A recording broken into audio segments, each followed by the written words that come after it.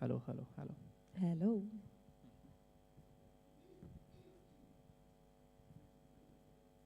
So, do we have everybody, like all the participants are here? Right? When do we know if we're streaming? When do we know if we're online? Yeah. And technical team, are we ready? Streaming? Okay. So, hello everybody. Good morning, everyone. Ladies Gentlemen and others.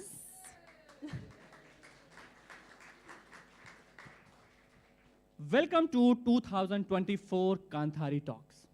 Today I'm sharing the stage with Charlotte from France. And fun fact about Charlotte is she used to be a national team player of roller derby. Basically, it is a rugby on wheels. That is correct. And I'm sharing the stage today with Anand. Anand is last year's participant. And a fun fact about Anand, he's a professional chaiwala. Yes. So I have a question for you, Anand. How did you end up in Kanthari? Well, it's also an interesting story because before being a participant, I was here in that lake with Sabriye, the co-founder of Kanthari. And there we were having a chit chat. Then she asked me, like, what do you do? What do you want to do? I told her, like, yeah, this is all I want to do, what I'm doing right now with my project. So she asked me to join. Why don't you apply for Kanthari? And I was like, but it's already May. Deadline is gone. How can I apply? You know what she said? You are here. We are here. Just give us a try. Yeah, then I'm here. Simple. And what about you? So I met Paul, the other co-founder, in India. So a French person with someone from Holland in India around a pizza. So how international is my story already? And when I met Paul, he told me everything about Kanthari, the impact that all the participants were making, and I could see the spark in his eye. And I thought, so that was back in 2019, and I thought one day I'd be here. And here I am. Charlotte, do you see any suspicious here? Like, did they plan this everything to bring us together on this stage in 2019? Do you think they planned it? I think so. Paul met you, Sab met me, and we are here together. We're connecting the dots. Nice. Very nice. Talking about co-founders, we have a very special co-founder this morning, Sabria. If you can come on the stage and give us a little insight of Kanthari. Thank you.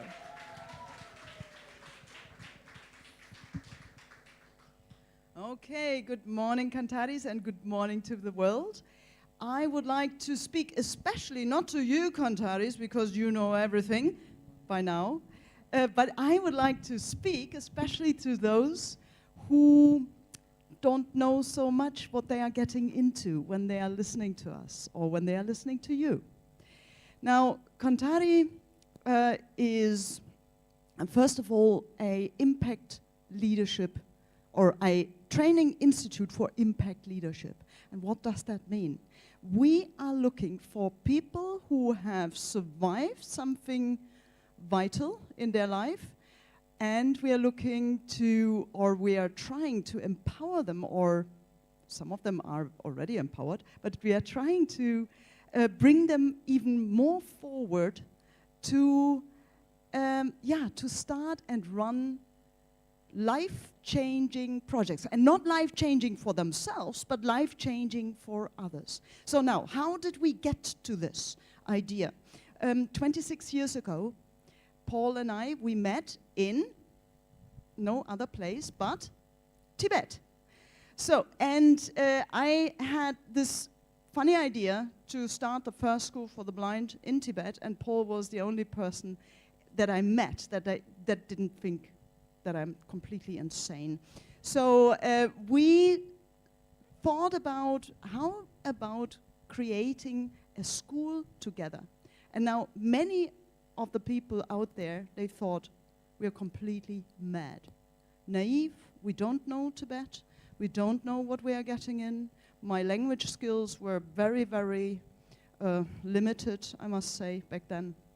And we had never worked in a different country before. We had never started a center. We had never started any entrepreneurship. We were not entrepreneurs by then.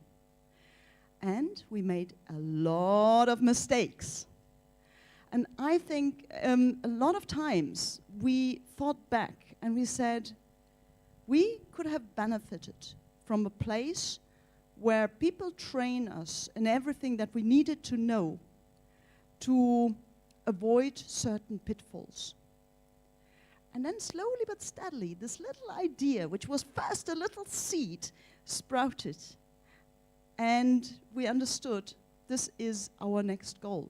After starting the School for the Blind in Tibet, our next goal should be to start a center for the world where people, naive like us, but with full hope and a vision and some skills to convince, we wanted to train them to overcome all the challenges that come your way.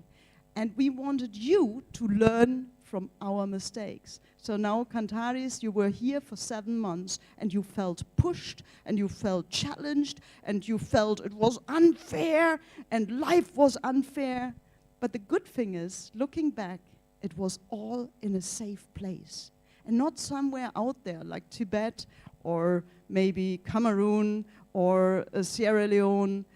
It was still in a space where people believed in you, where people would support you no matter whether you fall, right? Now you're going out there with all the skills we gave you, with all the solutions that you created. No one of us told you what to do. You were the ones that were directing your vision in the right direction. And now you're going out there after this talk and you're changing the world. And this is exactly what we wanted to create. 16 years now, and we're happy that many, and we hear about that later, many of the Kantharis have really done what they promised in these Kanthari talks. The Kanthari talks are actually the first stage or the first opening to the public where you make a promise what you can and what you will do in life. Thank you very much. Thank you, sir.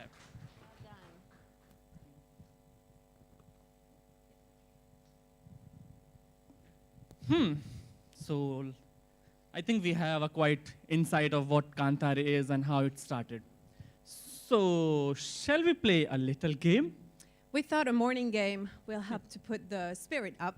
Yeah. Is there anyone liking games in this room or online maybe? Yes? Yes. Okay. Great. So let's start the game. Let's do this. Wait. Can I get the chair, please?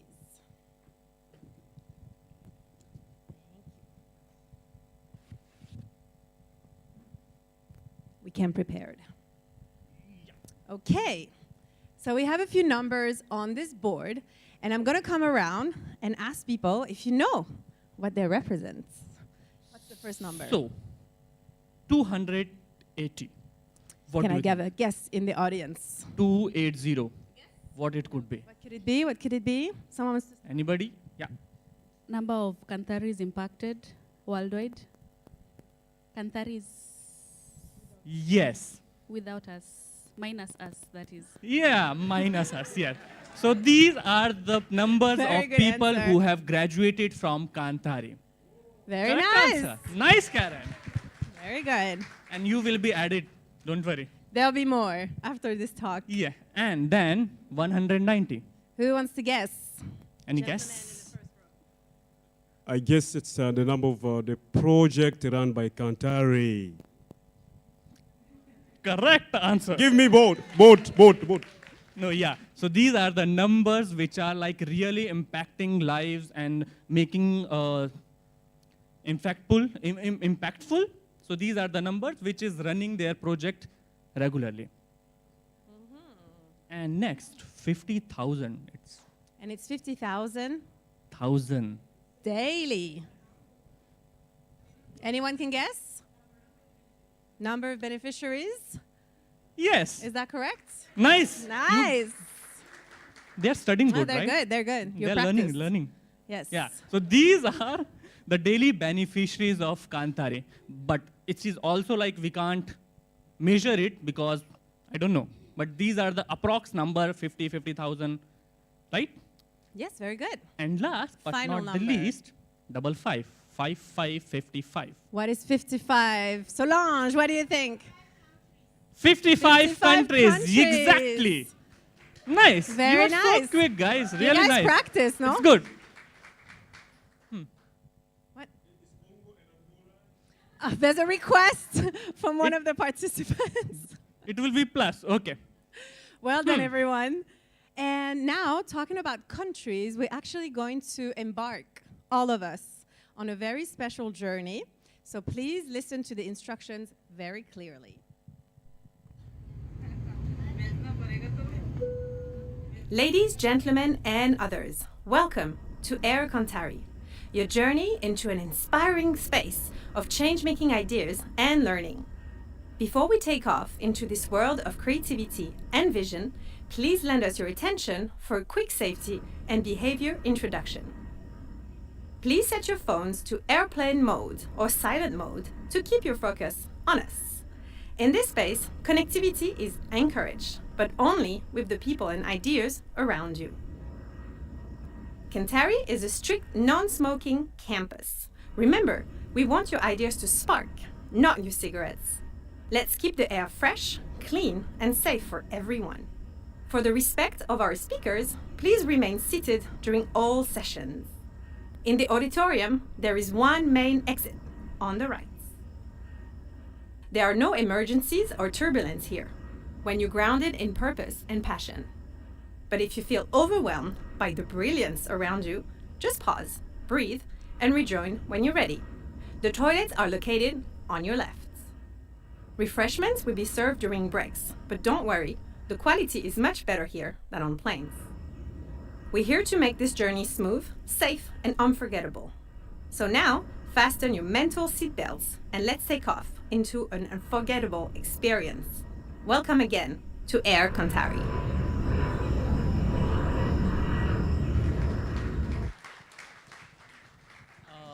Some quick guidelines or instructions.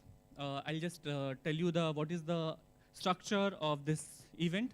So every time there will be a participant who is coming on the stage, they will present their speech or the presentation for 10 minutes, then we'll have a 10 minutes quick question answer round, then we will see a video from our alumni. And we have breaks in between, which is about half an hour, but it's requested to all of you, please come back before 5 minutes so we can start on time and we can go smoothly, okay? And yeah, it's a request, do not take pictures while the presentation is going on because it distracts the speaker. We are taking good pictures, we have video, set up everything. We will put online so you can take from there also. Yeah, so let's start. Are we ready to embark?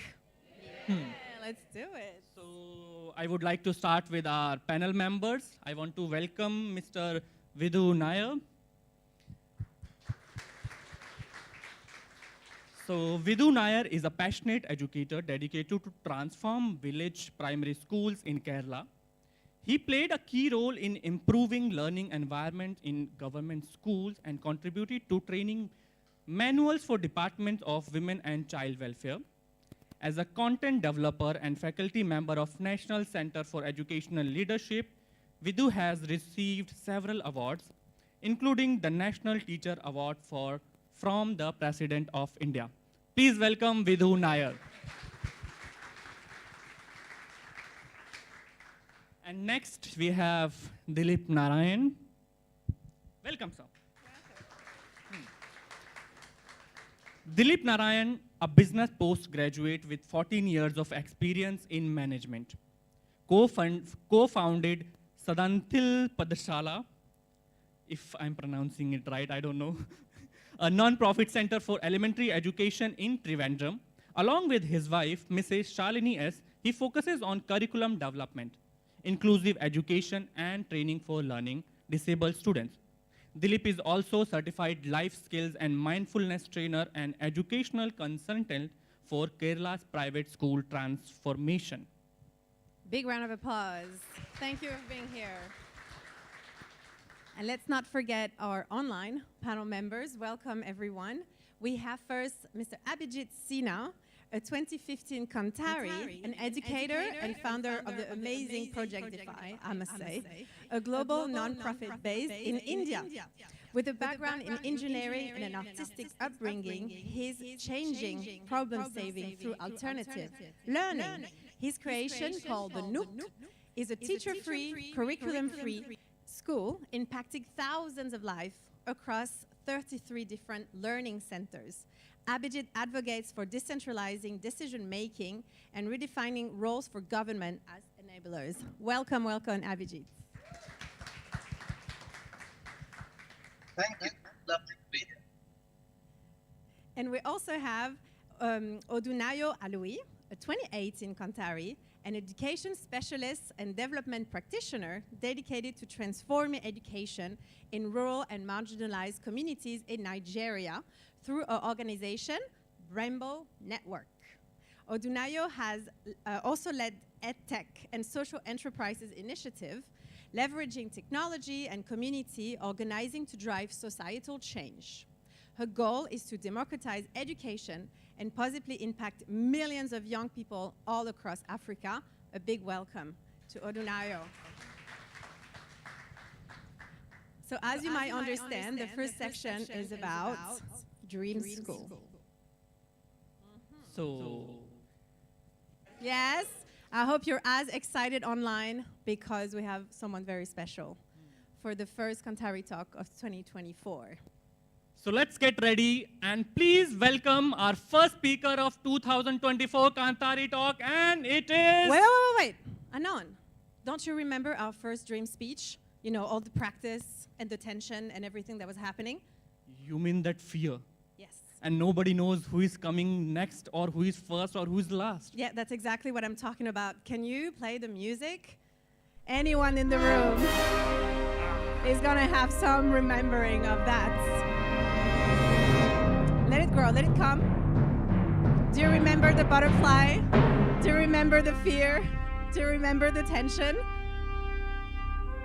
Let's welcome the first speaker of 2024 Kanthari Talk, all the way from north of India, a proud member of Santhal tribe. Equipped with the skills to start his organization to empower children. Let's welcome Prasanth Prasanth Tudu!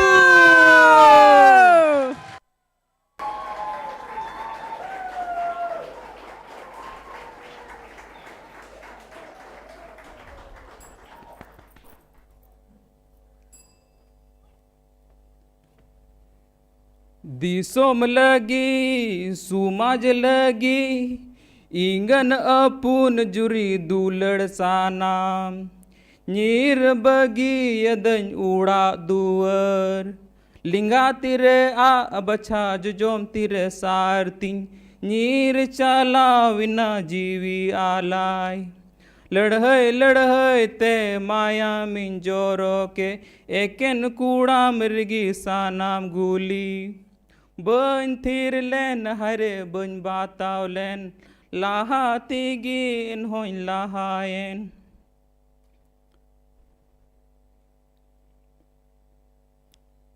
Johar everyone. It means namaste. This poem is reflect how the tribal people fought against British rule.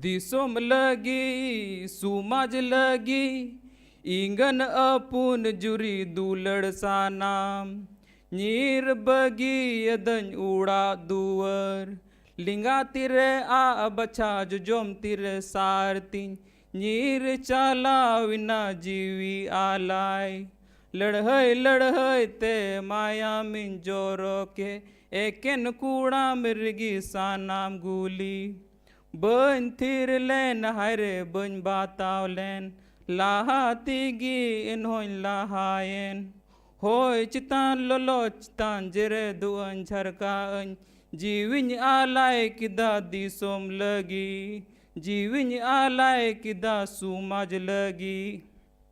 This poem is reflect how the tribal people fought against the British rule and the so many tribal people lost their life. And this poem is written by my best friend Arun Ujjwal Hemram. Johar everyone. It means namaste or hello in Santhali. Today I am stand before you as a Santhal tribal boy. Santhal tribal is the second largest tribal population in India. We belong to the Indian populations, but we have our own beautiful culture. Beautiful culture means we have beautiful songs, we have beautiful paintings, we have beautiful language, and we have beautiful script, and we have beautiful alcohol. And we have beautiful stories. I would like to tell you some superstitious story from my village. You know Bungakuri? Bungakuri is one of the beautiful witches. She is found in my village. If you ever play midnight musical instrument, she will come you, marry you, and take to the another world. Another witch is Chudin.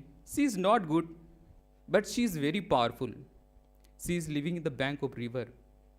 If you go at midnight, she will catch you, eat you. When I visit to my home, my mother used to give me the mustard seed and feed me put in the mouth, and she sprinkle around my bed. It means that bad soul not come to us. I grew up in a Lakadakul village, is situated in the bank of river, and we have beautiful forest called Rajmahal Hills. And Ba festival, we usually pray the forest and nature. In this village, we have 16 to 17 households. All we are farmers, so we all dependent on agriculture. I used to go with my father to farmland to help him. And I had so many friends in my village. I was playing with fabric balls and climbing up mango trees and jackfruit trees.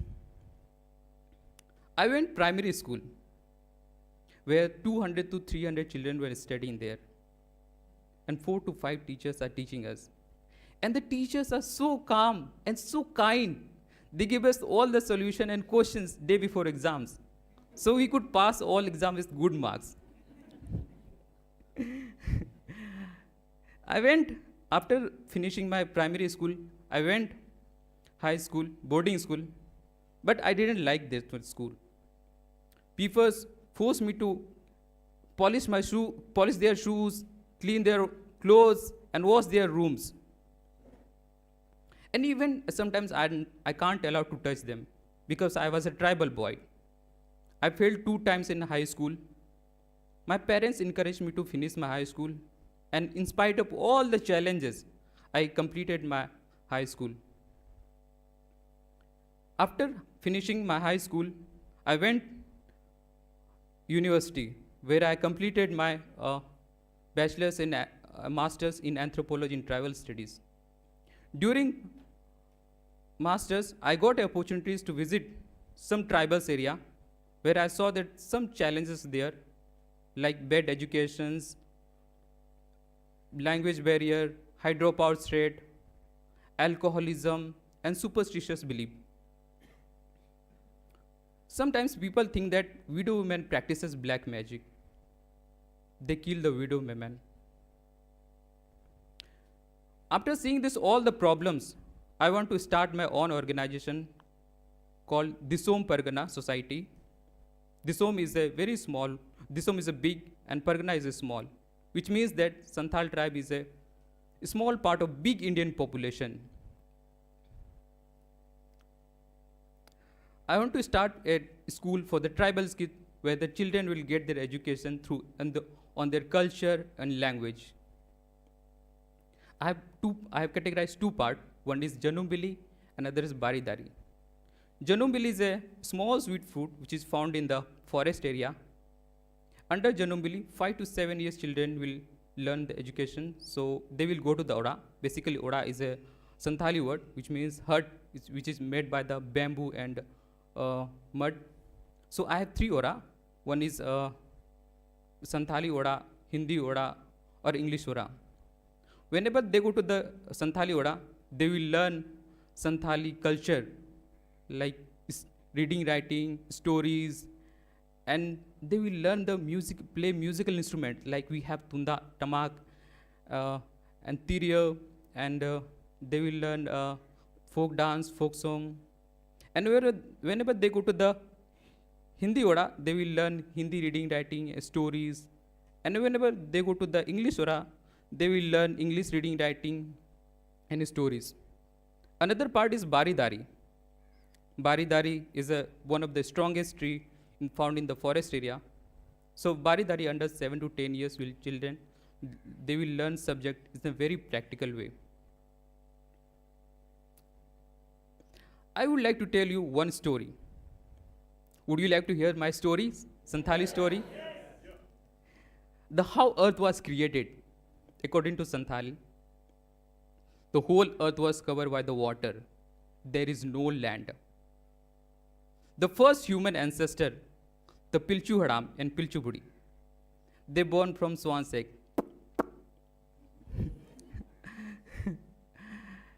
And because there is no land in the earth, so where they will live? The god came and the meeting arranged for any creation, every creatures, water creatures, to make a land them for. And everyone tried to make a land, but they got failed. Finally, earthworm came here. He said, I can make a land, but where I put the land? Tortoise said, you can put in my bag. And slowly, slowly, he started making a land, and the Pilchu Hadam and Pilchu Budi start living on the back of the tortoise back. And they start, Pilchu Hadam and Pilchu Budi start their agriculture, doing and worshipping natures. So whenever the tortoise moves, it means that the earthquake and tsunami will come. And thus slowly, slowly, the population has increased. Whenever people do harm to the nature, and tortoise get angry, and it shakes like this, moves, it means that disaster will come. So world can learn from us that worshipping natures and keep the tortoise calm. Thank you so much.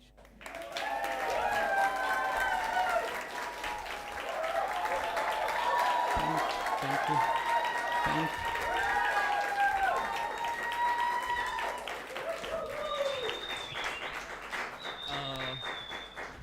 Over to panel members, we can have questions.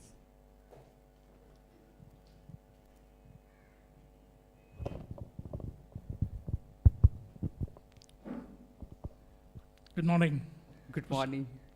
And very nice to hear you, especially the tortoise story. Thank you so much. Okay. See, I understood from your talk that you are concentrating basically the preschool kids, right? Yeah, this. Okay. My specific question, the given circumstances, how do you make sure that the main stakeholder, the parent, into your confidence? Because they are the people contributing, especially for the preschool time, which more into the child education. So what's your plan? I'll talk to my parents because in tribal area there's few schools there, but sometimes teachers are not going to frequently, and I'll talk to the parents. Come to this school. So basically, and then some tribal area there the language barrier. Due to language barrier, then mostly we have speak the Santhali language. We have our language. So I'll tell the parents that this is school for the Santhali children, and they will learn everything like culture, our culture relevant. So I have some friends those are working. Those are said that I will work. Friends will work with me. So. Okay, thank you. In fact, I felt like listening to a music while you were talking, about the Santal culture, the stories, the folk things, and in fact, my question is, what will be the age group of the children who are going to come to your school? So I have two categories. One is Janumili. Janumili is like sweet fruit, and they comes in the 5 to 7.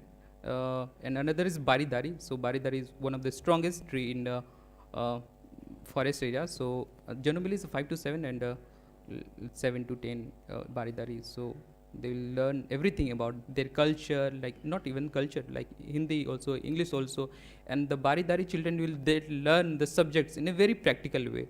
Like whenever they go to the forest area, they will identify medicinal trees, like indigenous medicine trees, and they with the mathematics they will learn calculation. It's a very practical way, like they measure in like, and they will learn the physics and like science in a very practical, like they will also practical in.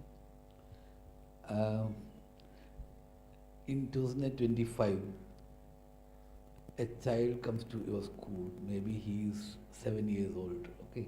Yeah. Then, after 15 years, he will be thrown to the world, Yeah. where the world will be very different after 15 years. Yeah. Means that might happen maybe in 2040, isn't it? Yeah. In 2040, the whole world will be in absolutely different, mode.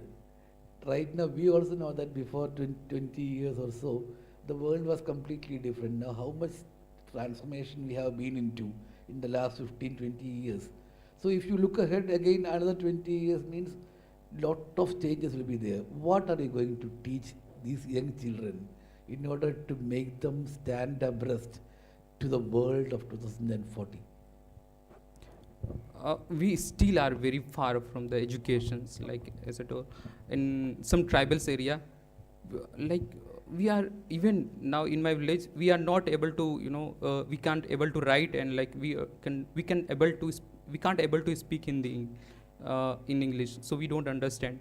So I'm going to all the good quality of educations to my children. They're like, so they can in 15 years or maybe 20 years, so they have get it confidence, so they can compete with other children's like rural urban areas children's. So I'm going to everything, like basic educations, like computer educations, every modern as well as culture relevant. So yeah, they will get it good quality of educations. Like, this is my vision. Great going. I forgot the name. Prasanth, Tudu. Prasanth, yeah. Lovely concept you have with you. In fact, we all have lot of wishes for you to have, for the school to happen and come out in flying colors. Yeah. Great going. Thank you. Thank you so much. Thank you. Tudu, we're not done. Okay. Yeah, online. Do we have any online questions? This isn't a sanctioned speech. Odu, do you want to go first? You can go. All right. Lovely to hear the presentation. I just have one question. Prasanth, what according to you is the purpose of education for your community? Just the overall purpose. I understand to some extent what are things that you feel they should learn, but towards what end? Thank you. My purpose is that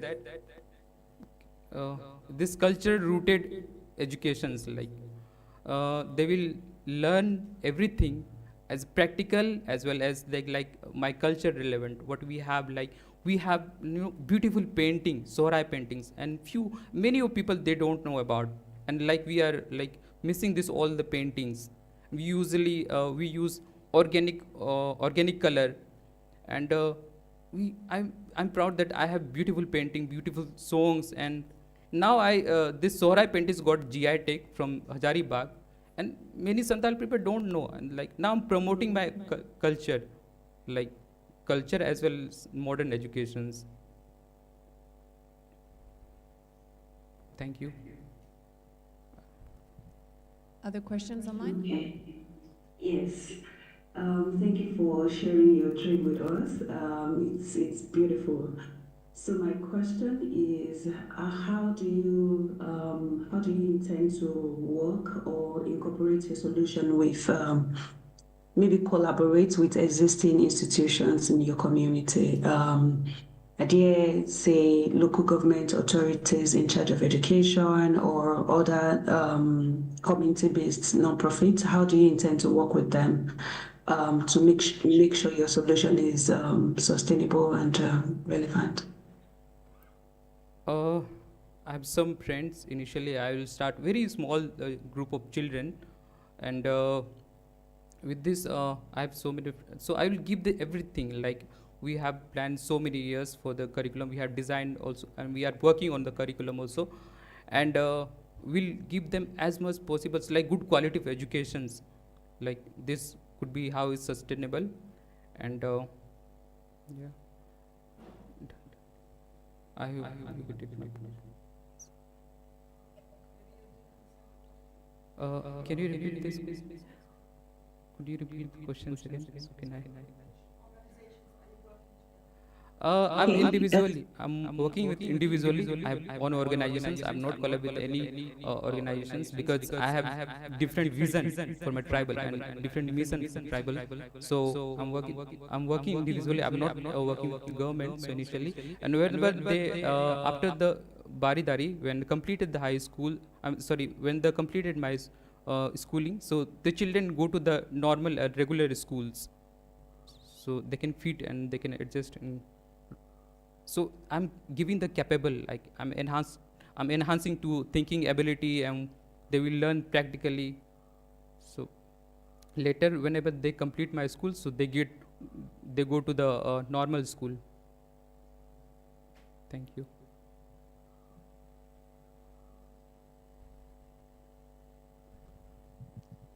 Any other questions? No. Okay. Hello. Thank you so much. Thank you, Tudu. Thank you so much. Thank you very much, Tudu. Thank you very much for panel members and Tudu. So now, Kanthari talks are talks, but they're not just talks. So the participants come here, as you know, with big ideas, and the catalyst helps to form these ideas into something realistic to plan, and still, people who see the dream speeches at Kanthari talks remain skeptical. You might watch this and being, what's happening after all this? Therefore, after each talk, we will show a little movie of real actions and real projects actually happening in the world. So they are proof for the fact that there is right skills and right motivation, we can do a lot. And the first thing of this morning is about Steve. Steve is with us today from Kenya, who back in Kanthari, a little bit of years back, 2013, had planned a school for 8 orphans. Here, he met the parents of Andrea, who's also here with us today, who had worked together with Albert Schweitzer in Laberine. Again, I'm very sorry if I say the name wrongly. They helped him to build a beautiful school, the Albert Schweitzer School in Kisumu, Kenya. Let's look. I can remember there was a time I was completely lost. I didn't know whether I was succeeding or not. But then after some time, I got back to my feet, and yeah, it wasn't easy at the beginning. 2011, we had only 3 beneficiaries by then. You know, you start small and it grows slowly.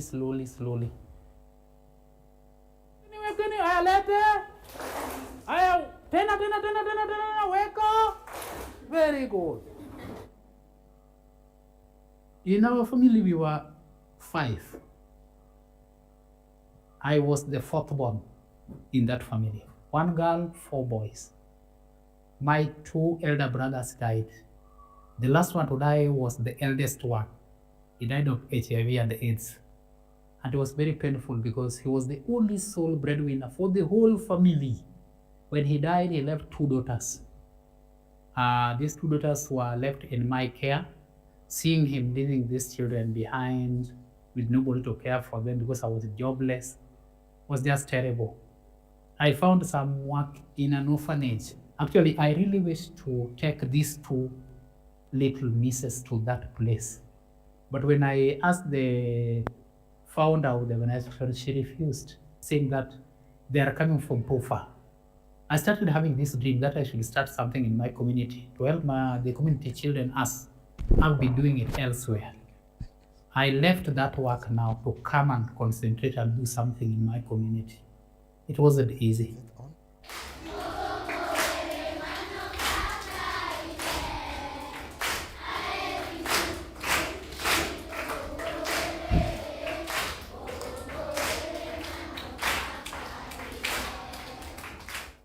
I had promises from friends. They kept promising that we'd help you, Steven, just start something small, we'll help you. But then there was only one young girl. She was 17 years old by the time she came visiting. She kind of sourced for seed money, 248,000 Kenya shillings. This money was huge, so that we could start off. But then just as you know, if there is no constant source of income, then the money that you get, it fizzles away so fast. So I was kind of getting stuck again. Then one of the friends with whom I was in that organization, called Diane, she's the one who helped me go to Kanthari. But at the end of the day, we want to give these children a home atmosphere where they can overcome internalized stigmatization in them. So I came back in December, that 2013. I built a small office. The walls were made of mud, but the roof was iron sheeted. So we started there, 2-roomed. One was my office and the other one was the meeting place. And as time went by, the children became more and we couldn't fit in that small office now. And we were doing it under that big tree there. That's where we used to meet every weekend.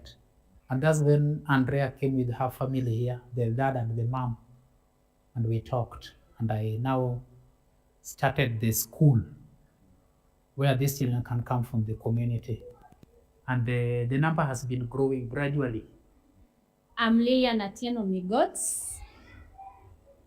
I'm a trained teacher. I've been working in this school since the school began. I love children so much. So when I'm here, I feel satisfied as a mother. Yeah. As we talk now, we have 364 children here whom we are giving basic quality education. With us, we are giving them food, which is not there in the public schools. We are giving them breakfast and lunch. But earlier on, it was just terrible. It wasn't easy. You find some child has a polythene bag. They pour inside there, hide it to go and eat in the evening.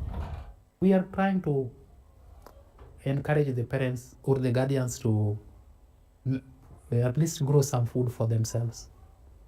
And that's what has been happening.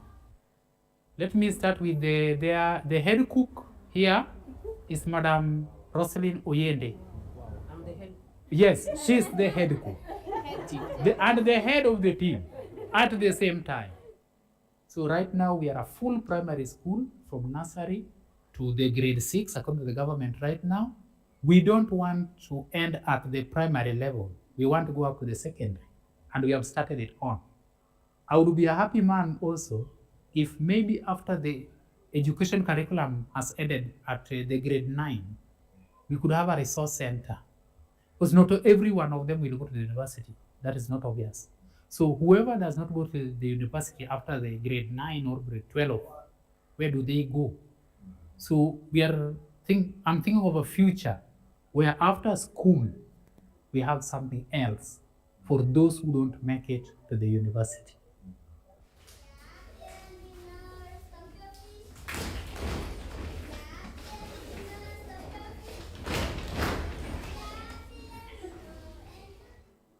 The future is bright for me. I've gone through the big challenges that were there in the nurturing stage. And now I feel confident that at the end of the day, my vision is coming.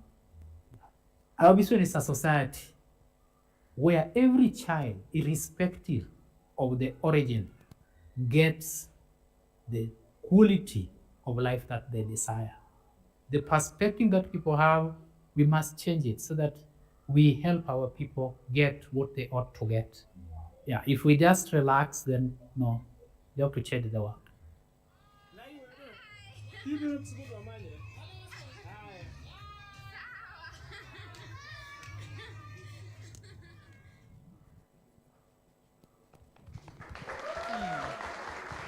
Wow. Congratulations to you for such an inspiring school. Well done, honestly. Okay, are we ready for a second talk? Yes, okay. In this fast-growing world, children need our support to grow beyond the classroom, right? As there's so much to explore. Math, geography, science. Wait. Charlotte, but when do they have time to like play, do acting, theater, dance, music? Okay, you're right. For many kids, especially in rural areas, there's kind of exposure is limited or simply completely unavailable. On the top of that, there's so many other challenges they need to face. Yeah, so let's hear from someone who knows it firsthand, and let's welcome Kenneth Munene from Kenya.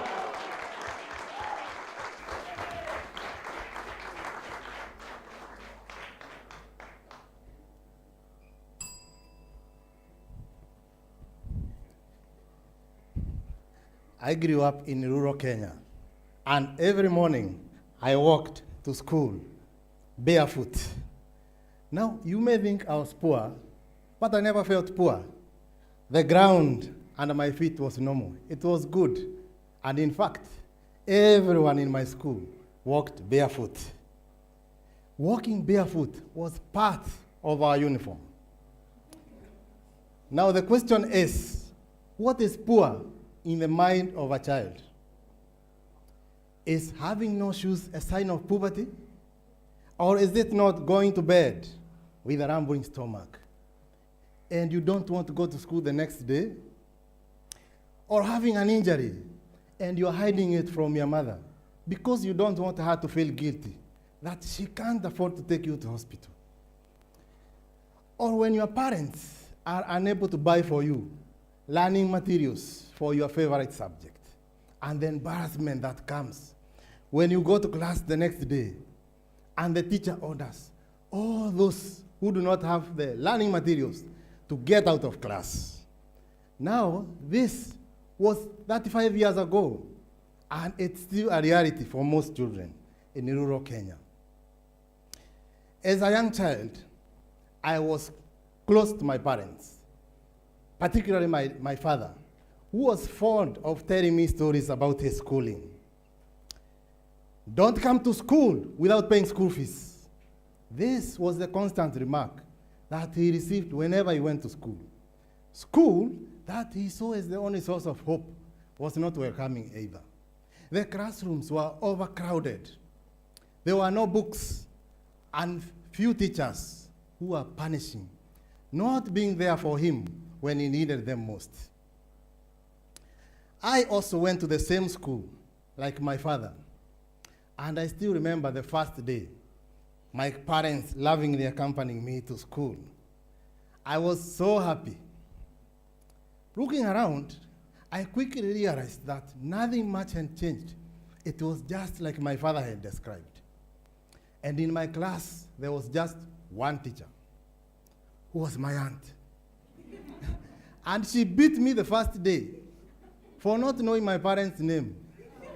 Like, seriously? I feared school from that day.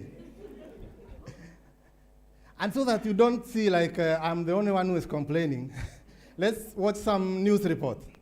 Parents and pupils of Kadawa Primary School in Ngariama, Mwea South in Kirinyaga County are crying foul. The dilapidated school is believed to have been constructed in the ancient 50s and is at risk of collapsing any time. Students are forced to pour water to the earthen floor to create a conducive learning environment. Now, lack of learning materials, books and other facilities is a stumbling block to the pupils too. Almost every single day there's a girl less than 15 years old giving birth in the district hospital. Child labor and drugs and substance abuse have been termed as major causes of dwindling education standards in Kirinyaga County. Much as we have rice, 77% is semi-arid, and these are people who are living in some very wanting states. So when you have a kid coming from home, maybe they did not even get supper, maybe they've not even had breakfast, and they are heading to school. Like you have seen, it is like trying to deal with constant multiple fires. As a result, counties like Kirinyaga, where I come from, have the highest school dropout rate at 24%, with 16% of students not being able to complete their primary school. So let me take you through the lives of children who face this problem. Lucy is a 14-year-old girl. She is in her grade 8 of junior secondary school. During one of the breaks, she wants to have a change of pad. She's on her periods. And she is lining up to the only 3 available toilets. They are dirty, they are stinking, and they have no running water. But that's not even the issue. The bell to go back to class rings before she can access the toilet. And she has to run back to class, or else the teacher will scold her, or worse off, beat her.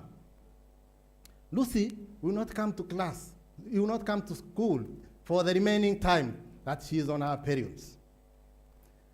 Amos is a 12-year-old boy. He has pending school fee balance and is due to sit for his national grade 6 exam. And so the mother has to accompany him to school to negotiate for him to be able to sit for the exam. And while the head teacher allows it, while sitting for his first mathematics test, his stomach keeps on grumbling. And it is so loud that his friends start laughing at him. He had slept hungry. During the hunger and humiliation, he forgets all the formulas. Amos will not come to sit for the remaining part of the exams. The plight of such children motivated me to start RICA,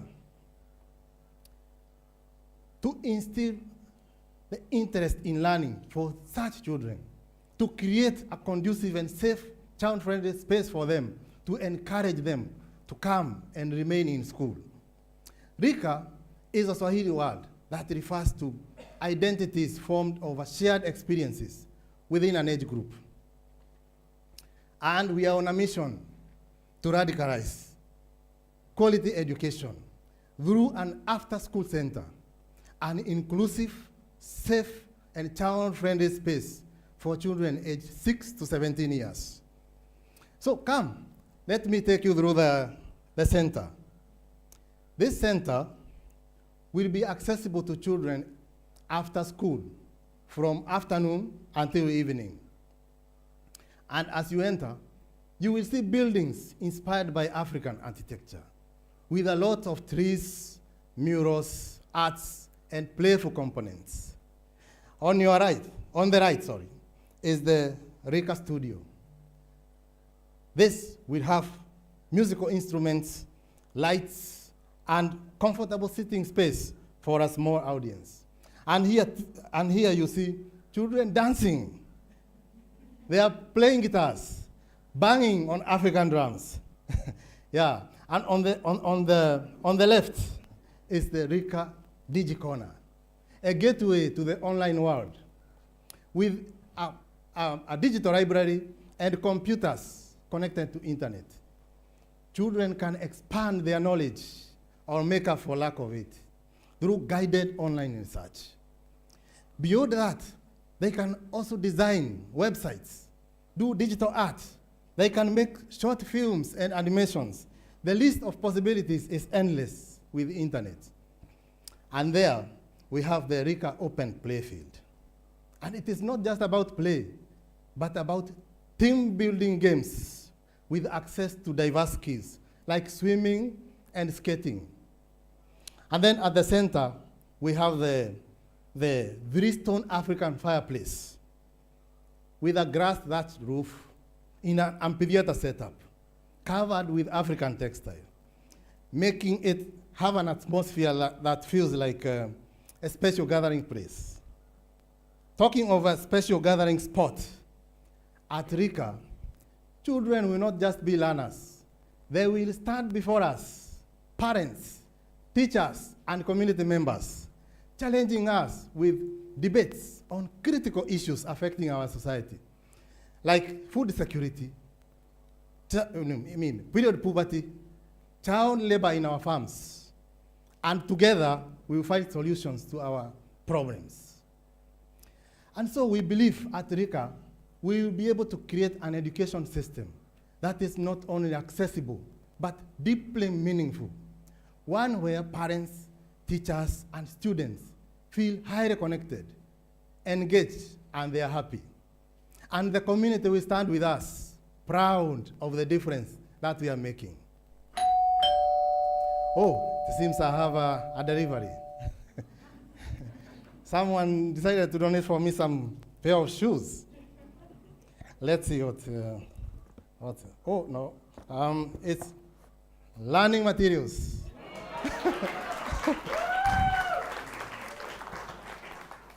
For a long time, we have focused on the wrong things when it comes to improving access to quality education. Shoes, school bags, or school uniform. But education is not about what we wear or how fancy a school building looks like. In this box are the real tools for learning. A microphone for our studio. A computer mouse for our DigiCorner. And a ball for our open playfield. So at Rika, we will have competent facilitators and child-friendly learning spaces. Thank you.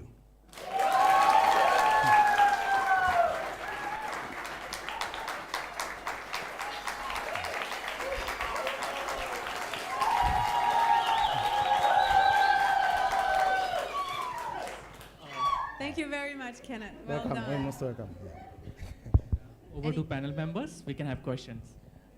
Yeah, nice to meet you, Kenneth. Seeing barefoot is sometimes very great. Yeah. Okay, No. my question to you, after 10 years from now, where do you want to see yourself? Myself? Okay, thank you. So 10 years from now, I want to see myself having this center where I am able to address the existing gaps. Have this as a model center that the children can come and we're able to have an inclusive safe space where not just children are able to come and access what they are not able to access, but also work with the communities, that is the community, the teachers, the students themselves, and be able to create such spaces in the public schools that we have. Yeah. And with that, we will be able to address the high persistent high school dropout rates in the country. Yeah.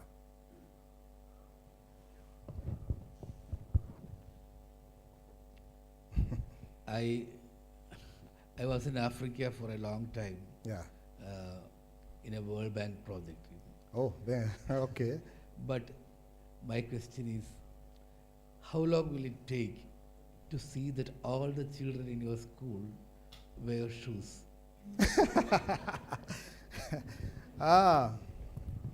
Okay.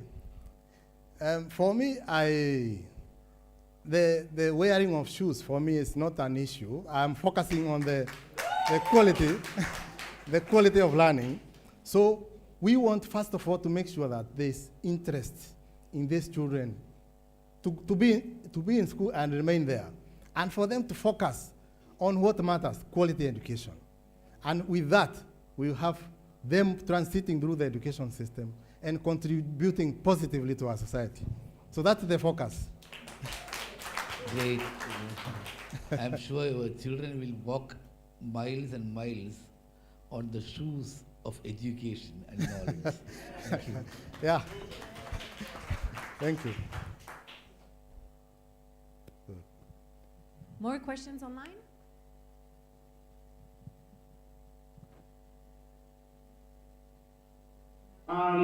Sure, I can go. Thank you for sharing this idea. It sounds great.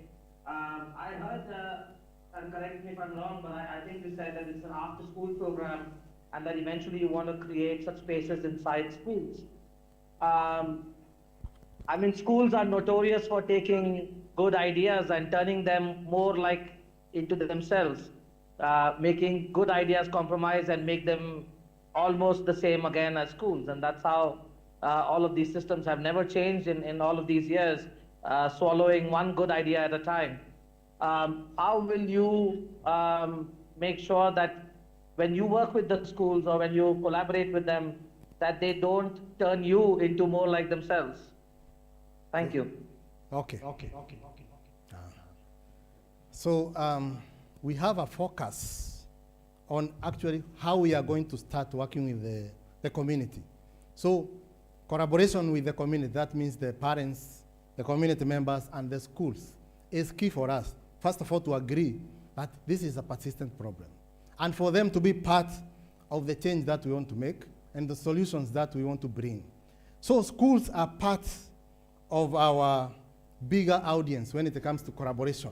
So once we agree that this has been a problem, and the schools themselves, from the administrators to the board of management to the parents, working together, we recognize there is a problem, then I don't think this is a sustainable way to move, to transit, to address the persistent challenges that we have faced. So I believe the way we want to move, because we want to start engaging with the schools, the parents, and the community, and then the teachers and the students. Working together, we will make a difference. I'm sure about that. Yeah.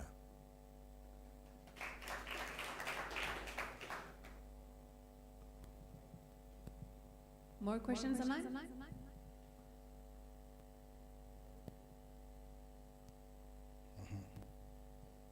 Thank you. That's all from me.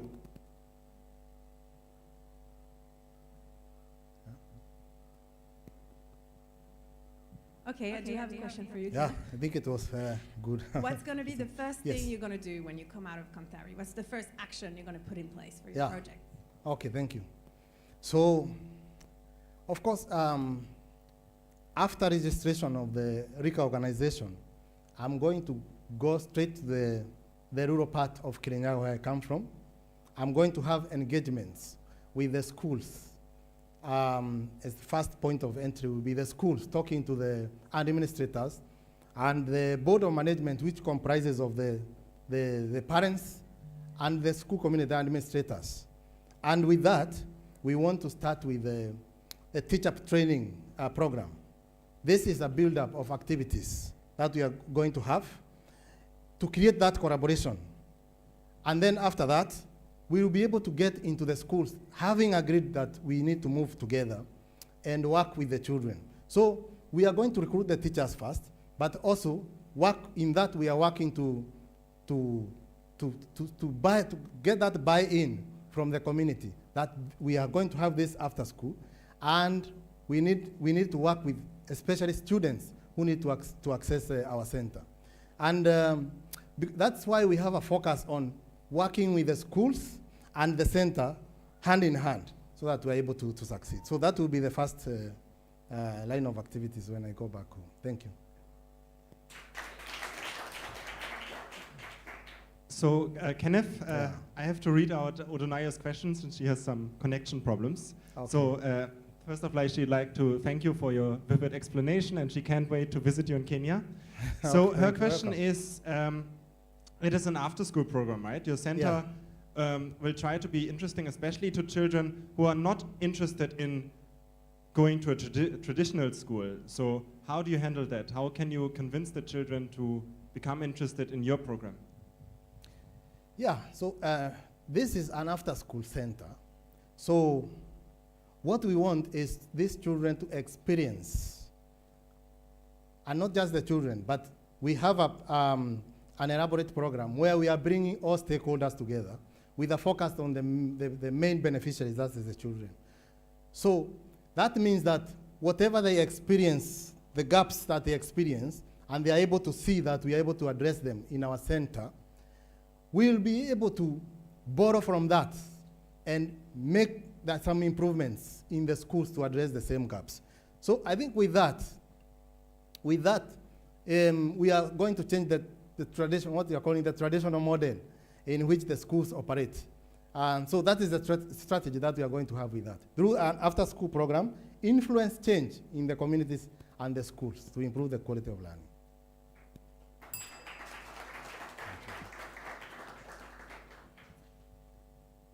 Okay.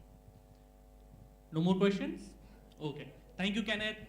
Thank you so much. Thank you so much. Thank you. So we have next film. It's another planned school, and he surprised us with his action plan. Because when he was here, in action plan, it mentioned that he want to start his school just after 2 months. But back then, he had only 20,000 rupees. But exactly after 2 months, we got the news that he's inaugurating his school. So let's have a look.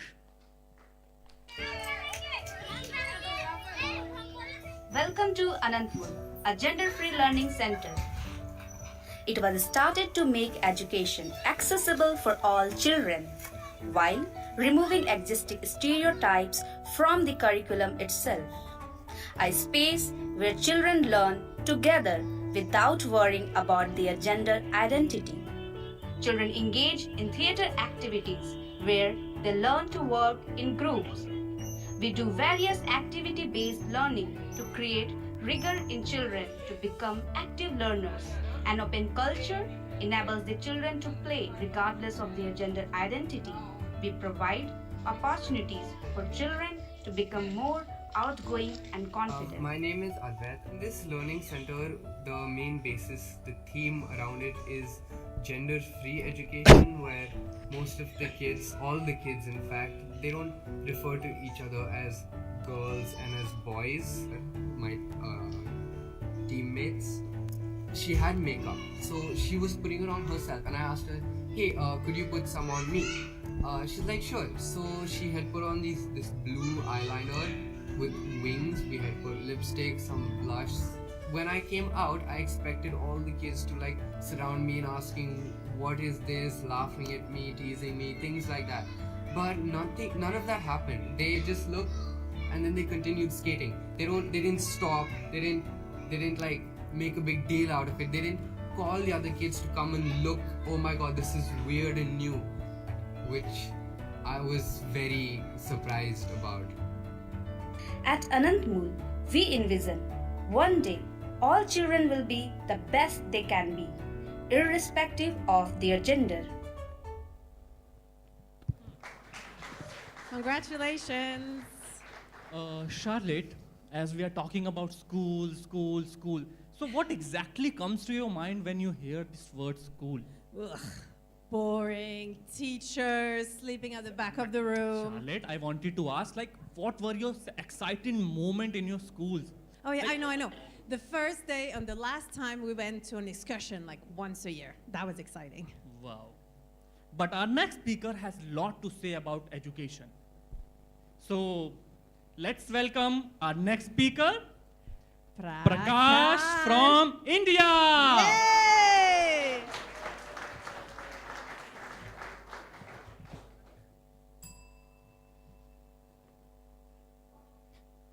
Welcome to India, the biggest democracy in the world, fastest growing nation, incredible India. No, this is the wrong picture. Can we have the next? No, this is also the wrong picture. Are these not the right picture? Actually, these are also the right picture of India, where I came from, where I was born and brought up. I myself faced the challenges of child marriage in my family. My sister was married off at 11, and her dreams and education were lost. Later, she got divorced.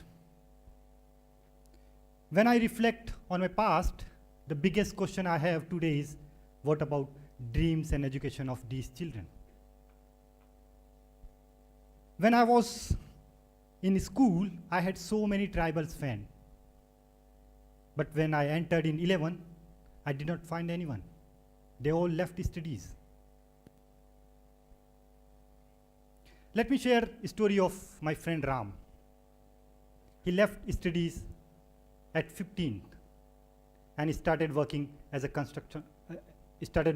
labor at construction site. Today, he's still doing the same job, and his children are facing similar problems. And it is creating a circle of poverty, exploitation, and uneducation. Who will solve this problem? School, government, or social change maker? This is also the big question we have today.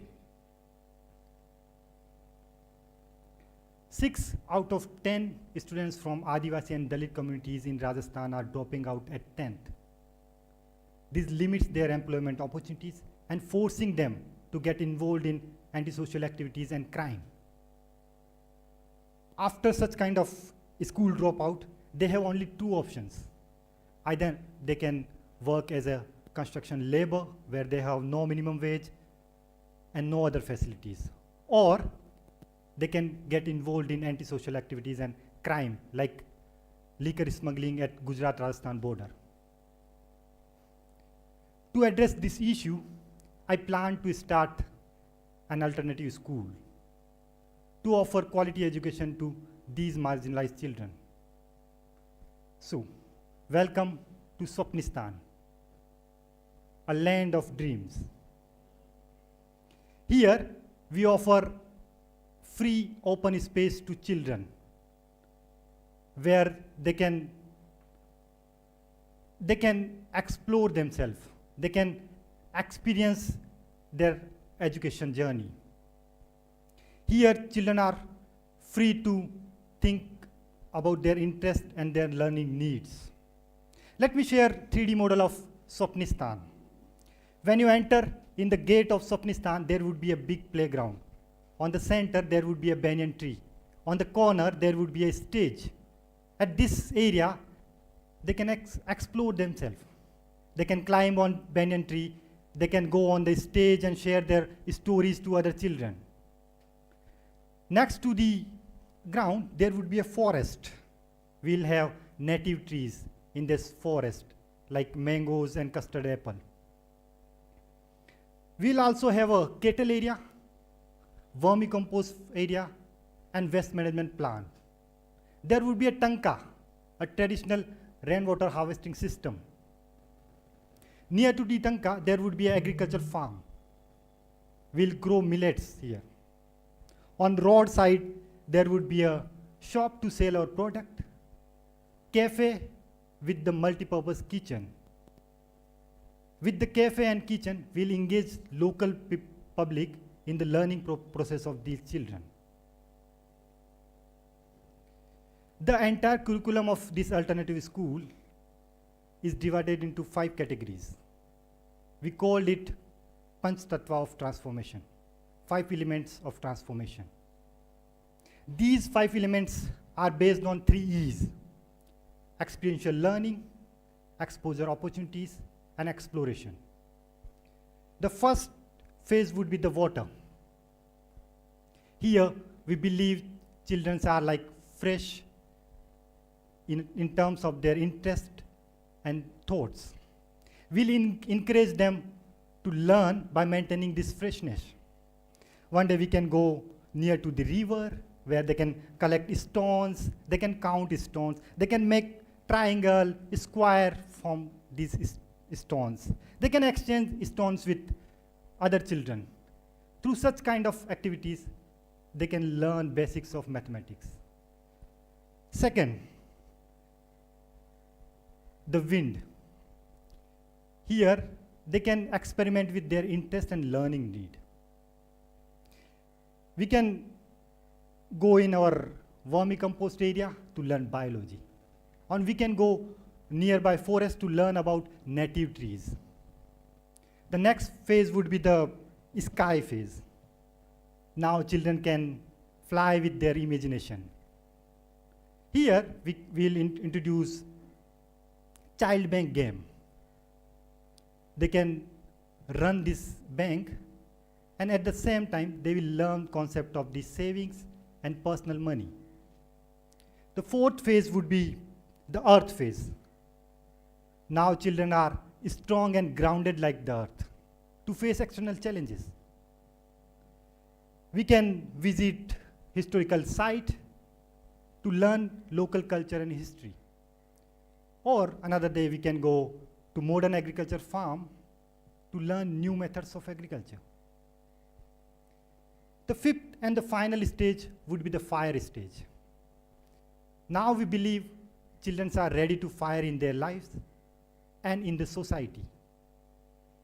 We can conduct school election to teach them politics, ethics, and social change.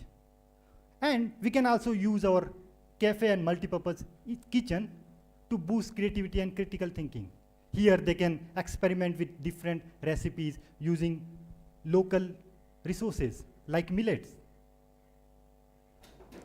In long term, Swapnistan aims to develop confident and future-ready youth.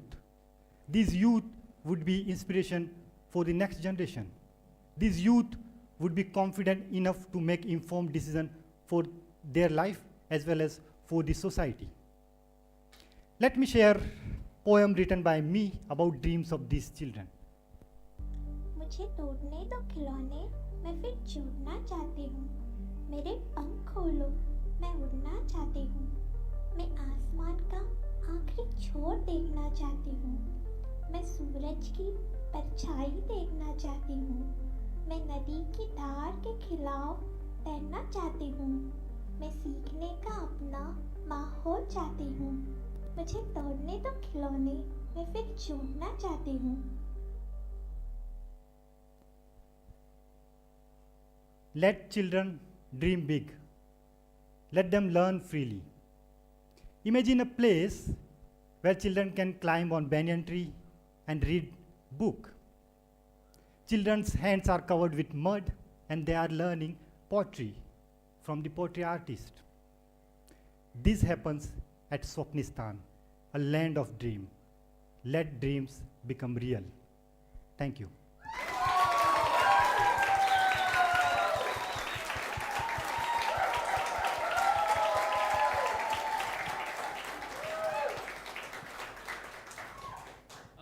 This time, can we start with online panel members, the questions?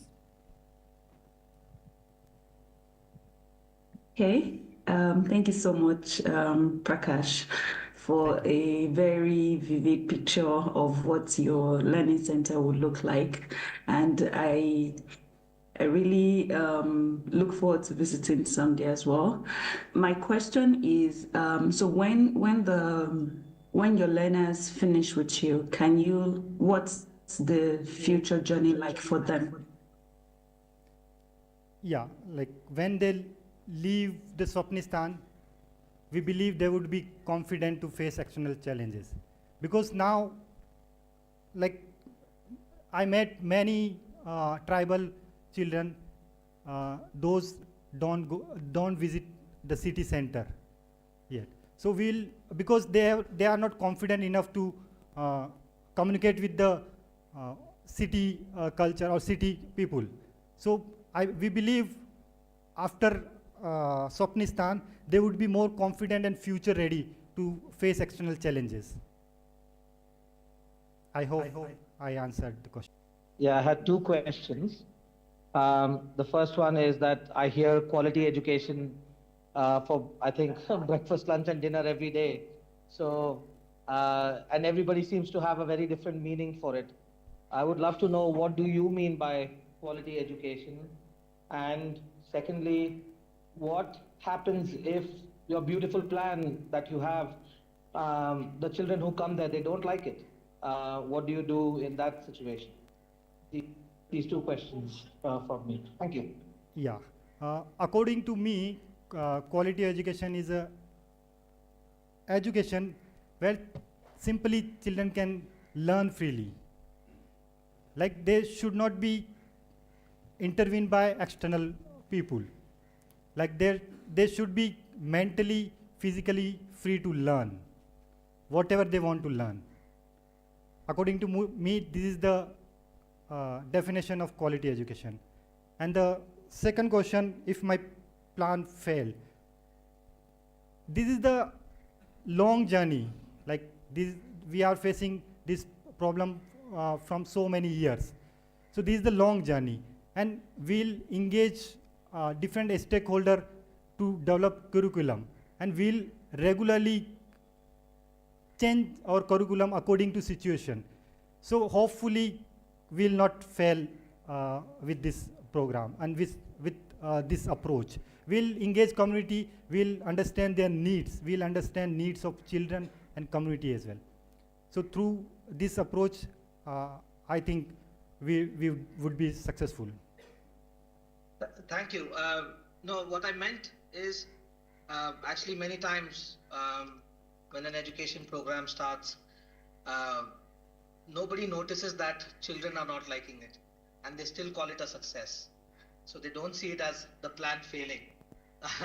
But how would you be able to notice, you know, whether the children, not the stakeholders, not parents, communities, and all of them, but the people who are actually learning there, how do they see your program, and whether they like it, whether they care about it, whether they... Yeah, like I think through their expression and through their reflection, we can understand they are learning or not learning. So we'll observe together, like including parents, educators, and Swapnistan will also understand they are learning or not learning. If children are not expressing themselves in within the community or within the children group, I think they are not learning. So we'll observe their expressions. Hopefully I answered your question. Thank you very much. Do we have more questions? Okay, we can go offline. Yep, Dilip. Yeah, thank you for the presentation. See, a couple of questions. Yeah. One question, I have seen that vision, that cardboards that you said, no, the mental field or in the trees. Okay, definitely it is going to take time, right? So what is the roadmap for another coming 5 years? That's first question. Second question, the curriculum which you're talking about, is it documented and validated? So these are two questions I want to ask you. Yeah, for the first question, right now I'll go for the rented place where we'll start our pilot project for the next couple of years, and we'll try to build our own center in near future. So this is the plan we have right now. And about the curriculum, we have the broader idea of curriculum. Then we are working on the small part of the curriculum right now, and it's an ongoing process. We'll work on it throughout the pilot period as well. Yeah, I would suggest to have team building as well as collaborations with assisting people, so that it will help you. Okay, thank you. Right. Prakash, as the host said, you know, school is the most unnatural place of learning. And learning is the most painful task in life. Nobody wants to learn. And if somebody wants to learn, if somebody is learning, that is something unconsciously happening, you know. Yeah, right. So with these facts, with these truths happening on the planet, how would a school survive? What would be your comment in the context of Swapnistan when nobody wants to learn and school is the most unnatural place of learning? People come to school with a lot of qualities and people go out of the school losing all the qualities, but gaining something called knowledge. I don't know what exactly it is like, but still people say that I got knowledge from school. I don't know what knowledge is all about, but still the same knowledge is there in the Google and even in ChatGPT. I have got a lot of knowledge. Then in this condition, what Swapnistan will comment on education? Yeah. Yeah, you are right that nobody want to learn in the boundary. So we are breaking this gap as well to Swapnistan. Like, I also believe there should be not the boundary for the learning. So at Swapnistan, learning is not limited to the center only. There would be more exposure opportunities for children. And we'll build our curriculum in such a way children will not like behave like a normal students. They will learn anywhere. They can learn. Like, for example, in current system, when children don't come to school, just we say it's absent. It means they are not learning, but they are learning at home as well. So we try to, like as said, we try to include more people in our Swapnistan to build a curriculum in such a way so that we can also count these learning in a learning process of the children.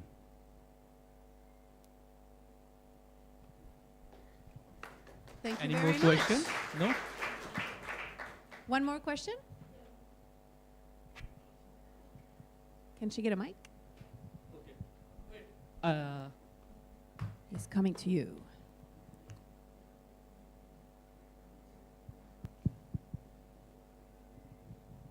Sir, I have a question. Your talks are awesome. The question is, what made you motivate to do this education for the students? That is, what experience, any experience can you share which made you to make an idea for Swapnistan for the students of lack of education? Yeah, right. So for me, like, it's a long journey, but I want to mention one story. I was visiting one government school, and I met one girl child, Kamli. It's not right name, but I'm using that name, Kamli. She came to me and said, "Sir, I want to become a teacher, but I have to left study after 12th." I asked why. She said, "My parents don't want me to study." And when I reached to parents, they said it's the age of marriage, and she had to marry with one person, and then she has to left the study. That incident motivated me to do something for the education of these children. Then I started learning career counseling and career guidance. I thought it will help them. But later I realized it is not problem of guidance only, or not counseling only. The problem has a long history, and we have to solve from the foundation of the children. Then I realized we should go to strong the foundation, like from the with the small children, like age of 5 to 16. So this is the motivation behind me. Okay. Thank you. Thank you, very Prakash. much. Congratulations. Thank you. Yeah, thank you. Can I? We're having a short break right now. There'll be refreshments downstairs. Please come back by 11:00, so we can start on time for the second session. Thank you very much, everyone. Thank you. See you in next session.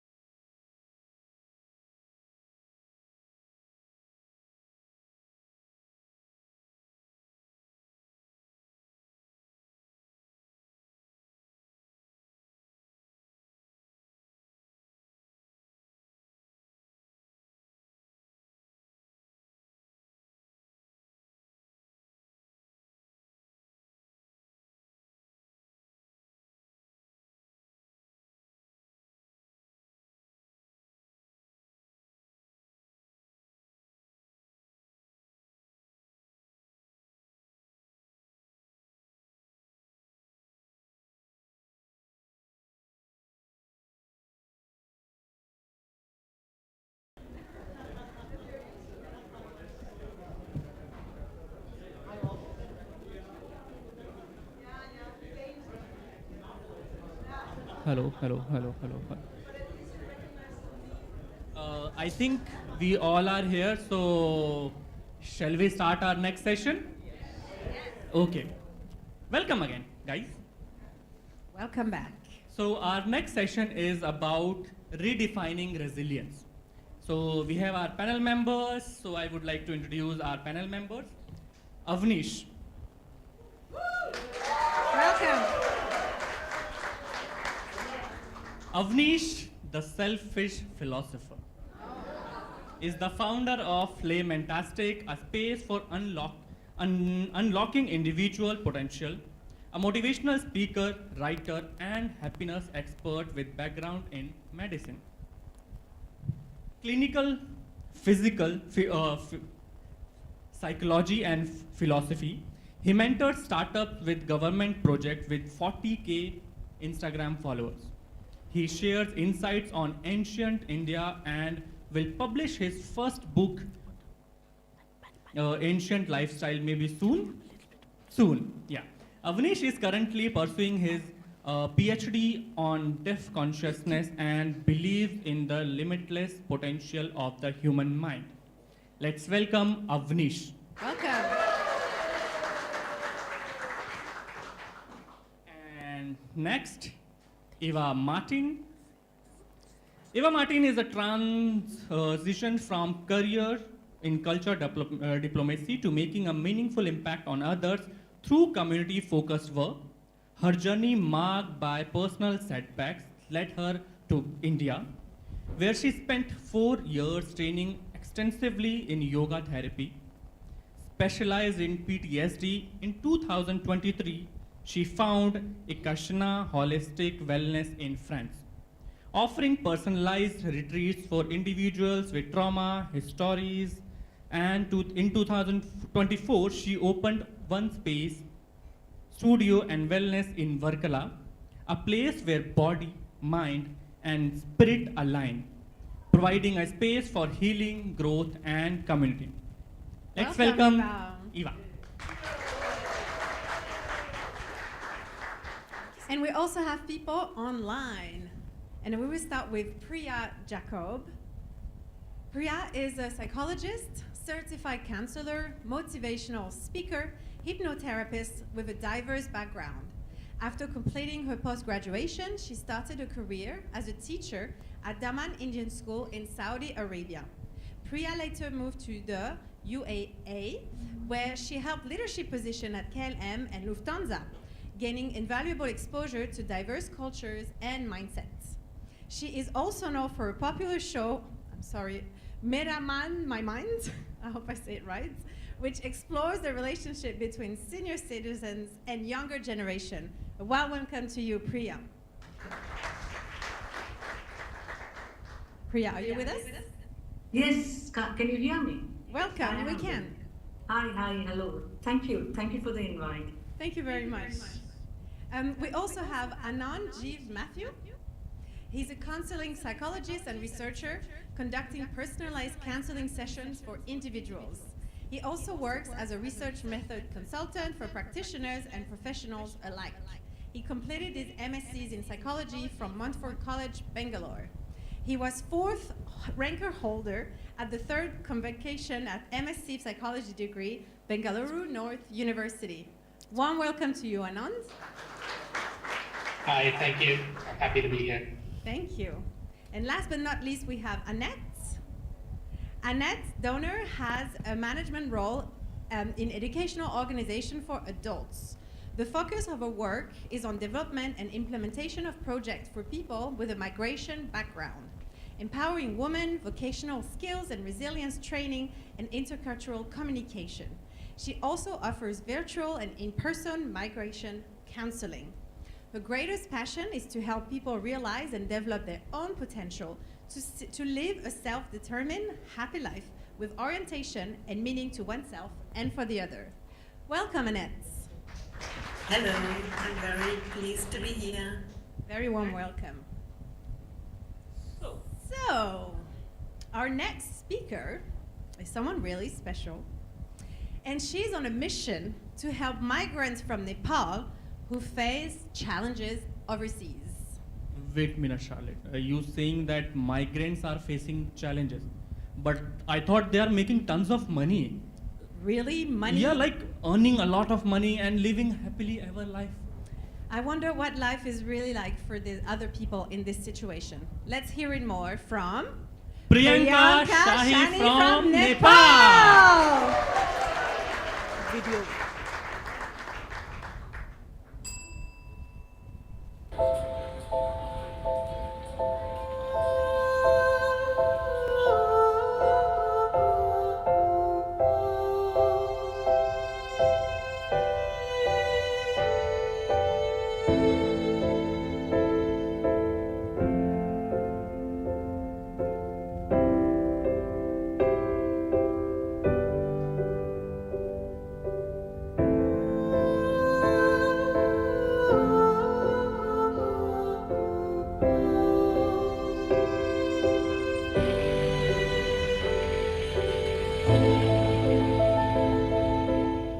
अब केही पानी सानी हुँदैन केही बिउ छैन त धान सान पनि छैन हामीहरुको उब्जेको हैन त विदेश त जानै पर्छ गरीब मान्छेहरु के खाने पर्छ र यहाँ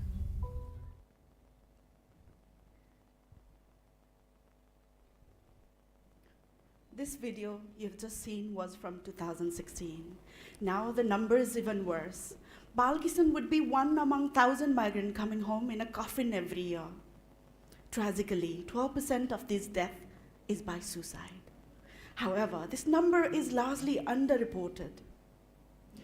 These migrations are driven by the factors like political instability, lack of employment, poverty, societal norms, and there is an existing notion that going abroad guarantees a better life. However, the situation is far more complex. In spite of the reason and the destination these migrants choose, they face common challenges, such as cultural barrier, language barrier, adaptation challenges, discriminations, underpayment, severe exploitation, and physical and sexual abuse. However, the different destinations come with the unique challenges. If these migrants are in a region like India or Southeast Asia, young women are deceived into sex trafficking. Poor migrants are lured into selling their organs just for minimal financial gain. In Middle East countries, kafala system exists, where the migrant is under employer's instruction. Employer has a power to confiscate their passport, limit the job mobility, and restrict return home. This leads to entrapment and severe human rights violations. In Western countries, international students are facing enormous challenges of making life happen. Work, study pressure, and the visa requirement against the highest living cost, as well as the debt incurred during the process of migration is affecting them heavily. At the age of 20, I was among that student migrating to Australia. Someone who grew up in a little town, a little remote village actually. The nearest town was 4 days walk away. I had not seen the world. Navigating Australian challenges were something totally unimaginable. My challenges started right at the airport as I landed. I needed to take the escalator, which I seen for the first time. I had a huge suitcase to take up with me. I kept going up, suitcase kept tumbling down. I tried to retrieve it without knowing that I could ever retrieve it that way. Thereon, the small and big challenges started without stop. I didn't know how to look for accommodation or a work. My English was really limited, affecting my self-confidence. My qualification wasn't recognized, leading me to juggle 7 odd jobs just to survive. While at the bus stop, eggs were thrown at me. I was an easy scapegoat for the scammers. They even told me that I can make money betting on horses, and I lost thousands of dollars that way. The constant changes in visa rules and requirements was another stressor. There are endless problems, if I can say, but I navigated all this through. I became a registered nurse, ultimately. I started my businesses. I started a family. I invested into properties, looking to establish an Australian dream. Unexpectedly, while I was pregnant with my second child, things fell apart when my partner at that time decided to move on. I was left with the responsibility which were meant to be shared together. In spite of that, I persevered for 2 more years. I even initiated a hospital in a remote town where I came from that has already served more than 10,000 patients by now. Slowly, all these psychosocial stresses and the burden of single parenthood dragged me down in a foreign land all alone. It affected my mental health. That affected all those other dynamics of my life and even work. I was demoted from work, unfairly dismissed from work, leaving me without an income.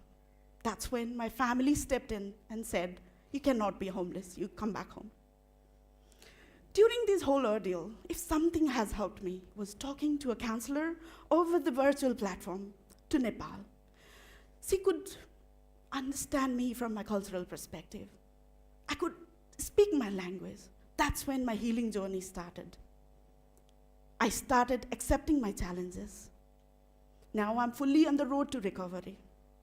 There are many others' stories like mine, which are unseen and unheard. Now I would like to share Maya's story.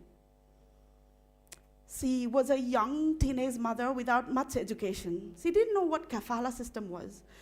She couldn't provide for the family. She handed over her kids to her parents' care and moved to Lebanon under kafala system. It's been 15 years. She's gone through so much exploitation that I cannot imagine. She's still stuck in a war-torn country, relying on charities to provide food and accommodation for her. She wonders if she will ever go back home. Her children has grown up without her and has their own children, and her husband has moved on with another woman. There is another story I would like to share. This is from the same community from Australia. This gentleman, Saroj Vatta, he was going through mental health challenges. It affected his marriage. It affected his visa condition. He was deported back to Nepal. After 6 months later, I came to know that he ended his life by suicide. That was last December. That's when I placed to myself and my family and friends that I will do something to establish psychosocial support for migrants just like us. That is how the Connecti was born. Connecti means connection in Esperanto language.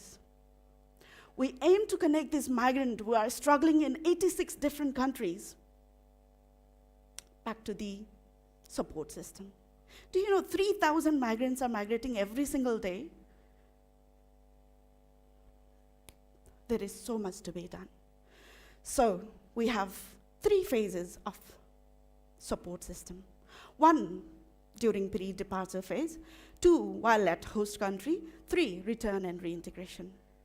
During the pre-departure phase, we prepare this migrant to adapt better in the host countries by workplace simulation on cultural dynamics, work dynamics, and how to be resilient and productive. And we also aim to provide mental health first aid course, which will equip this migrant to recognize the early signs of mental illness and seek timely help for themselves and others. We also aim to have the application where they can learn about the coping mechanism, what the mental illnesses are. When it comes to number 2 solution, which is psychosocial support for migrants while abroad, we aim to have 24/7 counseling support system by the psychologist. While they have to wait for the counselor, we have AI chatbot built in so that they can prepare for their session with the counselor. We also have virtual support system where these suffering migrants can come together and help each other to solve their problem while facilitated by the psychologist. We also aim to connect this migrant with the local leaders so that they know the current rules and regulation and they don't need to suffer in silence. When it comes to the return and reintegration, When the migrant is ready to return or has already returned, we have a return-ready curriculum, which focuses on mental health support, community integration, as well as skills to thrive when they come back home. If these migrants are suffering more and need intensive care, we aim to provide rehabilitation service which focuses on longer lasting well-being than just being in a medical model. I would like to now sow the message of hope. So, hi, my name is Sophie. I migrated to Scotland as a student due to relationship issues and psychological stress. I started having anxiety attacks and I could not keep up with my study. I was sent home to recover and I have taken professional help now, and I'm trying to do my best every day. Now I have started my own business and I'm doing good now, though financial situation is worse than before due to debt incurred for a migration. I'm alive. I can work towards making it better now. Thank you so much. Sophie's choice to come home saved his life. Reverse migration doesn't have to be a failure. Coming back home can be the step towards healing, growth, and finding a purpose. Yet, many migrants struggle due to stigma and fear of financial burden. Meanwhile, 4 migrants are dying far away from home every single day. Their families lack to bring their body home. That's when the community comes together to crowdfund for their final journey back home. Why wait? Why wait until the tragedy happens? Act now. Connecti is phone call away to provide support from pre-departure to reintegration. We believe that with the right kind of help, every migrant can overcome their adversity and thrive. Thank you very much.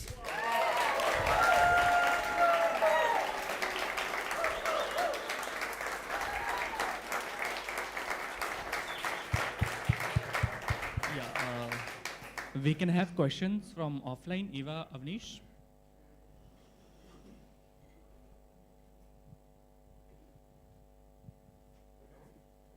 Yes, try test. 1 second, we're just adjusting. We're coming to you. Thank you. All right.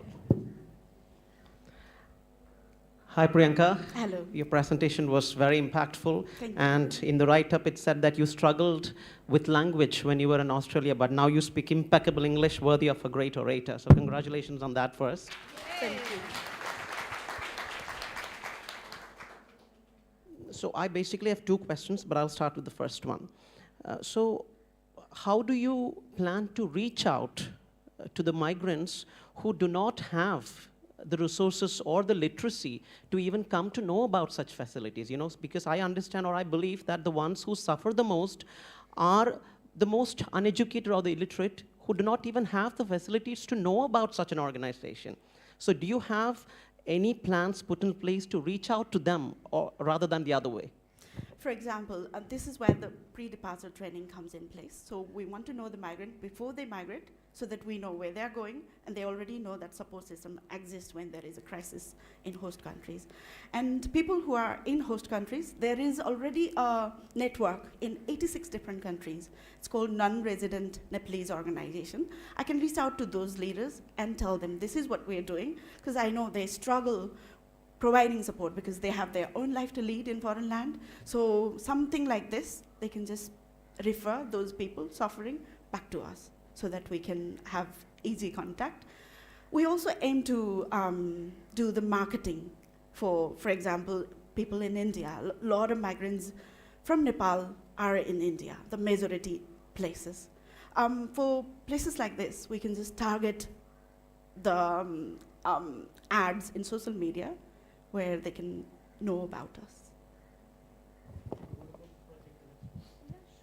Eva, up to you. Hi, Priyanka. Hello. Thank you very much for your speech and your presentation. I really appreciate all what you are trying to do and doing maybe already. I have a question. I had the same question as, as you, actually. So my question is about how you will technically do this 24/7 support while they are abroad, and how you will fund this, because it costs a lot. Yes, yes, yeah. I have actually found something which is online platform. They charge a subscription fee where from around the globe they can call. It is expensive, but it's not expensive than someone's life. Who will be the psychologists and the people behind that?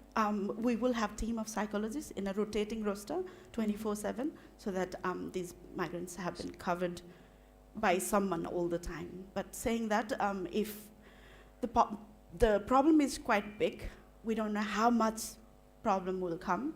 So to start with, we'll have like one person a shift. Then slowly we expand as the beneficiary comes to our contact. Okay, thank you. Thank you very much. Do we have any questions online, please? Anyone who wants to start?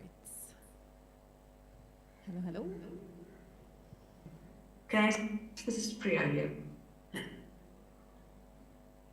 Yes, we're listening to you. Priya, can you hear us? Yeah, I can hear you. Yes, yeah. we're listening to you. So, hi Priyanka. Hello. For a nice presentation. Thank you. And I like the catchphrase that you had given on your profiles, which says, "From broken dreams to building hope." Yes. That was very nice. I enjoyed reading that. And with all the experiences in life, one question that I want you to answer is, what are the pre-departure trainings you plan to give to the migrants when it comes to the areas like cultural shifts and other challenges? Mainly cultural shifts. Yes. I would like to give you an example. Sorry. I would like to give you an example of Australia. For example, last year I had 8 students which I trained. When they arrived to the country, they didn't know how to look for a job and what are required. And for those, it has to be the particular to that country. So we aim to bring someone who is already established in that country to share their knowledge, so that they are prepared in what is expected and what is not. It will have to be the country specific. You have somebody who comes in. Yeah, virtually they can just share.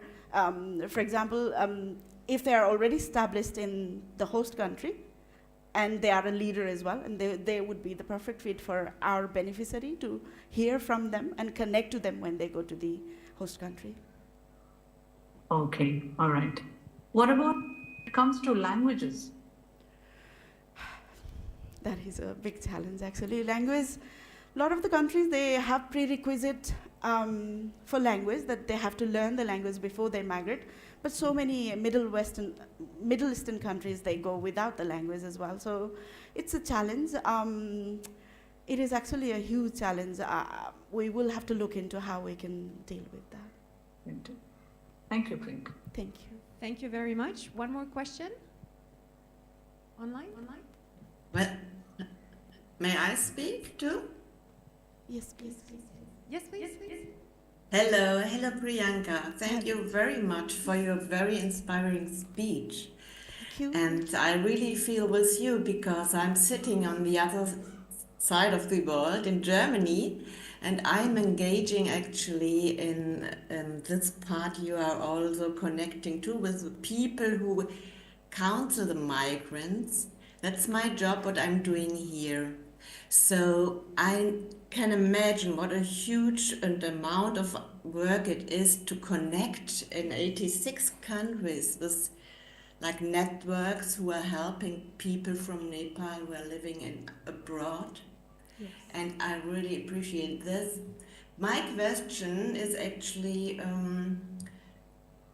focusing more on the pre-departure training you are preparing or providing. And beside the language, as you already answered, is another question I have is how do you prepare the people who maybe or go to Western countries, because I know it better there, to get their qualification recognized. This is really a needle ear to work or to live in foreign countries, in Western countries, if you came as a student or a qualified worker. And are there any partner organizations, or do you get some help from the authorities in Nepal to help people with getting their papers ready and their qualifications recognized, or do you have any plan on this? It also depends on the country to country. For example, if someone is migrating to USA as a registered nurse, they can do something right in Nepal, like preparing for the NCLEX exam, so that when they migrate to USA, they can look for a job as registered nurse. So our aim is to prepare them with the skills so that even when they go abroad, they can also change their work if they don't like it. And with the skills, so much things can be done. For example, in Australia, they recognize that the aged care workers are hugely needed, and Nepalese population is the one which is the major workforce. So they talked to the government in Nepal, and they took people from Nepal to train them about the aged care system in Australia.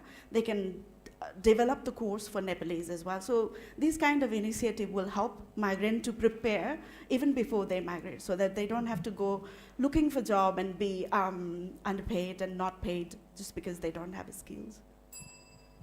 Thank you, Priyanka. Congratulations. Thank you. Thank you very much. Well That was done. really nice. This way. Well done. Thank you. A small request, please put your phones on silent mode or on vibration, or better if it's on airplane mode. Kind message from Air Kanthari. Thank you very much. The next film is going to be about an alumni that we would like to introduce. He's from a very remote place, actually very close to where Priyanka is from. He had started an entire community in Nepal with a hospital and school and entrepreneurial training. Let's look at Caren from Nepal. In the heart of the remote Kalikot district in Nepal, where rugged mountains meet ancient traditions, lies a community striving for a brighter future. This is our home, and this is where our story begins. This is Oda. Namaskar, my name is Karan Singh. I am the co-founder of CEO of Oda Foundation Nepal. When I was 10 years old, my dad got sick. He had a fever, but there was no medical facility near my village. He had to walk 4 days to get a medical treatment. We waited hopeful for his return, but he never did. Then I had to quit my school and support my family. I went to India to get a job. In 2013, I returned to my village with my friend John Christopher. Together, we started the first cow set clinic in my mother cow set. Today, Oda Foundation has a much more than cow set clinic. We have a well-equipped hospital. We serve more than 10,000 patients yearly. We also collaborate with the local government school to improve the education. We also work for livelihood program to provide job opportunity for our villagers. Despite the progress we have made, Kalikot remains one of the most challenging regions in Nepal. The challenging terrain and remote location make it difficult to reach those in need, while systemic issues such as gender inequality and early marriage continue to hinder development. These challenges persist, reminding us that our work is far from over. With the support of Kanthari, Oda Foundation is launching 3 transformative projects aimed at addressing these very challenges. The first project is a lifeline for Kalikot, an ambulance service that will provide rapid response and emergency care to over 8,000 people in Mahawai. In a place where the nearest medical facility can be hours away, this service will save lives. Remote छ यहाँदेखि चाहिँ हामी tertiary सेन्टरसम्म चाहिँ बिरामीलाई चाहिँ पुगाउनु पर्दा यहाँको एम्बुलेन्सलाई चाहिँ बोलाएर अनि ल्याउनु पर्दाखेरि कहिलेकाहीँ एम्बुलेन्स सुर्खेत गइदिने कहिलेकाहीँ जुम्ला गइदिने भएको हुनाले हामीले नपाएर नै नयाँ के रे बुलेरो गाडीहरुमा चाहिँ कुद्नुपर्ने खालको अवस्थाहरु भइरहेको हुन्छ। Our second project is about cultivating both minds and lands. The greenhouse project for learning by doing will transform the way 1,500 students in Kalikot learn about agriculture. हाम्रो यो समर विन्टर भ्याकेसनमा चाहिँ विद्यार्थीहरू धेरै जसो यहाँदेखि सुके त्यहाँ नै गर्छन् पढ्नको लागि। त्यसकै लागि चाहिँ त्यसकै अल्टरनेटिभ एजुकेसनको लागि चाहिँ हामीले यो स्कुल ग्रिनहाउस प्रोजेक्टमा चाहिँ उनीहरूलाई इन्गेज गराएर यहाँको agricultural product local agricultural product र एग्रिकल्चरल एजुकेसनमा प्रमोट गर्नलाई चाहिँ यसले एकदम राम्रो भूमिका खेल्छ। The third project focuses on empowering women through vocational training. The Skill Her program will train 80 women in the cultivation of medicinal plants and essential business skills, benefiting over 800 households. सरहरूले 7 दिने तालिम गराउनु भएको 7 दिने तालिम गराइसकेपछि हामीलाई कृषि खेती गरेर हामीले पहिला अब 10-15,000 10,000 14,000 11,000 हामीले उत्पादन गरेर अनि त्यही सहकारीमा जम्मा गरेको हो।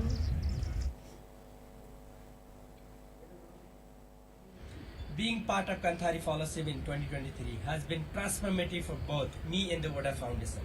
Kanthari gave me the skill and the confidence to expand our work to think bigger and create sustainability change.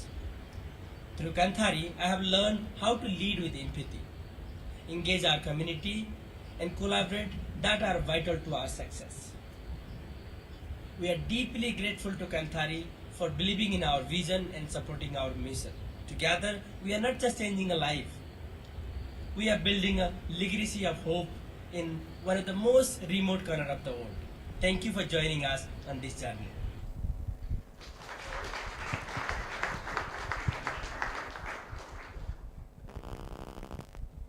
Congratulations. So now, Anand, you know how much I love talking about taboos, right?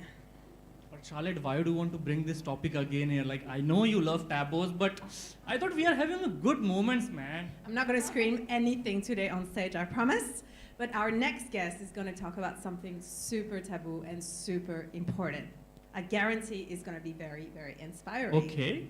And our next guest is Jestina from Zimbabwe.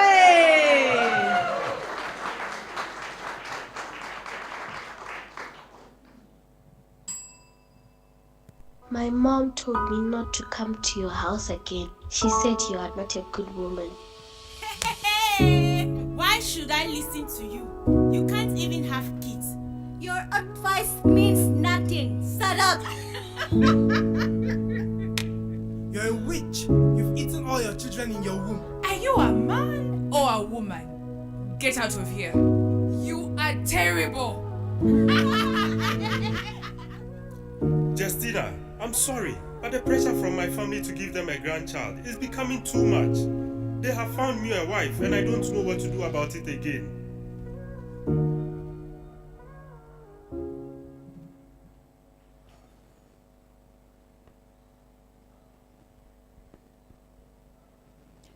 This is not what I wished for my life when the bells of marriage rang. I was married at 18 years. And I stayed with my husband, loving me, for 40 years. But I did not get pregnant.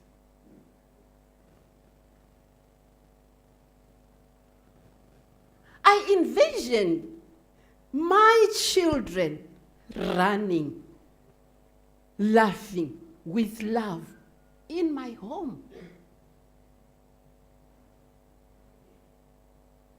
I looked for warmth in my family. I found loneliness. Instead of support, I faced ridicule. I'm here, not by myself, but they are 300,000 women of childbearing age who share my story. the African context, being an ideal woman, you are identified by the ability of having your own child. We know, all of us, that it takes two for someone to be pregnant. But why is it women are always to blame?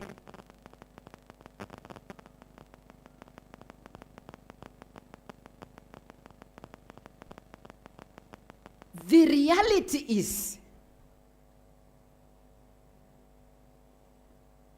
most men, infertility lies on men.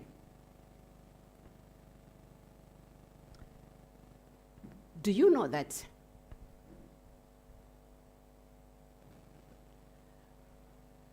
The abuse of alcohol, smoking, and using the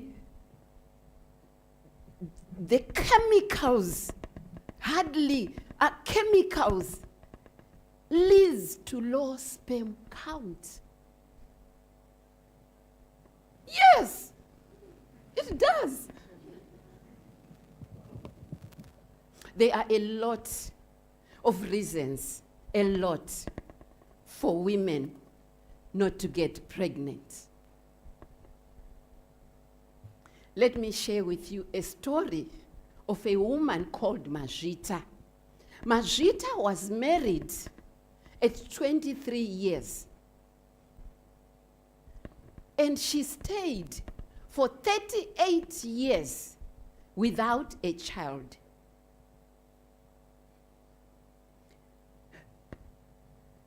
Year after year, the pain of not having a child crushed her spirit.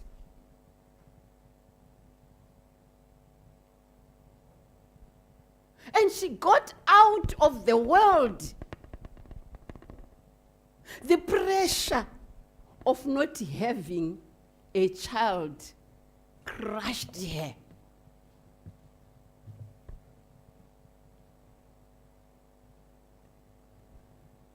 And the whole family of Majita's husband rejected her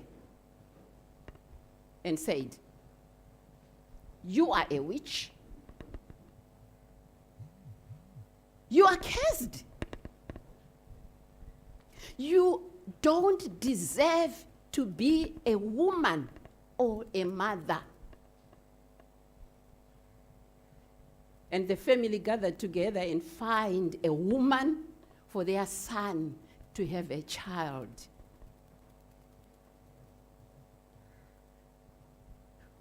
When I heard this, my heart was crushed. To help,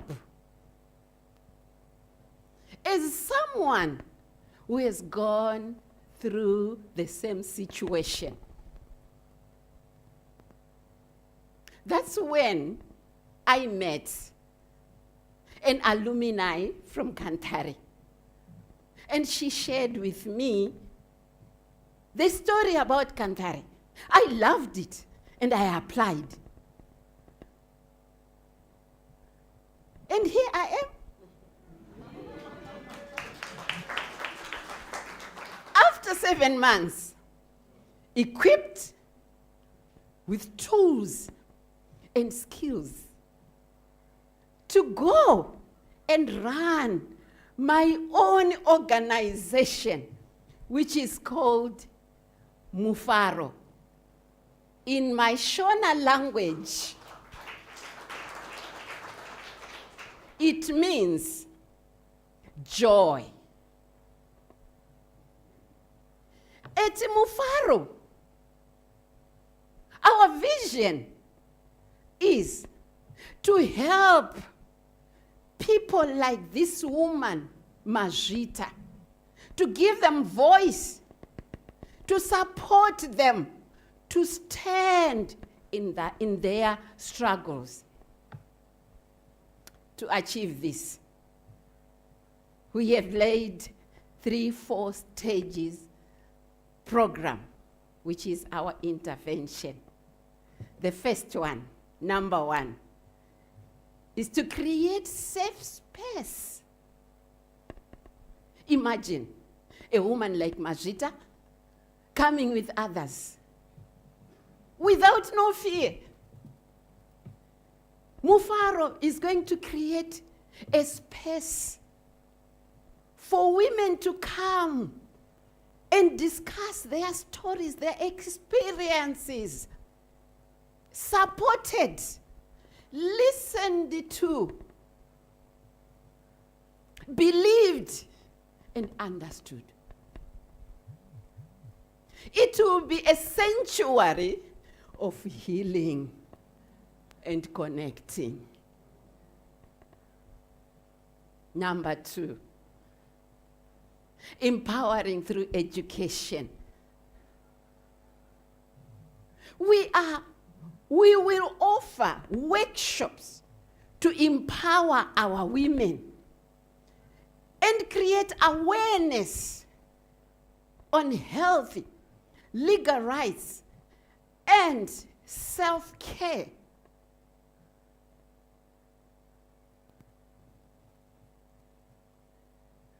We will help our women to stand. Stage 3.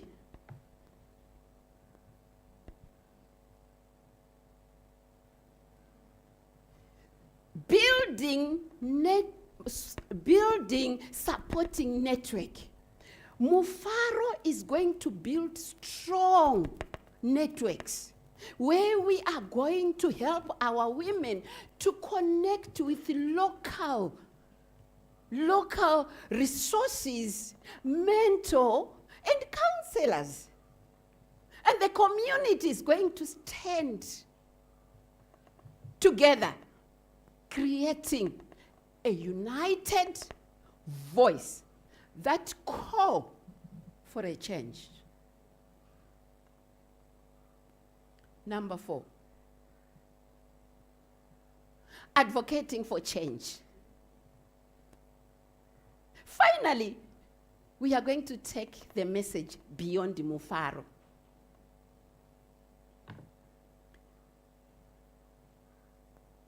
We are going to advocate changes that create support the women's rights and promote mental illness. Our goal is to break the silence and create the society that every woman must be valued, no matter how the ability of having children.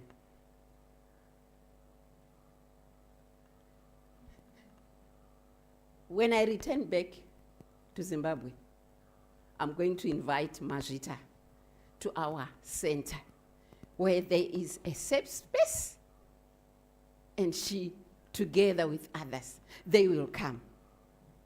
I believe Majita is going to let go all the pain that she suffered for years. I envisioned a Zimbabwe where people like Majita, myself, and other over 300,000 will come, not hearing the hating words, but hearing children running with laughter and say, you can also be our parent. And the youth coming in and say, you are bold, you are strong. And women, men and women will come and say, You are valuable. We are proud of you. And the community will come and embrace us and say, you are worthy.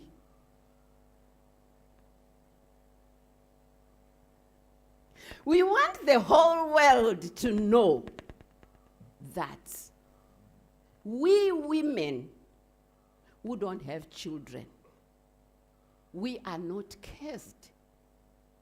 We are not witches. But we are human. And we are part of the community. I thank you.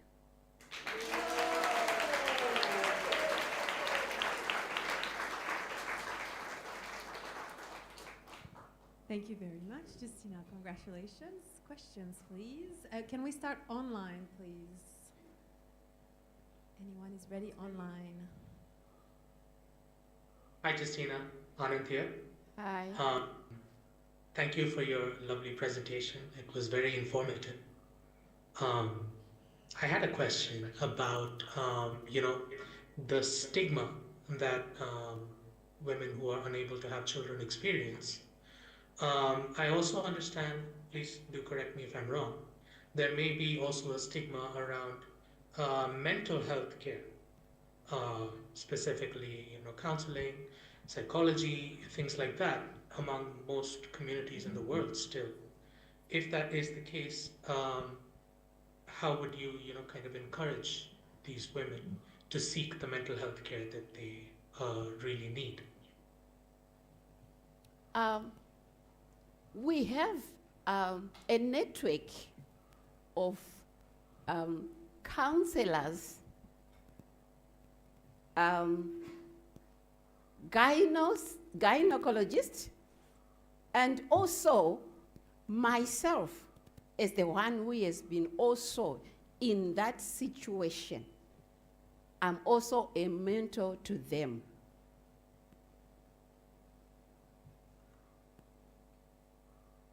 We will help them in those areas because the thing is not having a child, but the circumstances, as we have said, that they meet.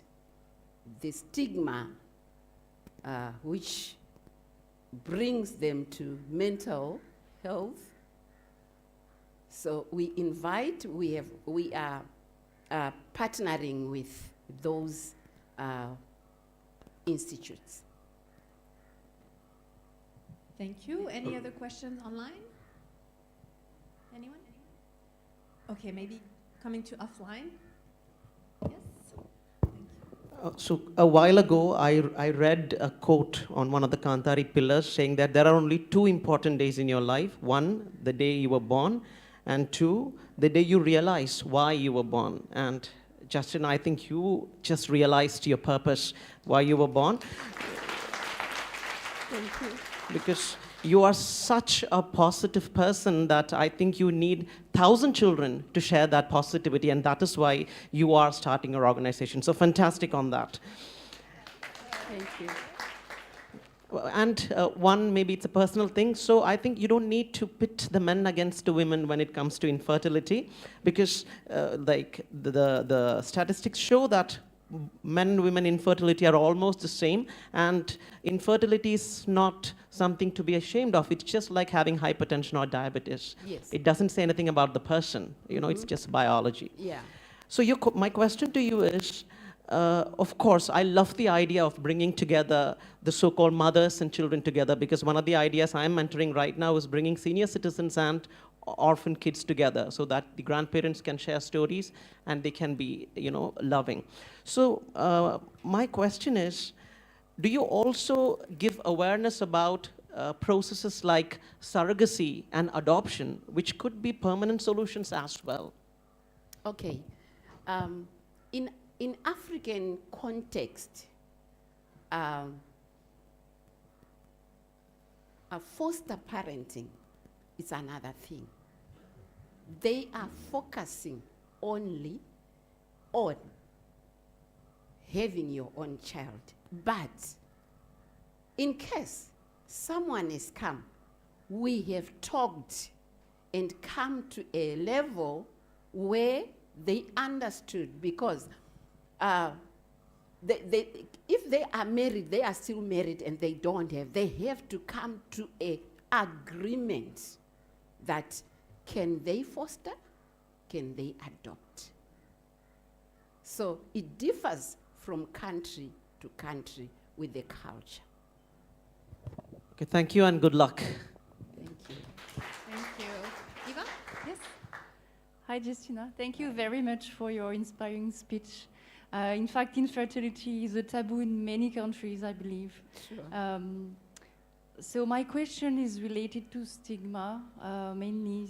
How will you encourage women to reach out to you if there is such a taboo in your country? I mean, how will they come to you if the family doesn't agree, for example, or if the husband doesn't agree to reach out to you? Is there some kind of struggle as this? As someone who has been in that situation, especially in my community, I think we are going to have an awareness, because our stages is to let people, the community, know that we are also human. Let the community, themselves, to accept that this is what is there. So we invite them to our center and we go through our stages, like inviting them to come and have a safe space and then empower them, not only with their minds and also physical, yes. So the stigma is there, but we invite them to talk to them. We don't force, but as a thing which is done in a community, they will hear that and then they agree in their families to come. The other thing is our venture is dealing with women who are not going to have children. As I have said, there are a lot of things that causes that.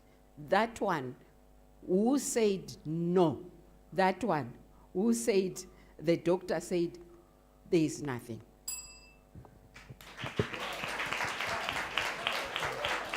Thank you, Jestina. Thank you so much. Next film is from an alumni from 2015, and he's also a survivor of genocide in Rwanda. So let's hear his story.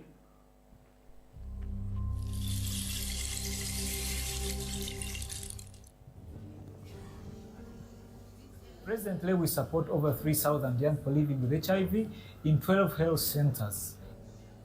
All of you understand that we experienced a genocide in 1994 that claimed over 1 million people, and HIV was one of the challenges that happened in the genocide. Many people died and some got infected, and much of the children that we have today in the program and young people are children born after the genocide whose parents were either raped or sexually abused and they ended up getting HIV. So in this Dream Village, when we studied, we have quite a number of projects, but they are all geared on this young person. We have like the CATS project. These are community dose and treatment supporter. It is a health program in health facilities that relate with the young person living with HIV on a daily basis. They do home visits, they do counseling, they attend to child protection issues, all geared at addressing the needs of the young person. Okay, this is it. It's community adolescent treatment supporters. So Jean-Marie is the first cast actually here. This is a room where he receives clients individually, especially new clients, to do counseling and support them to accept their HIV status. Each health center we are in, all 12 of them, they have different way they live. Especially here, he has so many female sex workers, housemates. He finds many of them are lost to follow up. Like for example, if a maid maybe was afraid to ask for permission to come to the health center, Others are female sex workers, maybe they're drunkards at night. The morning they don't remember that they have appointment to track them also. So you might say he has few people, 170 according to other castes, but they are all like, they need all special support. You understand, if Katz is following up 170, he will be overloaded with problems. Because everyone who wants him, they have a problem, not someone saying thank you, will come here. No, it's always the problem. I'm pregnant, how do I do this? So they come overloaded, and their mental health is something that we thought of. They have their own counselor. They'll be visiting for individual problems or work issues.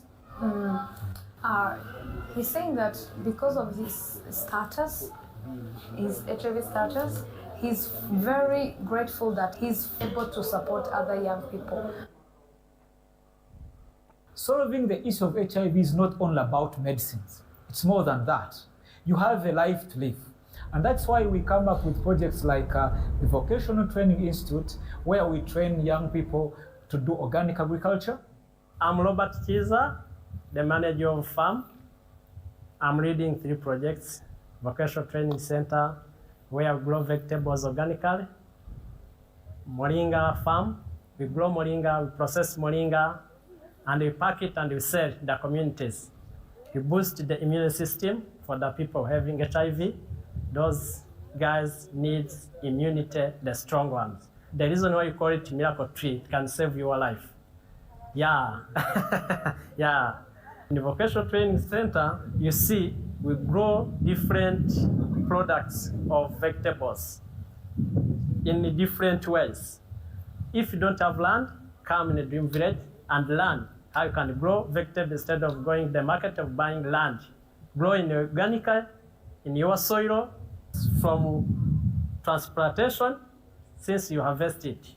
In agroforestry, I show you how you can mix different trees with the crops.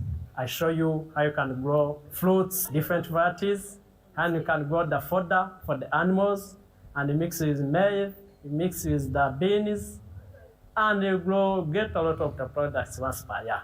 That's what we do here in our Dream Village Agriculture Farm. Then we have the BAM project, where we train young people to deal with BAM products so that they can be able to economically sustain themselves, bring food on the table, and even be able to bring the needs to themselves that they would not have been able to do that.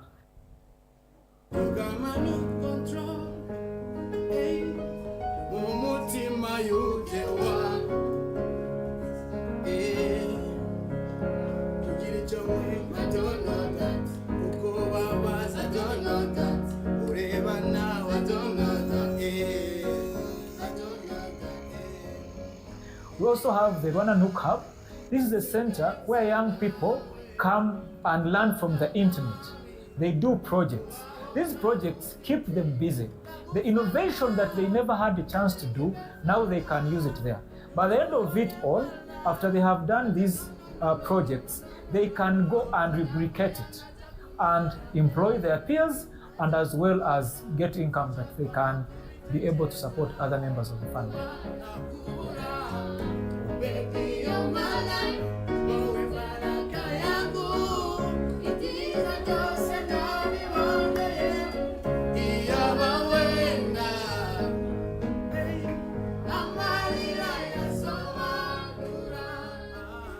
Our motto is that we create an arena where associated agents can flourish and change the status quo.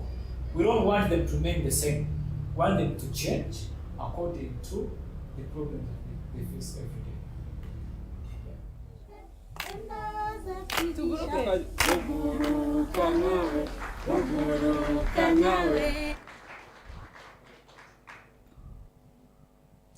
Okay.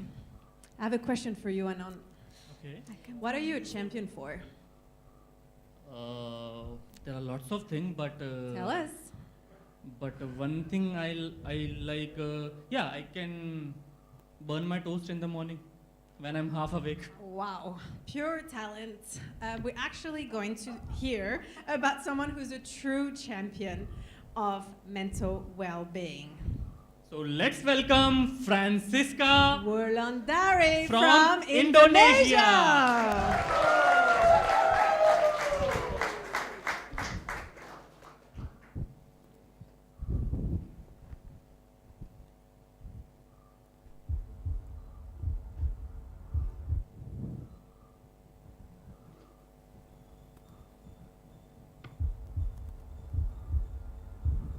Keep quiet.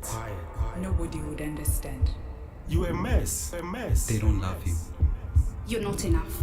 You're alone. Not enough. A mess. They don't love you. Nobody would understand. Don't love you. You a mess. Not enough. Alone. Not enough. Nobody would understand. mess. Nobody would understand. Alone. Keep quiet.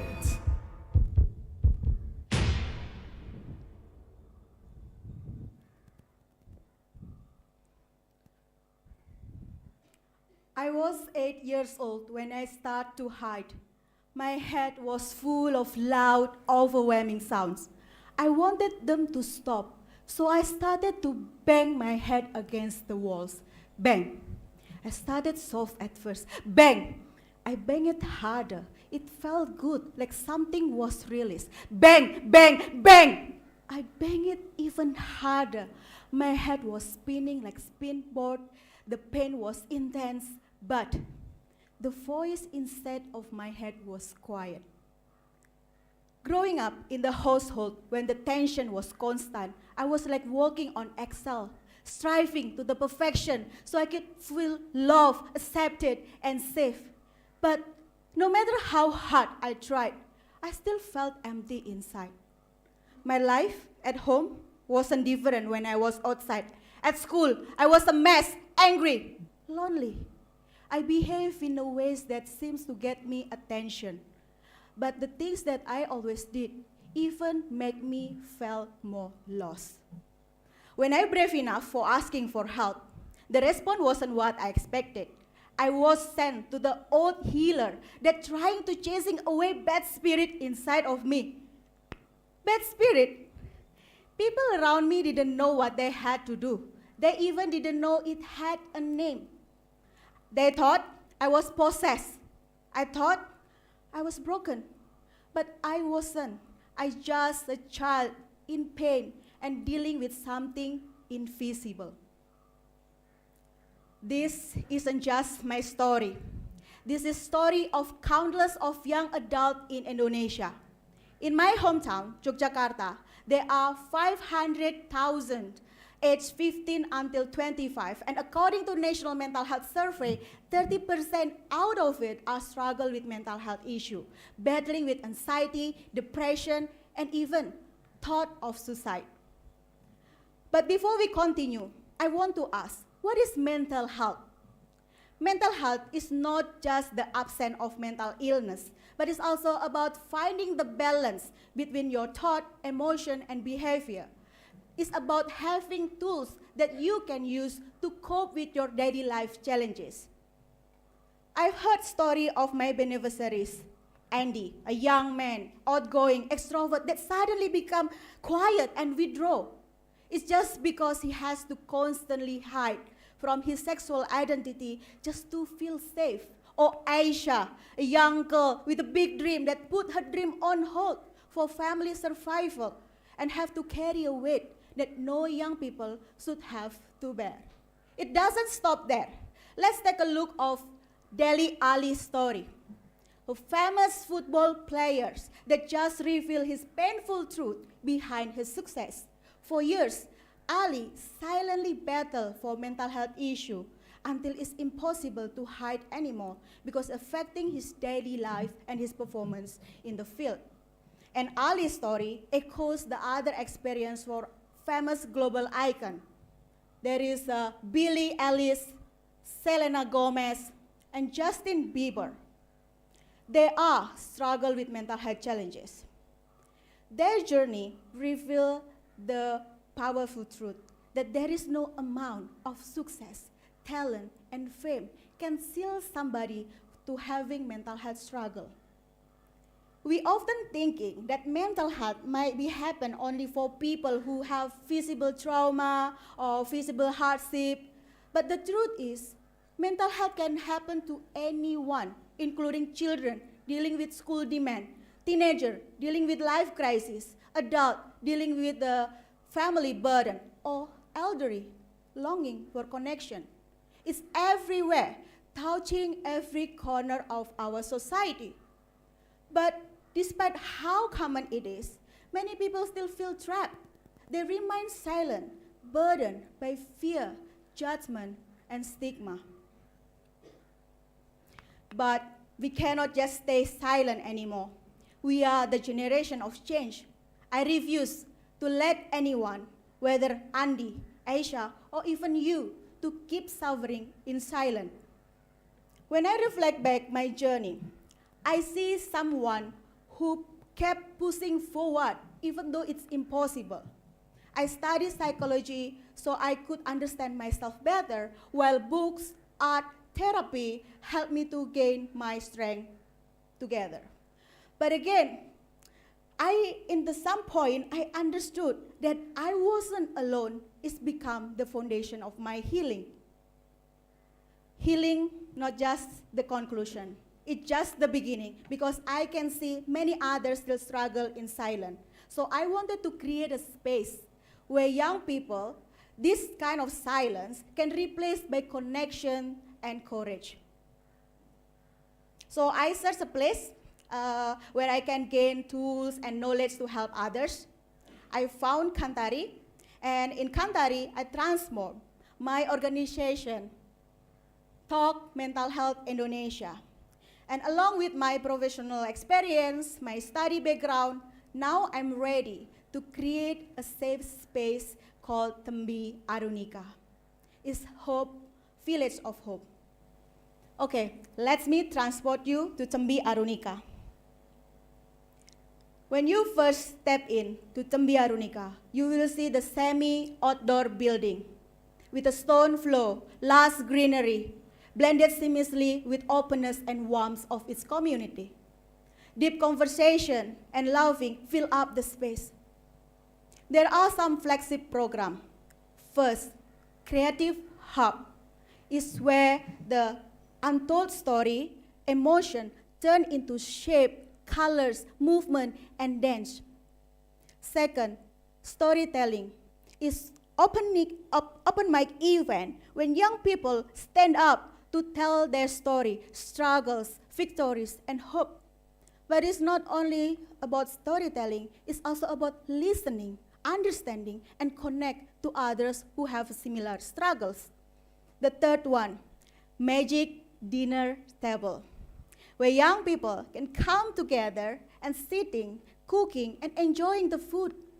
The food is not only just nourish your body, but it's also about how you connect and how you create a space that feels safe and belongs to you. The last one, for young people who need extra hand, we have a Rockstar Peer Counselor, a trained youth that before they overcome their struggles, and now they're offering guidance, empathy, and courage for others who have similar struggles. You see, Tembi Arunika is not just an ordinary mental health center. We're focusing on raising awareness and creating a supportive community that young people can connect and support each other. In Tembi Arunika, we empower young people with tools, knowledge, and support so they can become resilient and able to manage their life daily challenges before turn into crisis. Nowadays, as you know, mental health issue become a trendy topic. It's like, everyone casually said, oh, I have anxiety. I'm so depressed. I even so burned out. I cannot do this, do that because of my mental health issue. It's good. It means no taboo topic anymore. But people seems like competing each other, which one that have most complicated cases. The thing is, we cannot just stop on the struggle and then let them define us. That we truly be proud of it is there is a solution, there is a way out. Healing is possible. By creating the connection, take the ownership of your journey, and also choosing to step in your driver's seat of your life. We cannot just focus on the struggle, but how we go stronger and be resilient. Let's shift the narrative. Let's make mental well-being a trend. Let's celebrate the courage for asking for help and the resilience that carry us forward. Let's create the space that young people can be their authentic self and live the life they deserve. Life that filled with hope, free from stigma, and belongs to them. Thank you.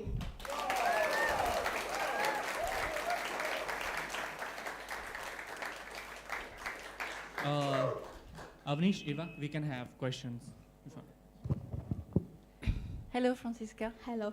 Thank you very much for your speech. I really appreciate what you said. We heal in connection, we heal in relationship, and it's very, very true. Yeah. Very true. We cannot heal alone in a room, just standing like that. So your project is very meaningful, and I'm sure it will be a huge impact in your community. Thank you. So now, talking about the tools that you want to offer to the young people, to the Yes. youngsters, can you give me a bit more details about what exact tool you want to offer? Is it therapies? What kind of therapy you want to offer? Because everybody is different. Yeah. Some people need talk therapies. Some people want more somatic therapies. Yeah. Some people Okay. want a mix of both. Okay, yeah. I don't know. You're right. It's a bit mix of both. We will start it with art, but it's more like therapeutic art, creative. It's not really necessary art therapy, but how the process of making art that bring them to more, how to say, able and open and connect to others. So we not focus on the end of the result, but the process, how they express themselves. That's the first. But of course, we also still have a traditional therapy when we working with others, referral system. We provide talk therapy. We also working with natures. So we also have nature therapy or forest therapy. And then again, like you mentioned, we also have somatic therapy where the trauma or the tension is stored in our body. So we do a lot of movement, a lot of yoga practice too. So yeah, so we have a different angles. It's best, it's meet their best needs. So yeah, hopefully. Wonderful. Thank you. Hi, Fransisca. Very powerful presentation, and I like the fact that you showed it physically as to how a person emerges from a shell. So that was very beautiful and demonstrative. Thank you. So, and as you rightly mentioned in between your talk that mental health issues have become a fashion. You know, today that everybody has a certain disorder, and it has reached a point where it is almost trivialized. So my question to you is, like, you focus more on talking or creative activities, etc. But when someone is going through conditions like severe proper clinical depression, or a person has suicidal ideation, the person doesn't even want to get out of bed, you know, not even want to brush.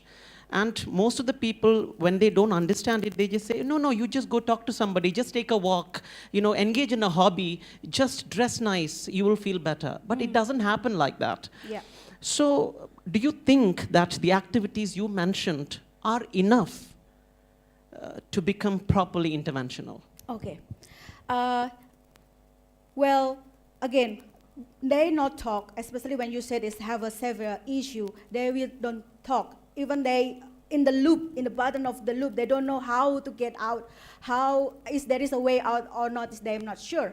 But again, that our bridging program is when doing art and do cooking, it can be everyone. They don't need to straight away talk about their mental struggles, but how they be there and see people, connect with others. And then again, maybe they see, oh, somebody can open telling this story. And other things also telling their story. It's inspired them. It's more the connection first. And then second, they also see that this is a safe space for them.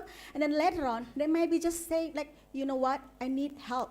Then when we come in, if we still have a different range of therapy or different range of program, but of course, we also working with others because we're not focusing so much on rehabilitation, we will refer. We have a strong referral system, so if they need, they can have a rehabilitation or treatment, then they need it. So again, because we understand this is not easy topic, so that's why we bring a lot of bridging conversation, bridging activities to help them to start be open.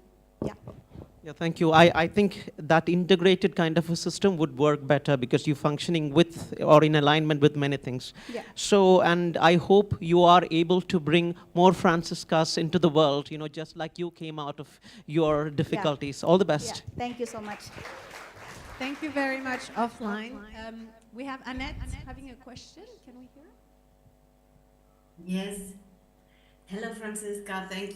Can you hear me? Yes, yes, I we hear can. you clearly. Thank you very, very much. I think the world needs a lot of spaces you are going to create, and I would love to visit your place. Please.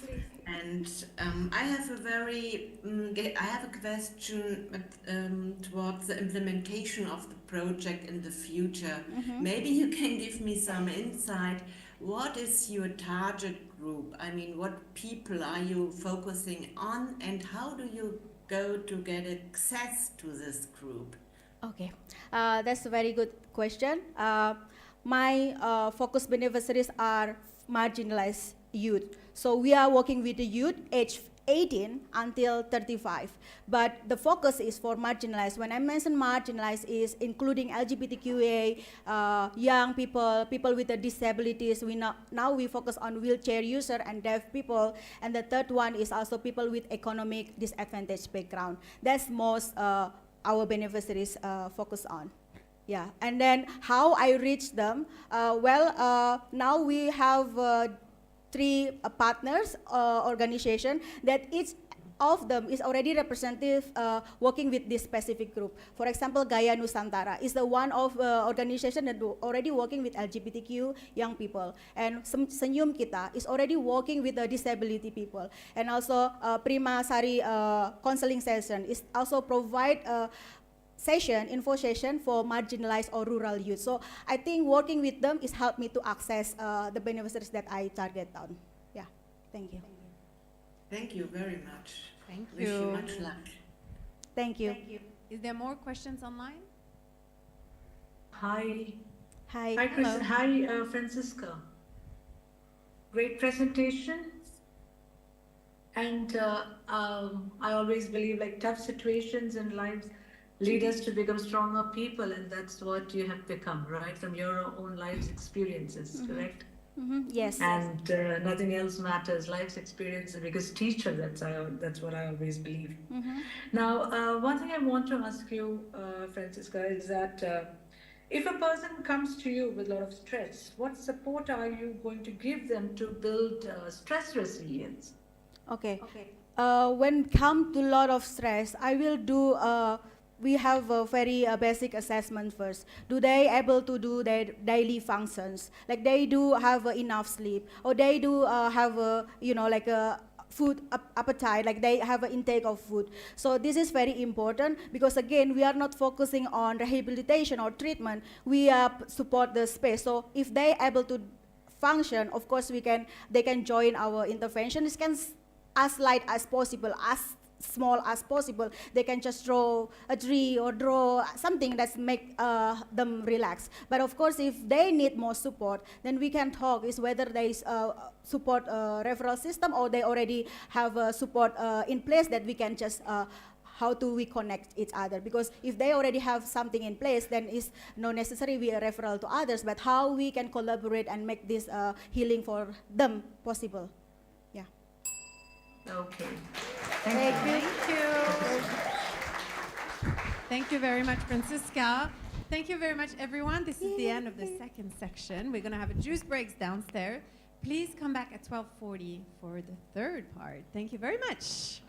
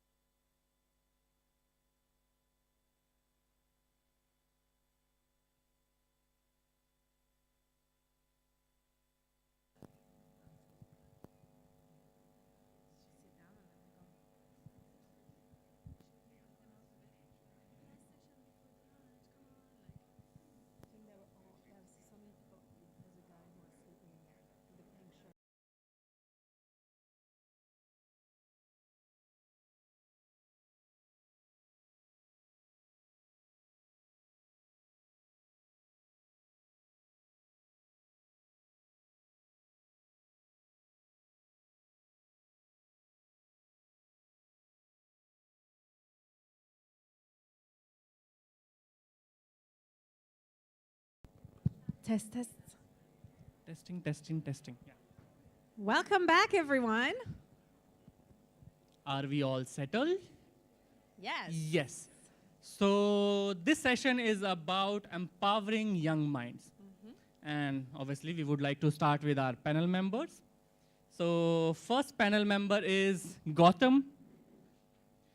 Gautam is youth. Woo! Gautam is a youth development leader focused on empowering young people in Kasaragod, Kerala, an underdeveloped district with limited access to education and opportunities. Since 2018, through Fireflies community, he has created a space for youth and discovered themselves and explored new paths through volunteering, exposure trips, and intercultural interactions. Gautam is also a 2022 Kanthari. Welcome. And next we have Archana Gopinath. Woo! She is a social entrepreneur who founded two impactful community initiatives in Trivandrum, the Reading Room and Reading Room where in Trivandrum, right? Yeah.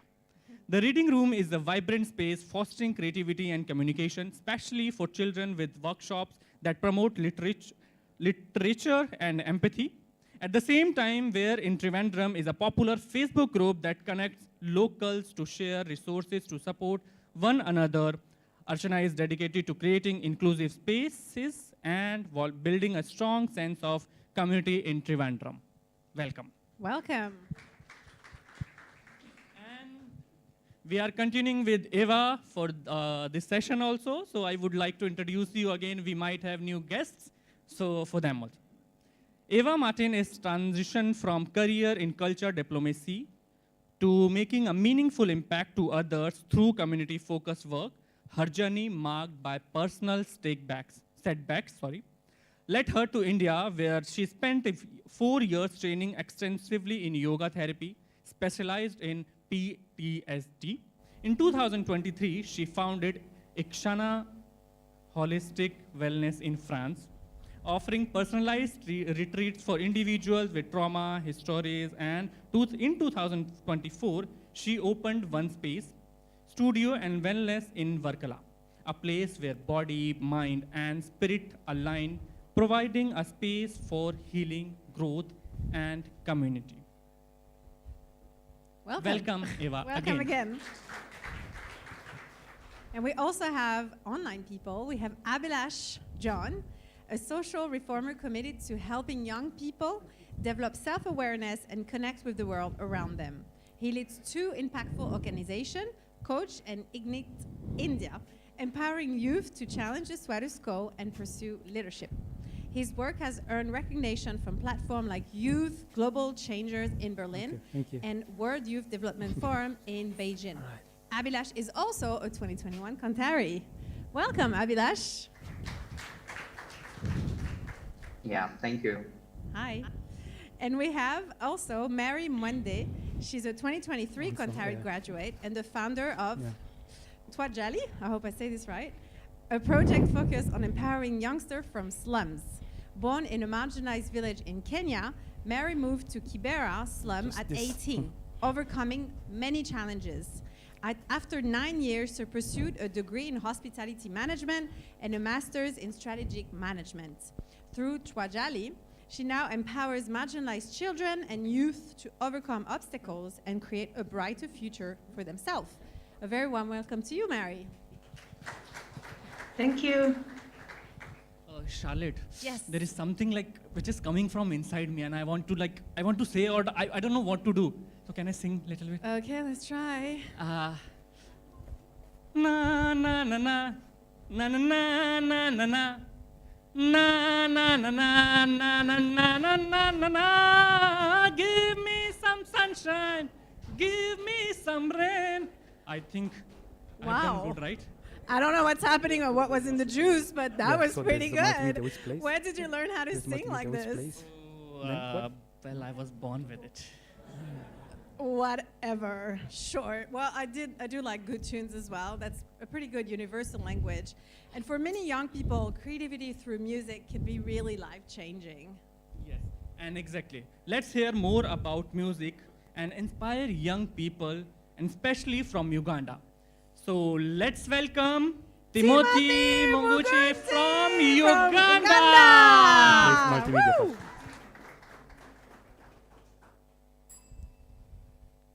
One, two, three, let's go! Yeah, yeah, yeah. Yeah, that's it. Uh-huh. Uh-huh.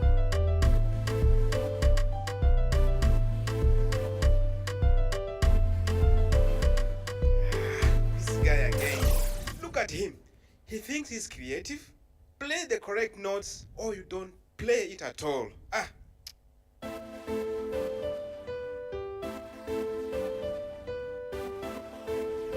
No wonder your grades are so bad. You spend all your time on this stupid noise. You can imagine. I'm disappointed.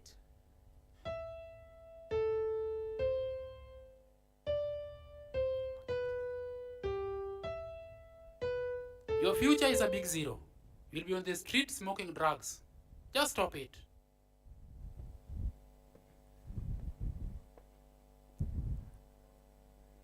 This is how creativity meets its death. My story could have ended there, but now I'm happy that I didn't give up.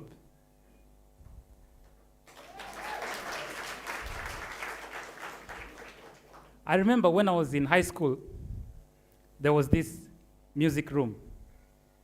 Well, not exactly a music room, more like a room to keep broken music instruments. Out of all the broken music instruments, 3 appealed to me the most. Firstly, an old guitar with 2 lower strings missing.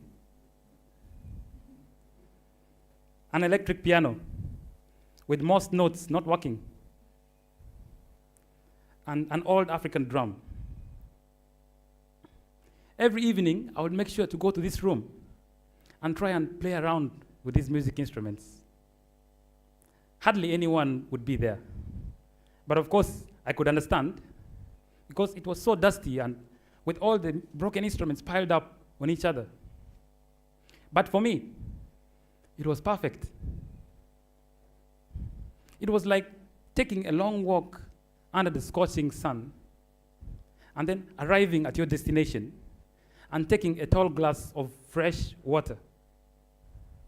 It was so satisfying. Later, when I completed high school, I decided to pursue a career in music. I mean, I knew it was not going to be easy, but it was at this point that I realized how negative my society's attitudes were towards those who follow a creative path. Some relatives called me a gone case. A teacher from my former school called me a failure. He will end up on the streets doing drugs and wasted, he said.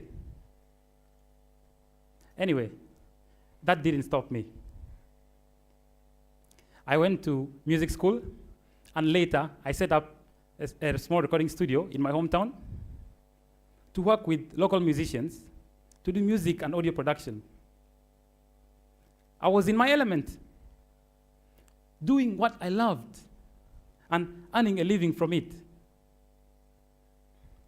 Shortly after I had set up this recording studio, I started to volunteer with a local NGO called the Rural Youth Development Initiative, where I taught young children how to play basic piano. And this brought me a lot of joy.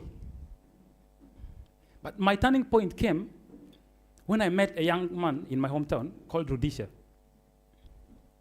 Rudisha, he would always come to my studio and pay me less than half of what I charged for audio production. Please just help me record one verse. I promise I'll pay you when I get the rest of the money, he would say. he was struggling financially, working at local construction sites, building construction sites. And whenever he saved a little, he would spend it at my studio.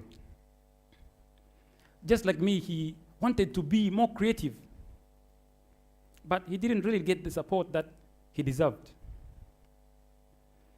There are many other young people like Rudisha who go through the same fate. Talents like music are not really seen as meaningful or useful in my community. So people mostly prefer conventional careers like teaching, among others. One of the causes of these attitudes is actually the lack of knowledge about creative opportunities. For example, many people don't even know that there is a profession called sound engineering. They don't know that there are people called Foley artists, music directors, music therapists. So they just don't see it as a viable opportunity. They go for other careers instead. And then there is the unhealthy religious beliefs also sometimes.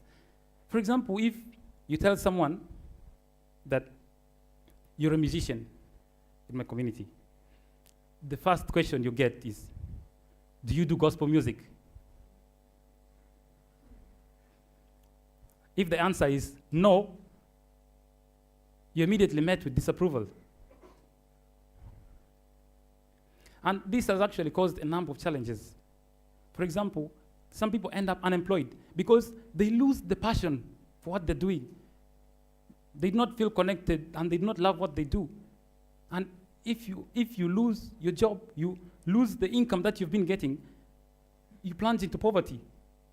And this can bring a lot of stress as well, including even mental health challenges. And some people actually resort to drugs as a means out. Knowing all these realities, I wanted to create a space where young people can come and explore and develop their creativity and their creative abilities.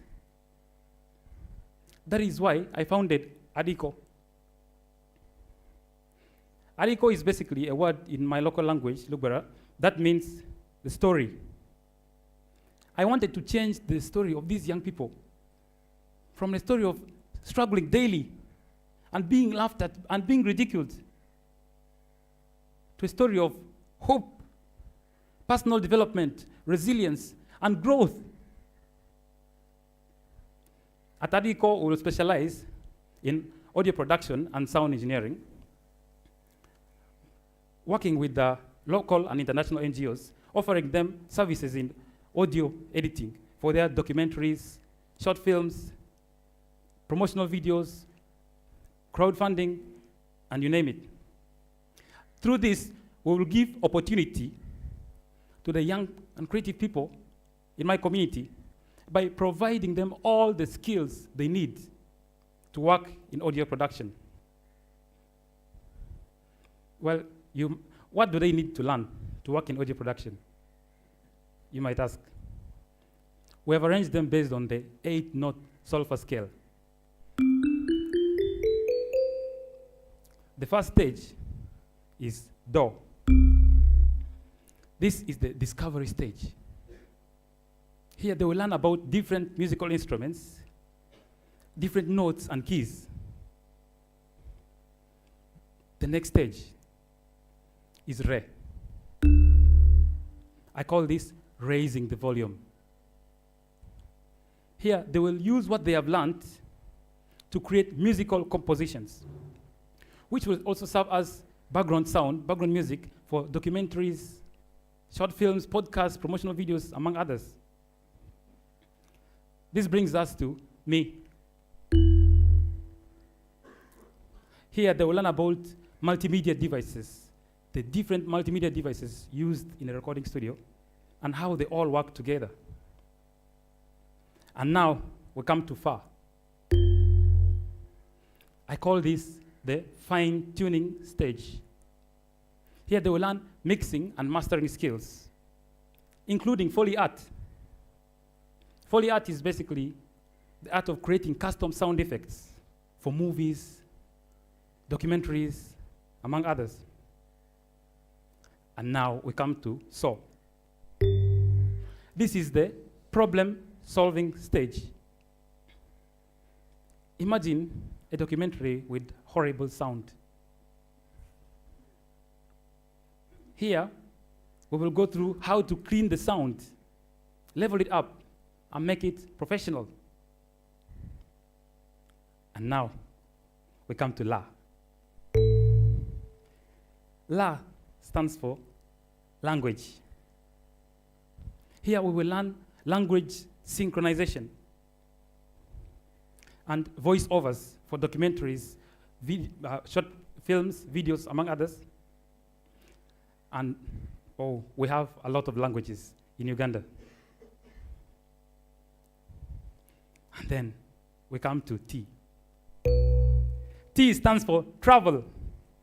Here, they will travel out of the studio, get out, and hunt for new and exciting sounds, and record them in both stereo, mono, surround sound. And this will enrich their personal sound library, which will serve as a toolkit in the toolbox.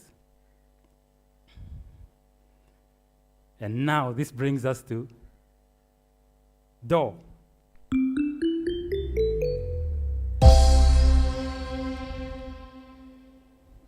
Now they will be ready to be creative professionally.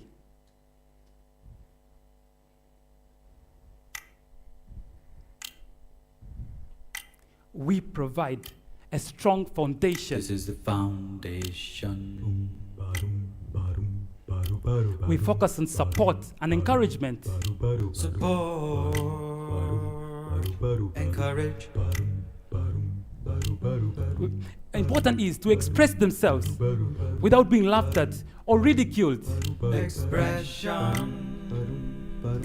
And we all know creativity is key.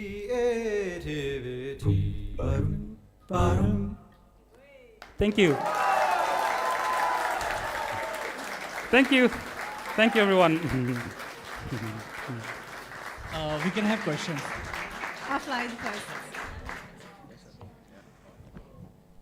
Yes. Hello, Timothy. Hello. First of all, I must say that was a fabulous presentation, very entertaining, very confident. Thank you very much. Thank you. Okay, so from what I understand, there's two components. There is a commercial component to your project and a community service that you would like to do by letting children or youngsters who want to pursue music have a space to do that. I would like to understand better how will this balance. So if your commercial aspect is going to come from making podcasts and so on for NGOs, do you think that will be enough to cover your operational costs and community work and running costs and everything? Yes, that's a really good question, actually. We thought of that. And we have a plan. So that is how, for that, we'll be partnering with other NGOs to see that we can get all this work done and support these young people. At the same time, this is actually, these two work hand in hand. And from the people I've met and I've pitched to them and they really like the idea, we think it's a brilliant idea. Yeah. Okay, all right. Hey Timothy, good job, man. It was super creative. So I would like to know, you mentioned that you come from a community where they see music as meaningless and useless thing, right? So what are your strategies to convince the youth to come to you and the community or the families they belong? Yes, so our main strategy is to create a model to show that, look, see this? So we want to act as an example to the community to show that actually this is something that they need to consider and make it so attractive for them that they become partners. And we can see how we can empower these young people and be more creative as much as possible. Eventually, it will be a thing of the past, hopefully. Thank you. Hi, Timothy. Hi. Thank you very much for your presentation. Helping people to achieve a creative dream is a wonderful thing. I would like to, I have a small question about the curriculum. You talked a lot about your curriculum, which is very interesting. I would like to know if there will be an official diploma that will be delivered to the beneficiary or something? Yeah, we will issue a certificate, but a certificate is, we do not see it as the main thing. The main thing is the encouragement and the support that they get, that they need to be, it's okay to be more creative, and no one should really laugh at your creativity. You should develop it and be strong and support the community. So we will provide a certificate, of course, but it is not the most important thing for us. Yeah, I mean, a diploma recognized by your government, for example, would that be possible in the future? Is it something you're thinking about? It will be possible. There is a body in my country called the Directorate of Industrial Training. We will reach out as soon as I go back to the country and register. We'll reach out to them and see if we can have a conversation and get that in there as well. Yeah. Thank you. Thank you very much. Do we have questions online? Anyone ready for a question, please? Yes, I have a question. Hi, Timothy. Hi. That was a very good Yes, thank you. presentation. Yes. And I wish Adiko was in Kenya. I would have any son who was interested in this. I'm not sure I get you very well. I have one question in your presentation that there are these stereotypes which comes with music, and more especially coming from an African setup. We associate music with drugs, idleness, even how musicians look. Looking from an African setup. So I'm just wondering, as a parent who maybe wants to have a child who wants to get into music, how are you going to address that? How do we know that this, because we cannot refuse the fact that it is a possibility. It is a possibility that has happened in the past. How are you going to address the fear that parents will have about their children being an avenue, your school being an avenue for them being involved in drugs and crime or other things because of peer pressure? Okay, that's a good question. I got it asked to me just recently. So I wanted to just make one thing clear. We're not trying to make rock stars or big rock stars and all. That is not our aim. Our aim is to equip them with the skills in audio production that they actually need to develop themselves personally on a personal level and be more creative. I understand the stereotypes that they are. That is exactly why I want to support these young people in my community. The stereotypes are still existing, but we're not creating rockstars. We're creating people who can develop themselves, develop their community, develop their family, and develop everyone around them and be more creative and say it is okay to be creative and develop. That is the whole idea. I don't know if I hit your question, but yes. Thank you very much. Yeah. Abhilash? Thank you. Hi, Timothy. Thank you so much for this wonderful presentation. It was so nice to hear your ideas and different stages of your program. So one thing I really would like to know is how your program is designed. Is it a group program or is it going to be individually? Because music, when different people come together, they catch up at a very different speed. Some may be catching up your first stage very easily. Some might take a little bit more longer. So how is this whole program designed? Is it like the whole group goes together, or is it like who progresses first will go? So I just want to know more about that. Yes, okay. So when you look at audio production, there's some topics that require a group where everyone can give ideas. And so we would like to keep it in a group as much as possible. However, there's some specific topics which may need also personal interaction. And we're looking into that, and the curriculum keeps developing every single day because we want to make it as good as possible, and so that we can impact them and they can learn as much as possible with us. But that's a really good suggestion, I think. I'll keep thinking about that every day. So we'll monitor our participants as well to make sure that you see who is really, how is this curriculum working, what is not working. And if something is not working, we see how to address that as well. Thank you very much. Yes. We have one more question from Mary. No. Okay. Thank you very much. Thank you, everyone. See you. Well done, Timothy. So, from Uganda, we're going all the way back to the Himalayas, where Chidup, a kanthari from 2010, inspired by Braille Without Borders, has started a school for the blind. Let's watch it.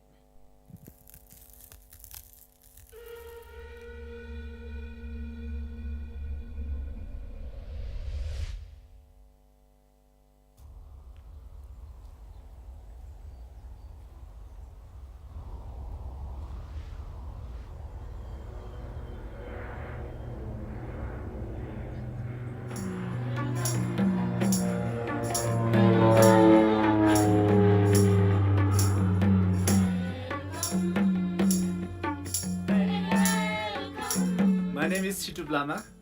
I'm from one of the most remote district of Nepal, Humla.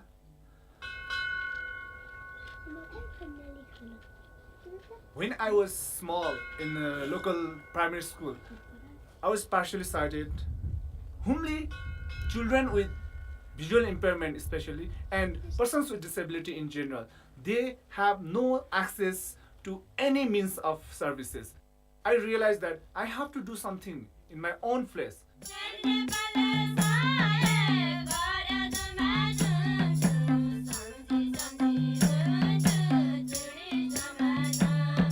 On the basis of skills that I received from the inspiring training of Kanthari, I started Head Nepal in 2011.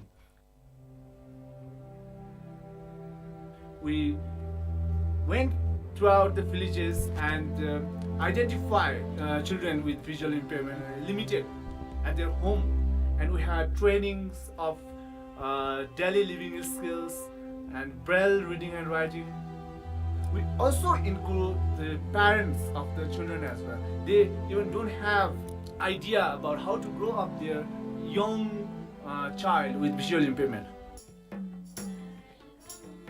Well, May 2012, we started a residential training center.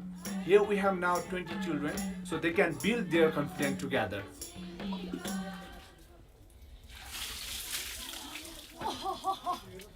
For totally blind and severely low vision, we have braille reading and writing practice, and they can learn daily living skills, how to walk around, because the geographical condition is very tough. So they have to learn, they have to know what techniques can be used in what particular circumstances. Along with that, they are getting computer training. The extracurricular activities like sports, music, and drawings like that. मेरो नाम लक्ष्मी साई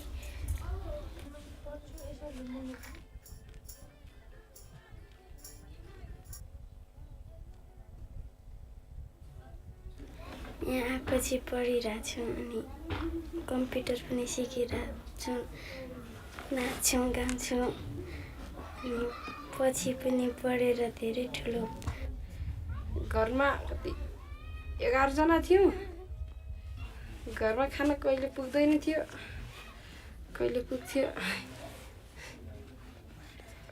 पहिला कहिले कहिले जान्थे कालासिता school पहिला त पढ्दैन होला छोड्छु सोच्दै थिएँ My name is Chaya Sunar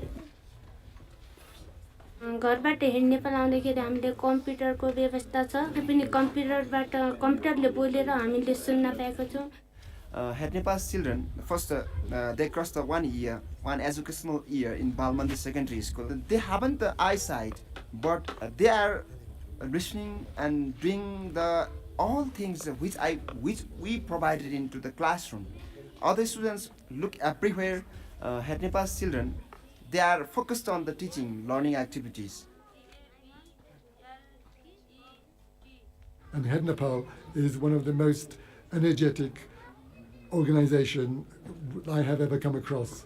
What Chitup has achieved, first getting all the children from these remote villages and bringing them here. I can't stop thinking what they would be doing if Chitup did not find them in all these villages.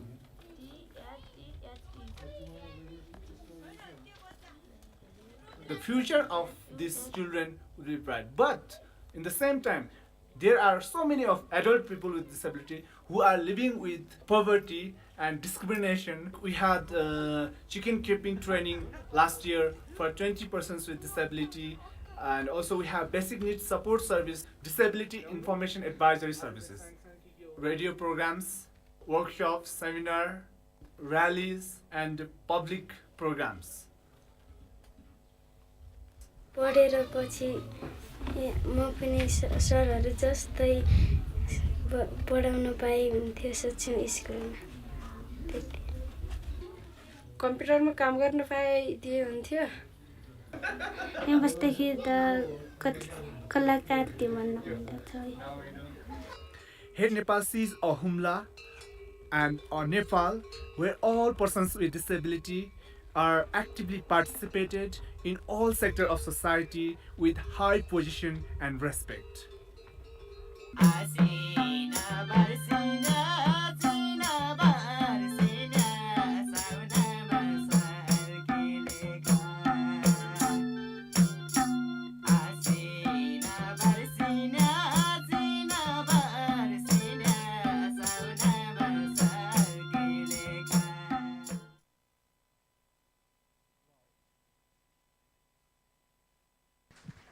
Wow, what an amazing story, right? Yes, wonderful.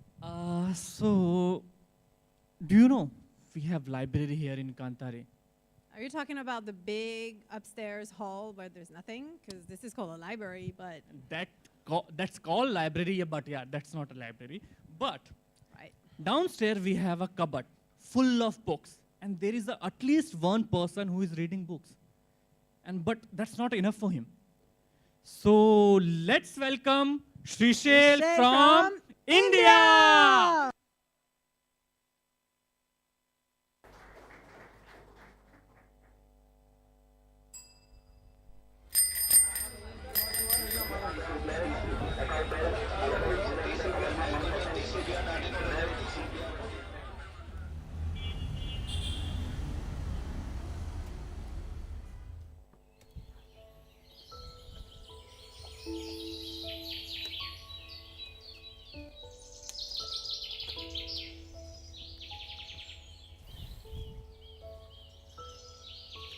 I remember those scary nights and angry fights. Stories shaped me, brought my world in the light. In old and captivating books, I found my fire.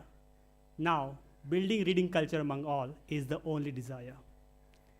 These lines are not just a poem, they are my life. You might be wondering why I was riding a bicycle on stage. This bicycle is my childhood memory. My companion, who used to take me to the hills where I would spend whole day in reading. My passion for book reading started when I was in 5th grade. My teacher, Mr. Karare sir, he used to host storytelling session every week. One day, he walked into our classroom and said excitedly, "Close all the doors and windows and put off the lights." It was dark. Pin drop silence. There is only one light remained on his expressive face. We all students were waiting in anticipation. And then he started telling a story. The story was about Chandrasekhar Azad, an Indian freedom fighter. I was captivated. Week after week, I was waiting for this thrilling moment. I wanted to know more. I wanted to read more, but where were the books? Where were the books? I didn't have them. I didn't have money to buy them. Then I started reading old newspaper, which used to come wrapped around the groceries. Sometimes I used to borrow these books from my friends, and sometimes I used to steal these books from the scrap shop nearby to fulfill my hunger of reading. As I grew up, I lost my interest in reading. I joined a gang, a strong one in my community. I started bullying others, started fighting on street, and making people trouble. Then luckily, I fell in love with a beautiful girl in my community. She's the one who saw something beyond bullying in me. she saw something beyond a rowdy personality in me. She is the one who inspired me to go back to book reading and work for the organizations. The experience in organizations gave me a new perspective on my slum community as well as my family. Despite of having same environment for all the siblings in my family, we all have very different life journeys and life experiences. My younger brother, he committed suicide at the age of 24. Due to frequent failure in his life and problems in his love life. My eldest brother, he died in November 2024 due to alcohol. In short, this is not just my story. This is a story of most of the families in slums and most of the slums in the country. And then one day, in 2023, October, I was traveling in train. I saw two youngsters are talking about a business about renting out books to the youngsters. Wow. I was so excited. I jumped into the conversation. After the conversation, I realized how books have shaped my life too.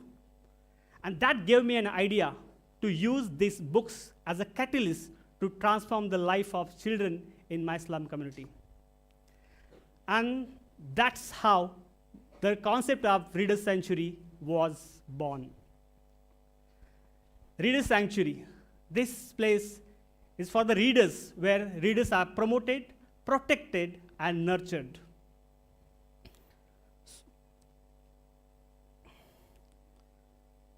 So far, you might have understood that this is not a regular space.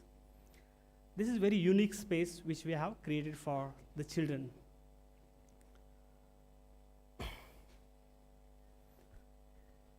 By imagining a journey of a children in our Reader's Sanctuary, we have designed a module, a place. I envision a beautiful building in my slum community, in the heart of my slum community, something like this.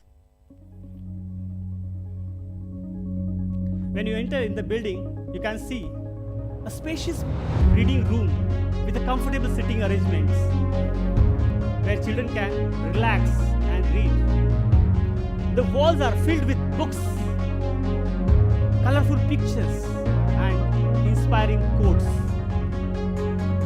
When you go upstairs, you can see a multi-purpose hall where we conduct different group activities, sessions, and workshops.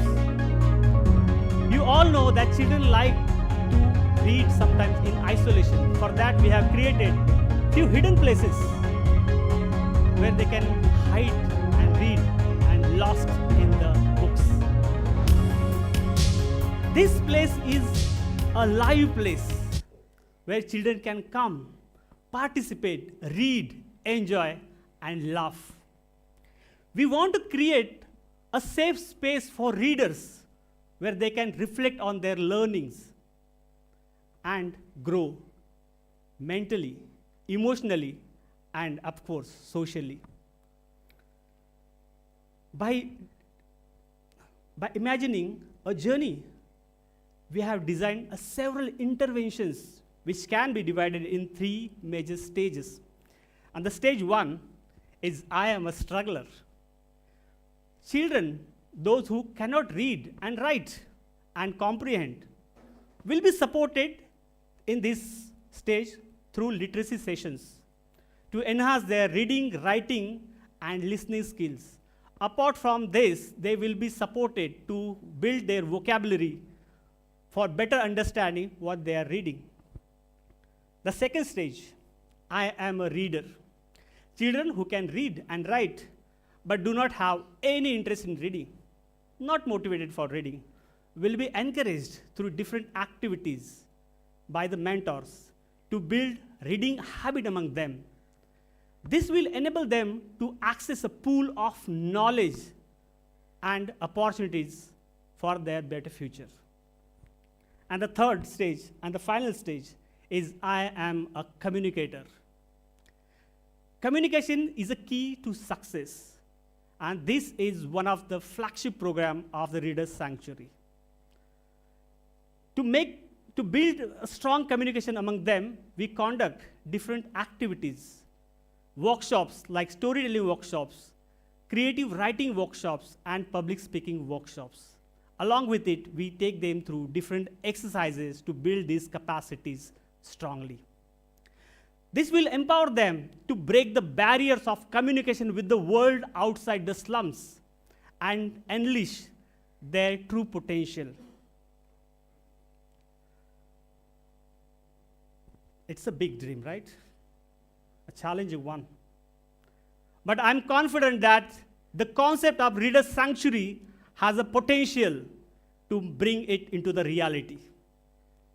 I believe a simply presence of books around a child can shape their lives. When child own books, it gains a sense that I am a reader, I am powerful. Every book holds the potential to change, to make a difference in their lives and the world around them. Now, maybe you are thinking what I'm talking about, right? In which world I am living in. Today, the world is about mobiles, tablets, and many other reading gadgets. The books are just out of time. Books are out of fashion.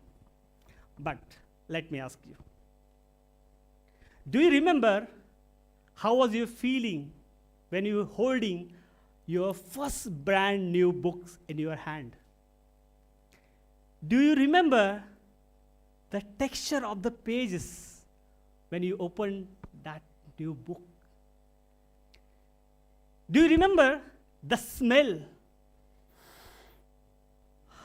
of the newly opened pages?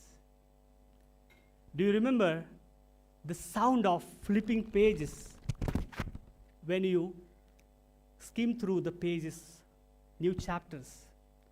There is something very uniquely magical about this, and no screen can replace it. And that's why I don't want my children to miss this out. At Reader Sanctuary, books can make minds fly. Thank you.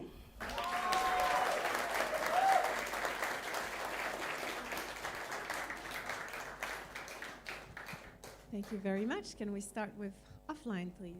Questions?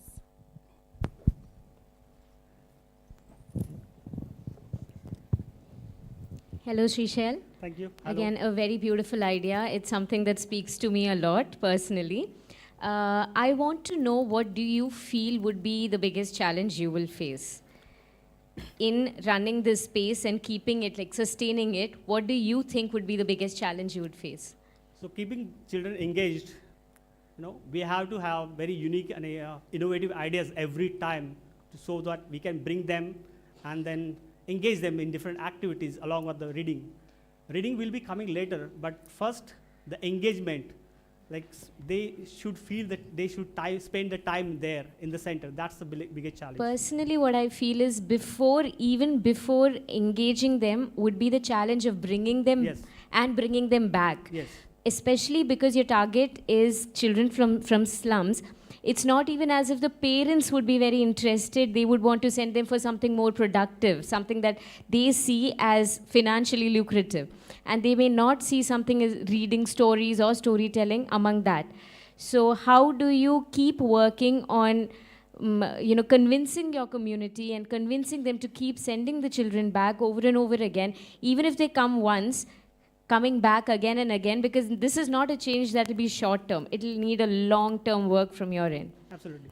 So basically we are I have already action plan that we are going to have a lot of campaigns in the community.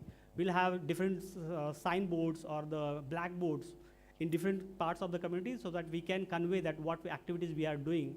And through this, we'll be having a very different corner meetings, like home visits, so that we can convince parents that why they should send. Along with it, we will have the different community engagement programs mostly, so that because now they are not aware, children are not aware. So creating awareness and importance of this reading and having books around, that we want, like we are planning first. Once people started like knowing, getting familiar with this environment, then I will put more effort to bring them and engage them. Thank you. So that was an energetic presentation, Shrishail. Thank you, sir. I would like to know, you also work with youth, right? Yeah. Okay, so you were speaking about the minds will be flying. So what if the youth read your books and they start questioning the traditional norms, and how do you deal with the criticism from the community? Okay, so if that happens, then I'll be very much happy, because I'm that kind of person who question a lot. So what if they shut down it? And they force it to, they force to shut down the center, so how do you deal it? It will not happen. It will not happen because I know that in the system how to. Okay, so basically I follow this system thinking approach most of the time. So I understand while creating solving one problem, I will not be creating another problem. So when I design most of the intervention, I'll be considering all these aspects so that nothing will be breaked in the initial stage. Maybe in the later stage, they can make more difference by their own writings and maybe speeches. But for me, I am there to prepare them to fight against, not I'm fighting against. But you also need the community support, right? Because it's a slum community where basic needs are not met. So it's hard for you to convince the community also, right? So basically in my community, basic necessities are not a problem. Now, like going further, education, health, these are the more problems now. The food is not problem for them. Shelter is not problem for them. And that's why I am taking this problem so that their kids can go for the better education or have the good understanding, have better skills, life skills among them, so that they can also build on that their future.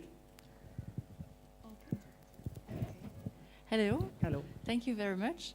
I have a very simple question about, you said you want to encourage children to read more, those who know how to read already. So can you name one or two activities that you will do to keep them engaged and, So basically, there are a lot of activities we can conduct. One, I said, the storytelling activities. So every week, we are going to have a storytelling sessions where maybe we can have some volunteers or people, those who are in the storytelling already, they can come and they can conduct these sessions. Apart from this, we can have this read aloud story, like where we children will sit together and we'll read the stories for each other.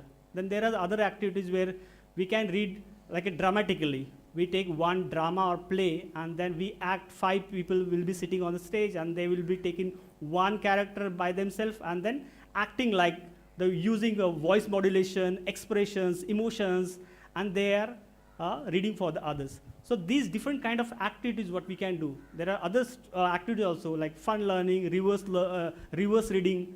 There are a number of activities which we can design and we already have few in place. Okay, thank you. Another question, if I may. What is the place of the parents in your center? Will they be invited? Because children cannot come alone, right? They have to come with the agreement of the parents.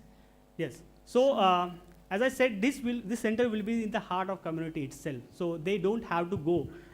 At least that distance they can cover. If the child is too young, like 5 or 6 years, then our volunteer can go and pick up them. That can be happening. But mostly children can come there by them all. Thank you very much. Thank you so much. Do we have any questions online, please? Anyone ready? This is Abhilash. Thank you for taking us through your presentation. It was so nice to hear about your dream project. One question that I really wanted to ask you is, though you are a big supporter of hardcore book, like, the physical book, I was wondering, why not, like, going with something like Kindle, like, for say, which doesn't have so much of distraction, and you can just read in it as well. So, are you open towards using technology and bringing it into your space, or is it just no technology? Because from your talk, you were like more supporting the physical book. Yeah, I have this. So basically, last couple of years I was using a Kindle, but it's too boring actually. And the last part of my presentation, like my speech, was about this only: the experience of having a hardcore book with your. When you have the book, you have very different feeling. The way you can spend time with the hardcore books, you cannot spend with the Kindle. Kindle is one of that gives you simplicity, like that can be saved your time. Maybe you don't have to carry a lot of books, but the book gives you feeling that Kindle cannot give. Thank you.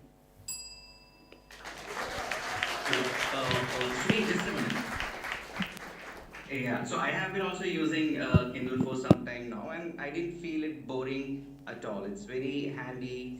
It was very useful for me. So, how do you see this? Like, it's your personal experience, and you may not know if the kids will find it interesting or not. So, one suggestion from my side is give them the choice. Just because you feel it boring, don't make it boring for everyone. You may never know. So, just keep that window open. Maybe at later point. Yeah. So, yeah, that's a small suggestion. That's a good suggestion. Thank you. Thank you, Abhilash. Thank you, Shrishail. Abhilash. And thank you so much for the panel members. We have a lunch break. So Yes, please come back by 2:50 for the rest of the afternoon. Yes.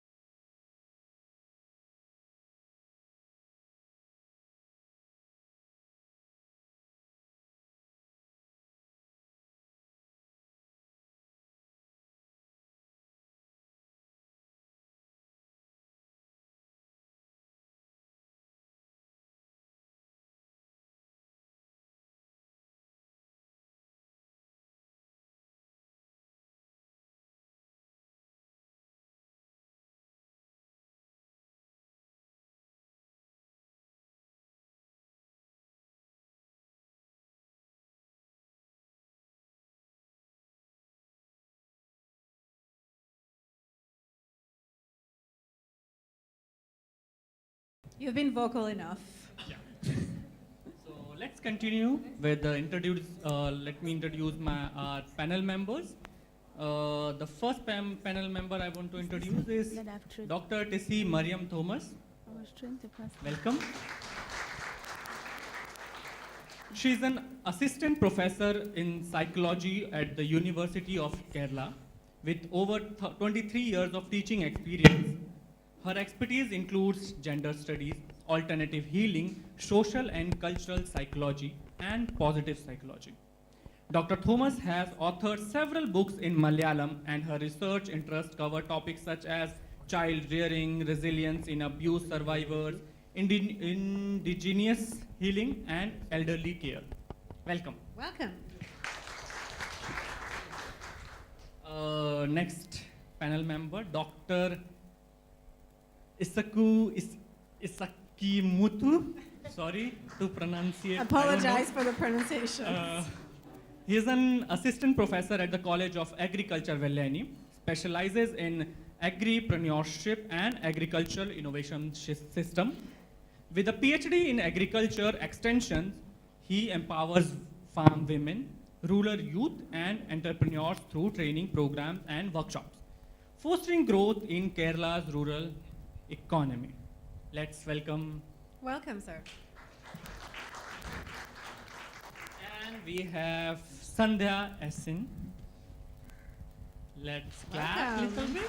Yeah. She is an experienced editor and media professional with over a decade of expertise in journalism, gender studies, and educational research. She is a publication assistant at Kerala Council for Historic Research and chief editor of Indian Ruminations. Sandhya has worked as a news presenter for DD News in Malayalam and as a master training faculty at Kila. Her research focuses on gender development and mass communication, and she is currently pursuing a PhD in interdisciplinary studies with focus on media and gender. Welcome. Thank you for being here. And we also have panel members online. So warm welcome to Precious Kiwiti. She's a resilient advocate from Zimbabwe, dedicated to combating gender-based violence and supporting women in vulnerable communities. After enduring severe abuse in her own marriages, she turned her trauma into a force for change. As a founder of Precious Hearts Heaven, she works to eliminate GBV and restore hope, resilience, and dignity to survivors.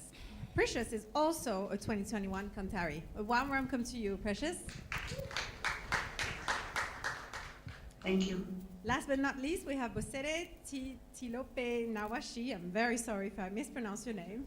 2023 Kanthari and the founder of Aki Kanju NGO, dedicated to empower single mothers, widows, and vulnerable women through education and vocational skills.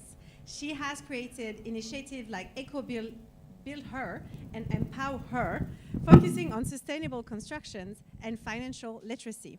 Her work in Nigeria drives economic stability and women's empowerment through impactful community projects. A warm welcome to you, Wasere. So now we all know this is the difficult part after lunch to start a new session. So we're going to need a little bit of your energy here. Thank you for having us. And we're going to start with our first participant of the afternoon. And I have a question for you now.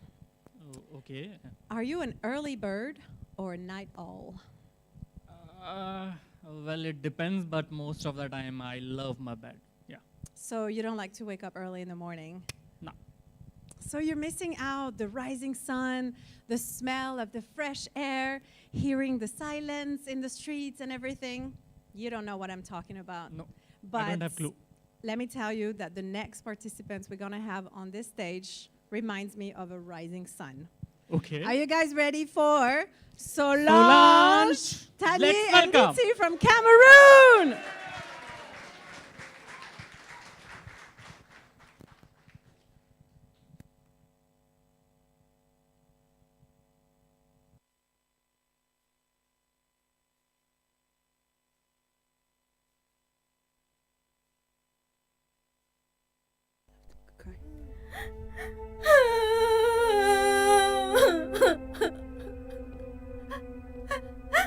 What were you even wearing? Why were you out so late? What will people think if you report this? Are you sure it was really that serious? Isn't this going to bring shame on the family? Shame on the family? Come on, go away, you shameless child. You are lying. I don't believe you. Shame on the family? What were you wearing? Come on, go away, you shameless I child. don't believe you. Why were you out so late? You are lying, shameless child. If you report this... Dad! Shame, pain, and blame. This is what survivors of sexual violence in my community go through. Instead of support, we are judged, allowing those who hurt us walk freely. I was a victim, but today I choose to speak for myself and to all those whose voices have been silenced by shame. They don't believe us. They protect the perpetrators. they stigmatize us. But today, I say, stop!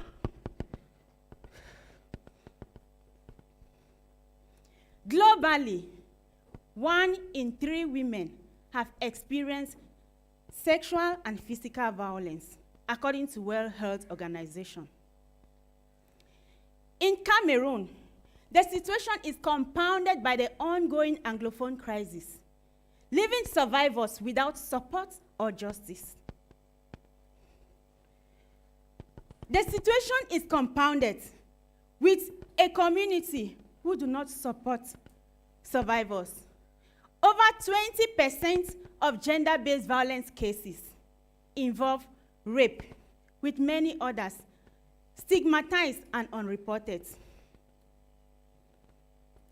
I grew up in a village called Munyenge in Cameroon, where I witnessed my parents frequent domestic violence. At the age of 7, I moved to the city with my aunt, where I saw a world where women were respected and empowered. Unlike my community, where women had no voice. When a man beats his wife, people turn a blind eye. They will say, she is his wife. He paid for her. Let him do whatever he wants. And I thought, what nonsense. This attitude reflects how sexual and domestic violence often happen in abusive relationships. At the age of 10, I lost my aunt, and I returned to my village, determined to be like her, an educated and powerful woman. I loved education, but at 14, I got raped while schooling. It affected my overall performance. 2 years later, I was raped again. That left me pregnant. And guess what happened? The elders in my community who handle cases and pass judgment ruled that I should live with my abuser. According to them, he should carry his responsibility. Even my father, who wanted justice, was reminded of the financial cost involved. And so, I lived in an abusive relationship for 2 years. It was awful. There were moments I tried ending my life when I saw classmates returning home on holidays, looking full of hope. But I managed to escape with my daughter. I returned to school, selling cooked foods and second-hand clothes in the morning and going to school in the evening. My daughter was my symbol of hope, and music became my strength. By listening to music and watching talent shows that changed people's lives, I got inspired, and I started creating platforms for ethical social change, for others to share their stories and shine. Yet, I knew my journey wasn't over. Desire for total liberation took me to Kanthari, where I found my voice and the true meaning of my organization, Solange Rising Star. I choose to use my name as a survivor without shame to tell others that healing and strength are possible, calling on them to rise and join me for our flagship program, Kache Katan, meaning a butterfly in my local language. An initiative focused on bringing lasting change through collective action. By uniting survivors of violence, we are creating a global network of survivors, transforming pain and anger into a force for positive change. And saying enough of victim blaming questions to questions of support and compassion. I dream of a world where rape is a thing of the past, survivors empowered, and communities uphold respect, consent, and dignity. With lived experience and researches, we have identified gaps and come out with 5 interventions to address sexual violence. 1, we have the Flash Initiative, where we train community leaders and elders as allies in the fight against sexual harm in their community. 2, we have the RISE program, where we educate students on respect, self-defense, and peer support against sexual violence through school clubs. 3, our STAR program, where we raise awareness through music, comedy, spoken words, and theater against sexual violence. And 4, the SHORE program, where we identify the survivors. We train them with leadership skills and empower them economically to manage rape cases within their communities. 5, we do not leave out the offenders.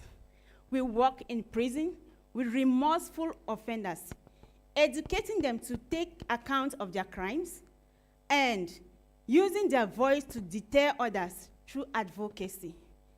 And also, we are preparing them for a mindset shift while they go back to their community upon their jail term. To all those who cause harm to us, reflect on your crime. Your action destroys lives and families. Our intervention gives you a second chance, not out of leniency, but for empathy and justice that we stand for. Remember, our loyalty ends with survivors. To everyone listening to me, if it were your loved one, will you stay silent? The time to act is now. Report every case you see around you, because if we ignore today, it could be a problem tomorrow. And to all survivors of violence, it is okay to cry, but it is not okay to stay silent. Your voice holds power. Now let me take you to the vision I have for all survivors, the life cycle of a butterfly. The life cycle of a butterfly, a creature that begins in the dust as an egg, silent and unnoticed. The caterpillar, vulnerable, burdened, and unseen, but full of potential. The chrysalis, a time of healing, growth, and transformation, silent but powerful. The emerging butterfly, breaking free, finding strength, and embracing new possibilities. The soaring butterfly, the transformation, radiant, empowered, and ready to soar. This is my story. I was once in the dust, burdened by pain and stigma, but I chose transformation. I stand before you as a butterfly and not a caterpillar, as a survivor and not a victim. In the silence, transformation takes place and the butterfly emerges, vibrant and free. This is the essence of Kache Katan, our flagship program.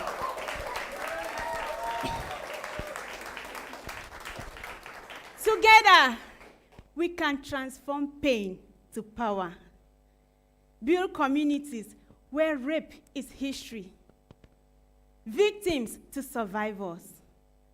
Let us end the silence and ignite change. Thank you.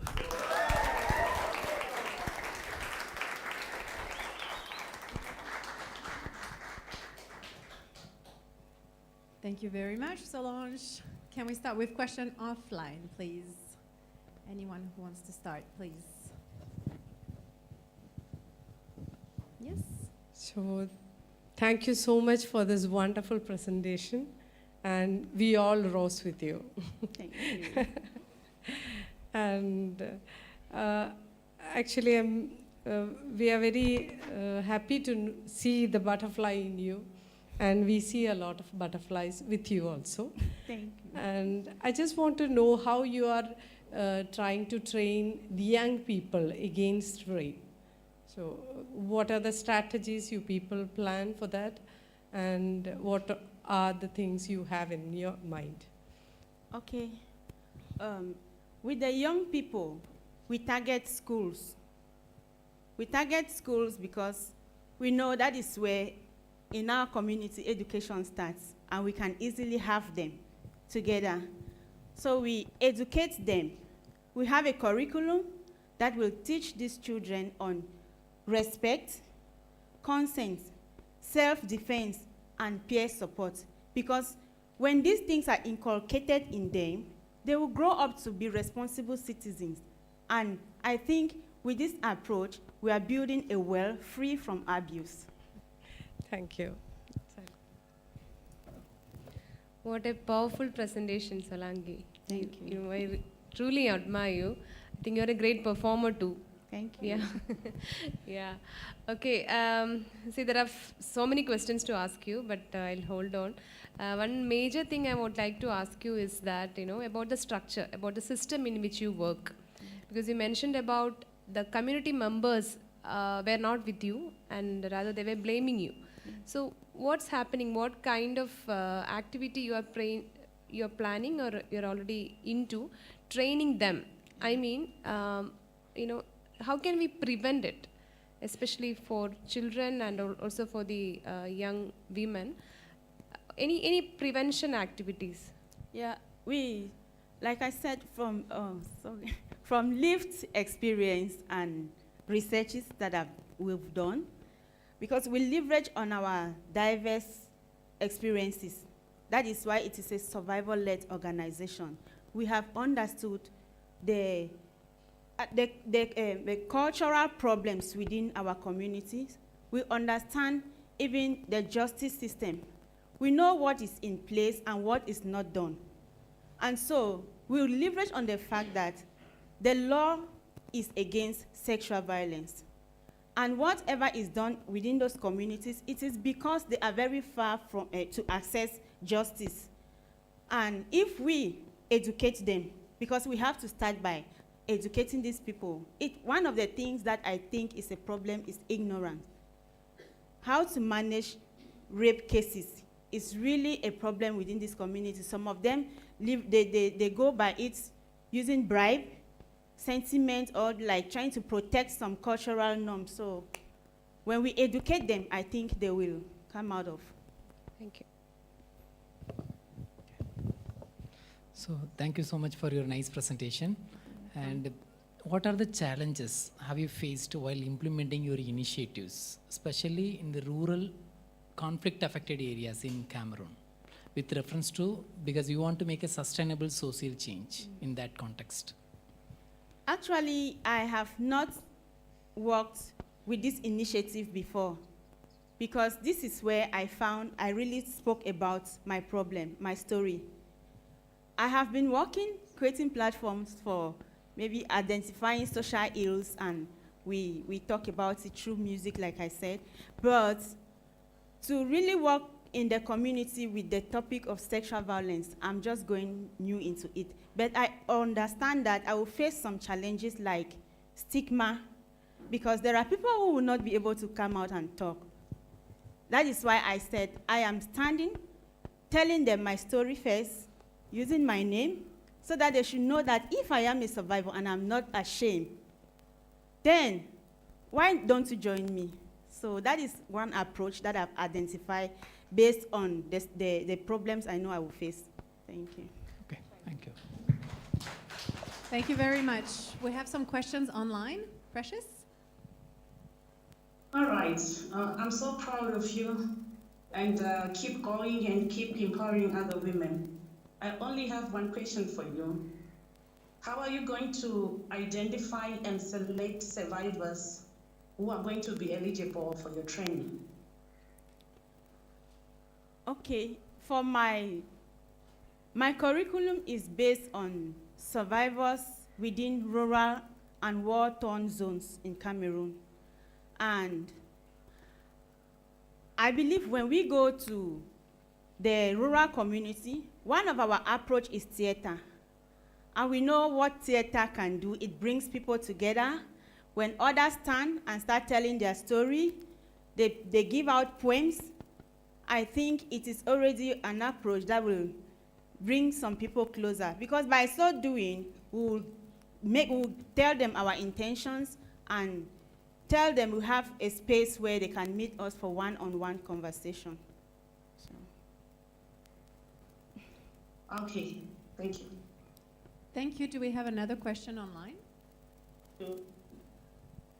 Yes, I have a question for her. And thank you, well done, you are a brave woman.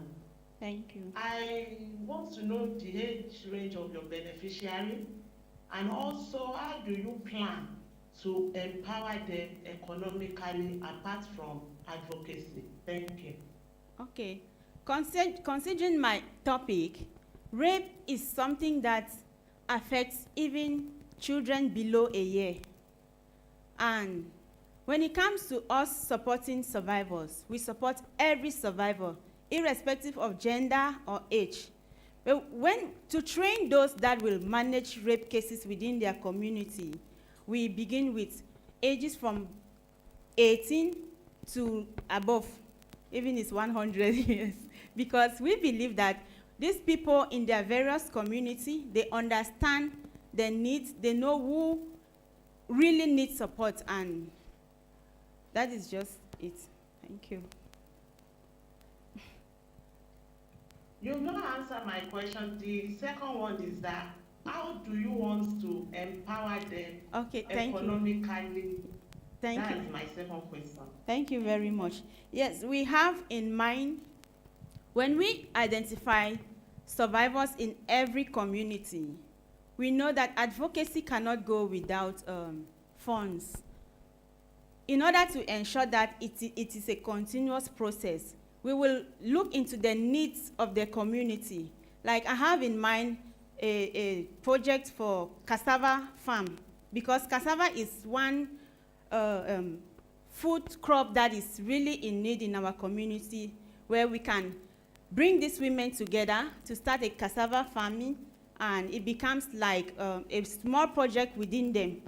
When they are working, they'll be able to bring other women together to help them in the cleaning process and everything. By so doing, they are raising awareness, and they also make money from it. So that is it. Thank you. Thank you, Solange. Thank you, Solange. For telling an inspiring story. Thank you. So we have next film from Jestina. She is also a Kanthari 2023. She fled from home where she was attacked by Daily, her husband. After bringing her children to another family, she wanted to end her life and jumped in 30-meter deep well. Luckily, she survived and was rescued by another Kanthari. And now she is helping tribal women who face violence. So let's have a look.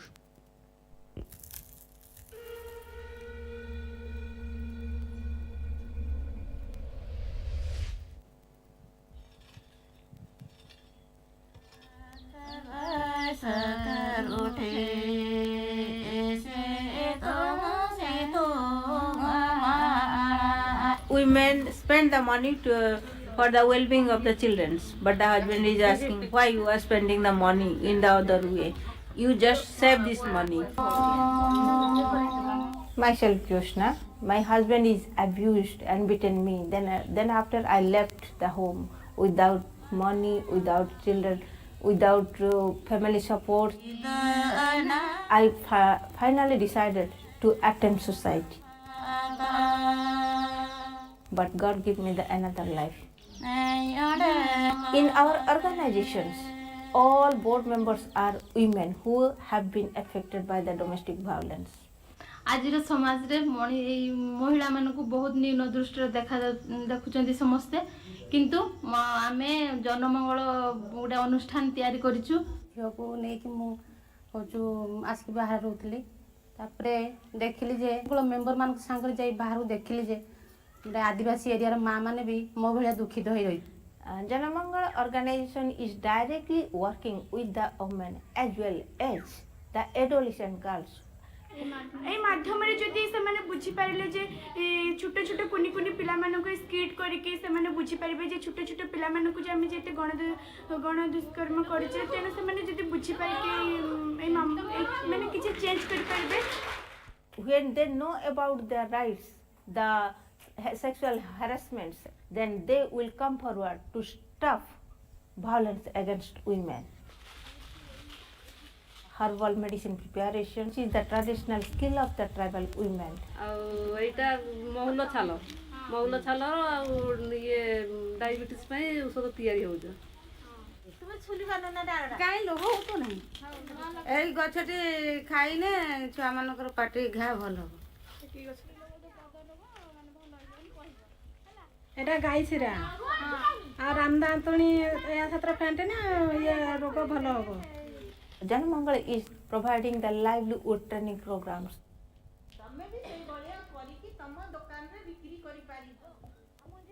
They will be make this qualitative medicine to fulfill their needs and then sell in the market and for earning of their money. Most important part is the mindset change. When they know about their rights, when they know about the acts. मान तो माने पाठ साठ पढ़ी ना आंती टिका निर्बुद्धिया लोक आमे चाहछु जे आमे टिका शिक्षित होई गलु आमे चाहछु जे आम स्वाधीन गला आमे टिका भलो बाटरा जिबो कि ए कार्यरा आम पय सक्षम होई परिबो एने जेतेले स्त्री लोक ना हडे घरे रहउतिले घर बाहरी पार नथिले कार की चिन्हु नथिले कि जान नथिले एबे जाओ पंचायत गाही की सरपंच को भी चिन्हलेनी अन्य गाँव लोक सहित भी मिशामुशी करछंती चिन्हुचंती जाओ बाट घाट जो देखा हला कथार्ता हेले होचंती आगे कहीं कि जानी पार नथिले कि चिन्ह पार नथिले प्रत्येक गाँव महिला मान संगठित भाव संगठित करुँच संगठित कर ग्रुप करुँच छतु चाष कुकुड़ा चाष ये जो औषध पत्र तैयारी हम सब पत्र चेर मूलर आग सब कर बहुत बढ़िया हो जनमूल काम करवा उचित Nowadays, Janamangal works with a total of 220 farmers, adolescents and women self-help groups. These groups cover 2,300 families and over 700 adolescent girls. Additionally, 438 women are part of any of the enterprise promotional programs in mushroom cultivation, tailoring, leaf plate production, or organic kitchen garden activities.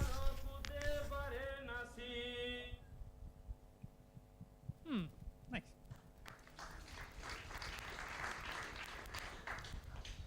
Charlotte, do you think it's hot? So why there is no fan on this stage? I mean, for us, it's not so long, right? But I can't live without fan or electricity. Okay. Well, our next speaker is going to give us a glimpse of what it is to be in a village without electricity. Let's get ready for Susanna.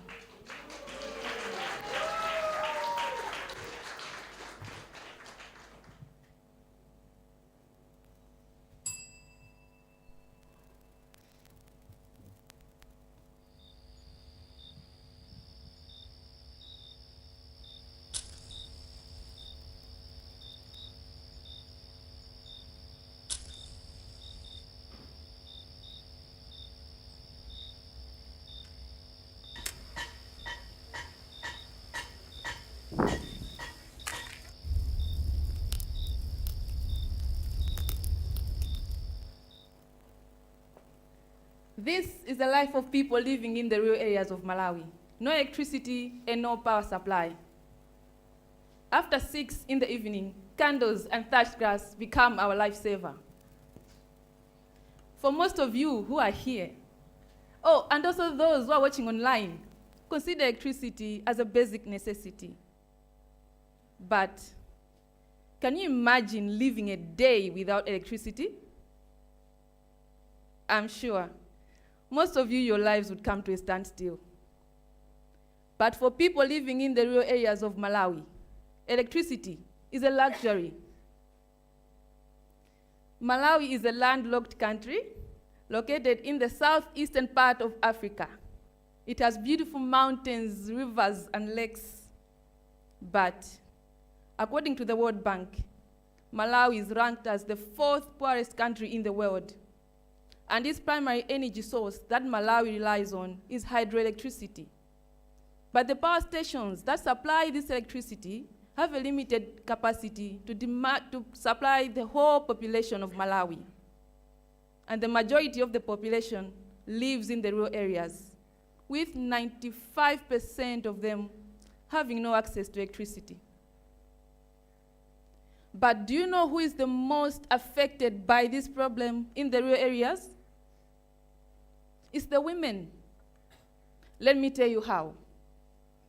In most African traditions, women are assigned roles of taking care of the house and of the family. Roles like cooking, cleaning, fetching firewood, preparing children to go to school, the list goes on. And most of these activities are done early in the morning or late in the evening when there is no light. You might not even imagine giving birth just under candlelight. But pregnant women in the rural areas are reminded to bring at least 2 candles when it's time to deliver their babies. It's not just the work inside the home that is affected. Even stepping outside of the house at night to use the toilet is one of the terrifying experiences for both adults and children alike. Even businesses end up closing early as soon as the sun sets.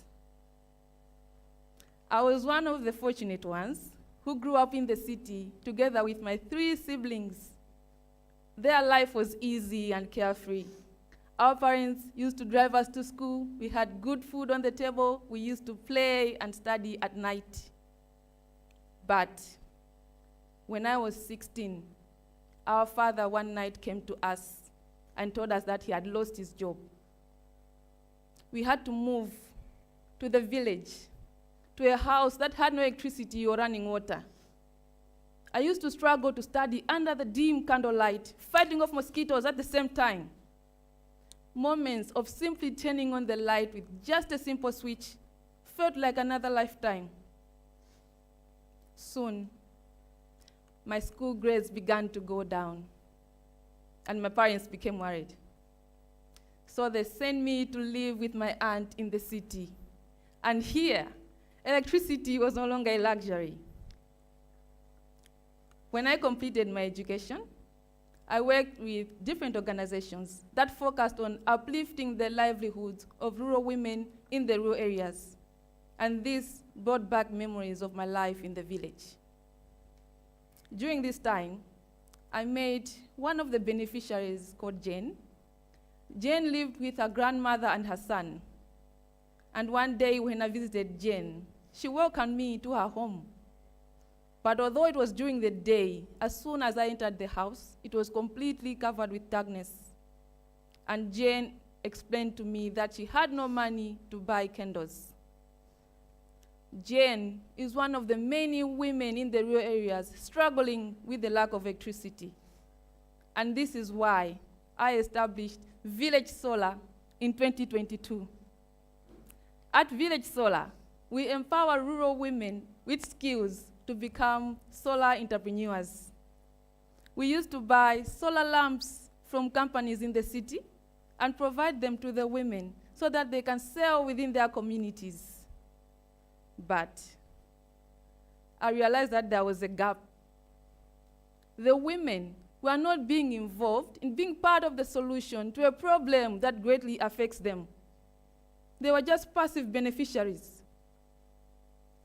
This motivated me to come to Kanthari. And here, Kwatukwale project was born. Kwatukwale means let my village have light. Under this project, the rural women will form cooperatives, and they will learn how to assemble solar lamps, how to repair them, and how to sell within their communities. They will use locally available materials like bamboo, plastic bottles to make basic solar lamps that provide light and able to charge small electronics like phones. Local materials will be used to keep the cost of making these solar lamps low and affordable to the communities. We are aware that some of the components that will be used shall one day become waste. Therefore, the women will be involved in collecting different types of e-waste materials within their communities, and these will be taken to organizations that are currently recycling e-waste. The women will undergo a 3-month training, and this has been divided into 4 phases. The first phase is known as dusk phase. Dusk symbolizes transitioning of day to evening. And in this phase, the women will be introduced to solar energy. They will learn how sunlight is transformed to electricity, and also the importance of forming cooperatives. The second phase is known as the dark phase. Just like walking into a deep, dark forest, this phase is about going deep and discovering new skills. The women will learn how to assemble solar lamps, the tools that are needed, and also the safety measures needed to be taken into consideration when making these solar lamps. The third phase is known as the dawn phase. Dawn symbolizes new beginnings. And in this phase, the women will learn how to transform their newly acquired skills into business and earn money. The fourth and final phase is known as the day phase, where everything comes to life. The women are now running their own cooperatives. They are now empowered and more confident in themselves. They are able to assemble solar lamps and sell within their communities. They have been transformed into powerful women who are able to provide light to their families and their communities. Now, let's see how we'll be able to make these solar lamps.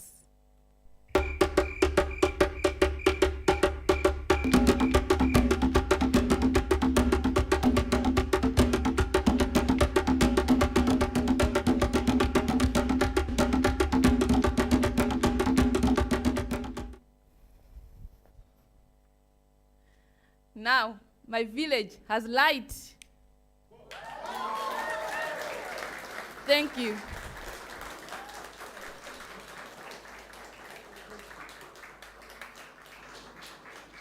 Thank you so much, Susanna. Can we start with online questions, please? If anyone is ready.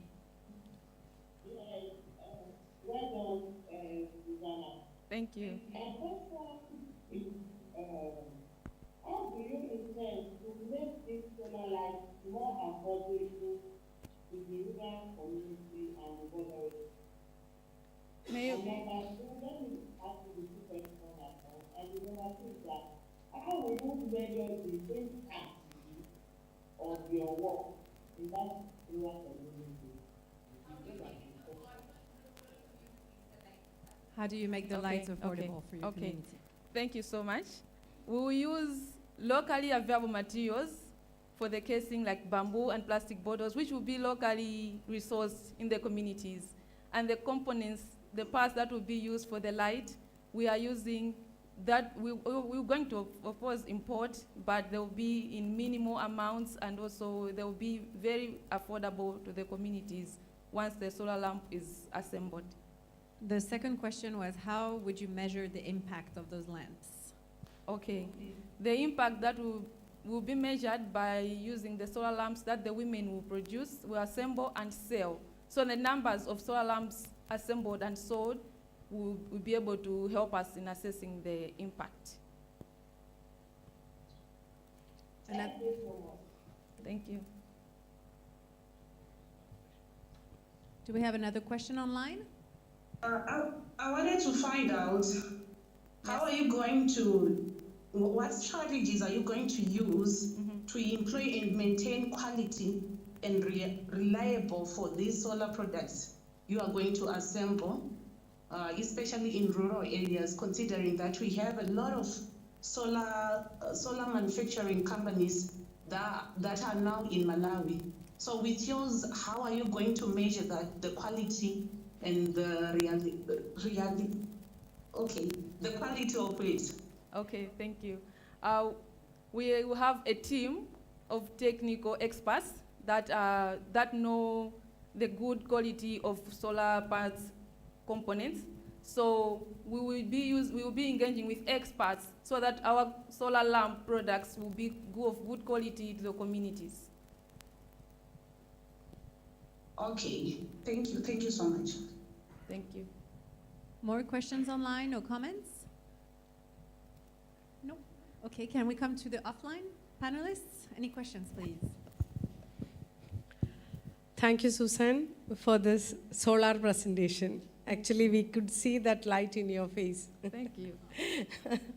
And this is so wonderful, and this experience is really a heart-well-being also.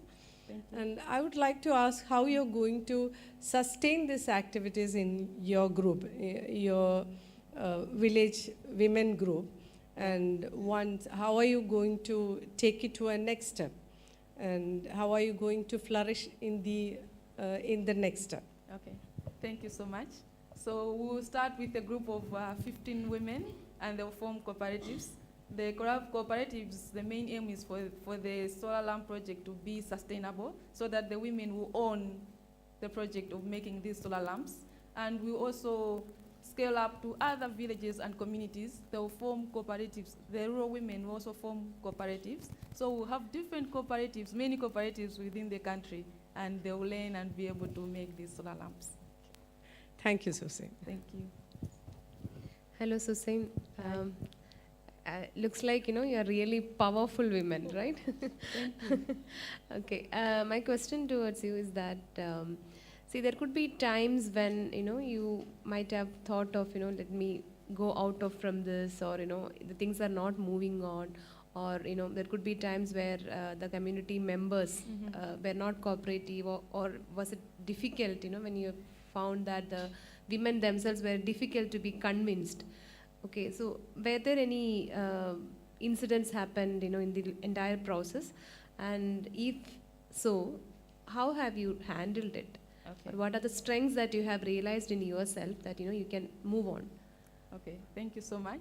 So from here is when I will go to the communities, and we will have different meetings for them to understand the project, but for us also to understand their needs, so that we can all come up with one understandable solution, which will be able to help them, and also they will be able to understand the solution as well. So the first thing we will do is to meet the community, explain the project, and to get their inputs, so that they can be able to own it, the project, so that we cannot just go in and just tell them, but we'll go and introduce the project, and they will tell us their needs. Yes. It was more of a participative approach, yes, right? So it will be a participatory approach, and the model we see here may also be improved depending on also their input as well. So, yeah. Thank you. Thank you. Thank you, Susan. Thank you. What is the cost of production per unit of the solar lamp? This one? Yes. Okay. It's about $4 to $5. Okay. Yeah. In that case, what is your next 5-year plan to implement this one as a government strategy? Can you come Yes, again? for your country.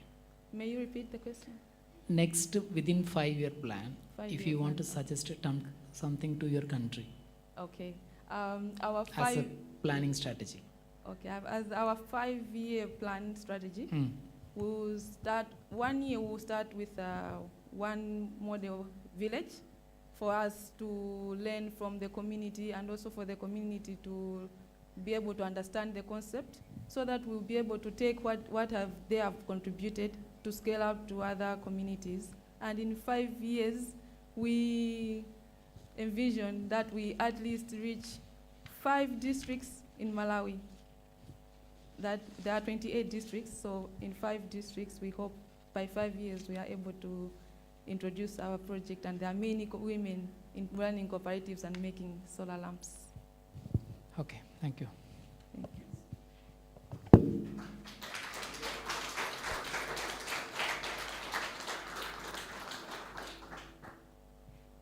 Would you like to ask?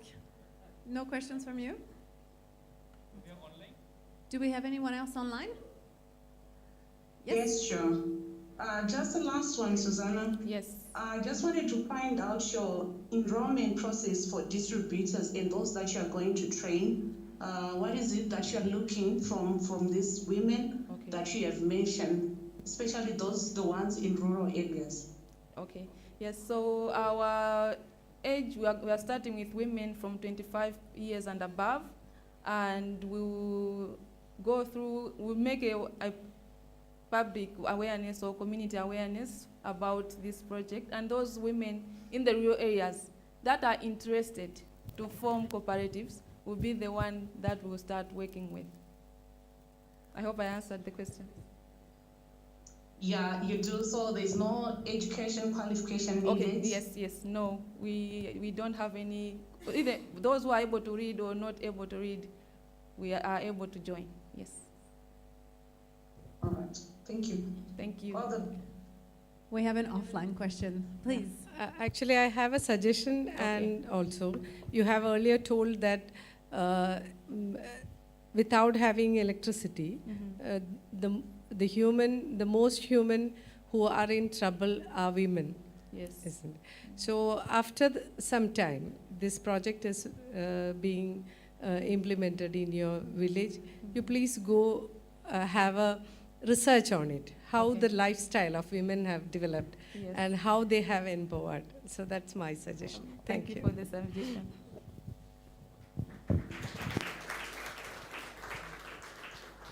Any last questions online? Okay. Thank you very much, Susanna. Well done. Thank you.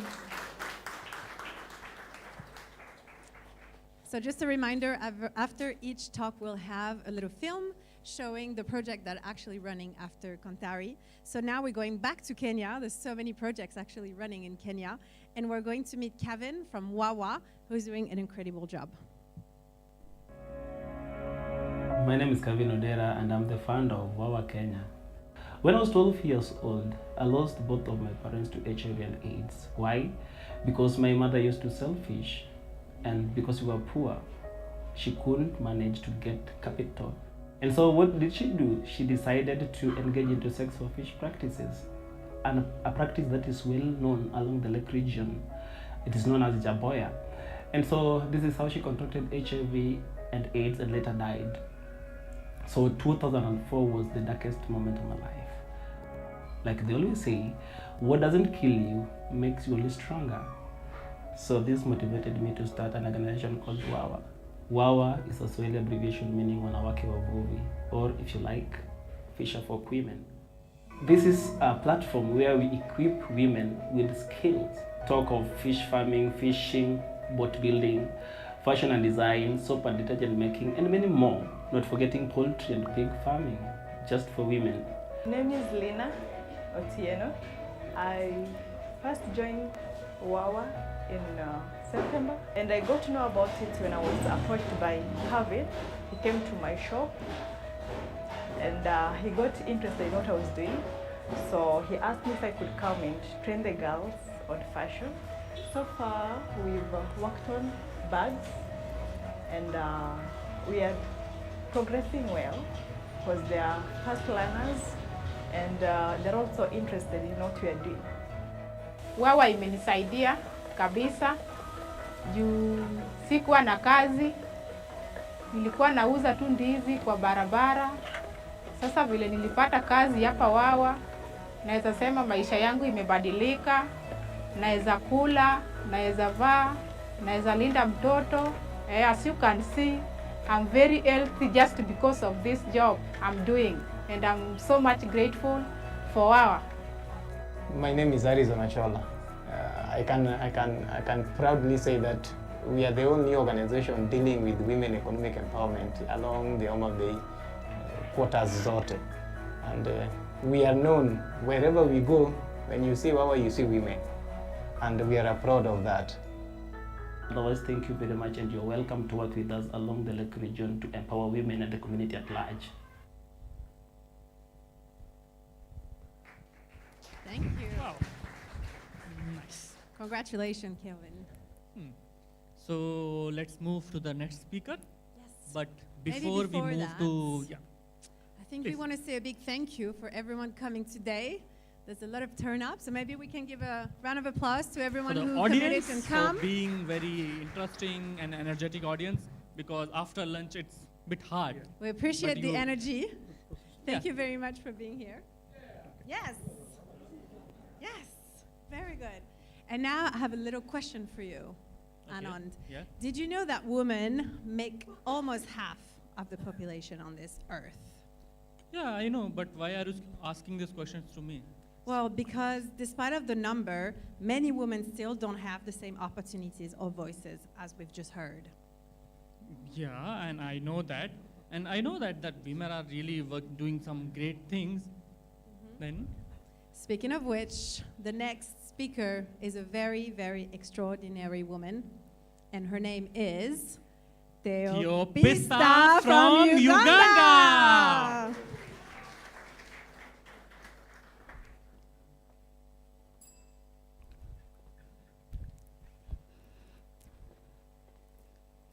I still remember the day when my first child, Felix, was born. When I held him in my arms, I felt an overwhelming rush of emotions. Tears rolled down when I looked at his round face, soft lips, and black curly hair. He was so calm, with a smooth, soft skin. Every movement, from blinking to yawning to flailing his tiny arms and legs, felt like he was telling me how happy he was to be with me. But I also remember the sleepless nights, the loud cries, the diaper changes, the spit-ups, the sore breasts. The list seemed endless. I'm sure the mothers here can relate to this. I went through all this at just 19. Luckily, my husband was there to support me. But I know of many young mothers in Uganda who are going through all this at just 15 or 16, with nobody to support them. Sadly, this is a reality for 8 million mothers in Uganda who are struggling to make ends meet. They juggle many responsibilities while dealing with financial difficulties. They move door to door begging, or even trying to sell small items like bananas to survive with their children. Now let me tell you about Tula, a 47-year-old woman living with HIV/AIDS in my community, whose life is a reflection of what single mothers go through in Uganda. Tula lives in a small hut with her 3 children with no running water or electricity. Because of her HIV status, she finds it very hard to secure a regular job. And so she ends up doing odd jobs like fetching water, digging in fields, cleaning houses to survive with her children. Still, she doesn't get enough. Her children often go hungry. The teenage daughters have dropped out of school and are now working as housemaids in the community to support the family. This means they are missing out on education and a chance for a better future, hence keeping them trapped in this cycle of poverty. Society has often judged and labeled single mothers as irresponsible, further complicating our struggles. Traditional customs make it even worse, as women have less control over land or property. We are meant to stay home and take care of the family. And as a widow, she can only inherit half of the husband's wealth, or even nothing at all because of family conflicts. I grew up in a large family of 14 in a small village in Tororo, where poverty is widespread. My father struggled to pay school fees for all of us, and with that, he was not able to take me to the university. I instead joined a free teachers training college to ease the financial burden. While at the college, I met and fell in love with a young man, and we started a family soon after graduation. Becoming a mother at 19 shifted my focus from pursuing my career to taking care of this young family. And this brought a lot of financial and emotional stress to us. In 2021, I lost my husband suddenly, and he left me with 3 children to take care of. Desperate for income, I turned to a village saving group led by my childhood friend, Madam Juliet, who introduced me to growing vegetables. And with her support, I was able to start farming in my small garden. And within 1 year, I attracted the attention of Tone Lumelu Foundation that funded the expansion of my farm. I became financially independent and able to secure a brighter future for my children.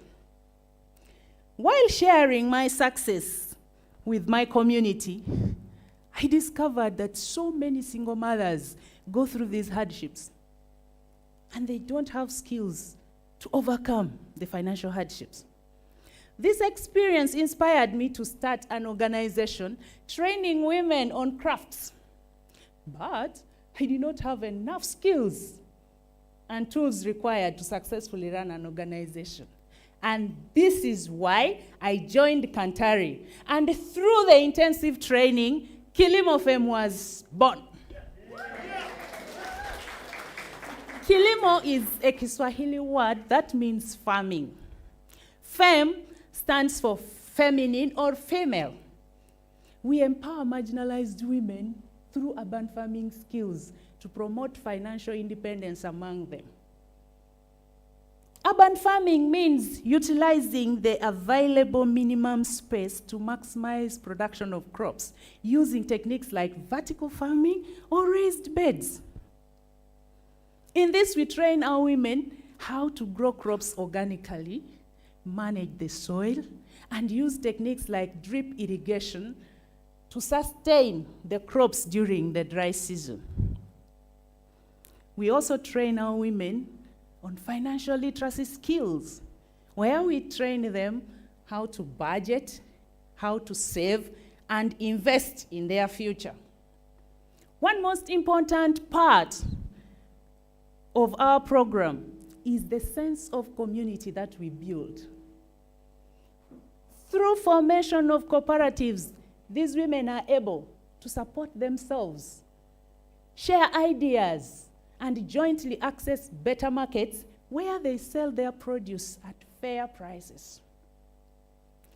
They also contribute to a revolving fund that supports future cohorts of women, and this brings a cycle of empowerment that lasts for generations.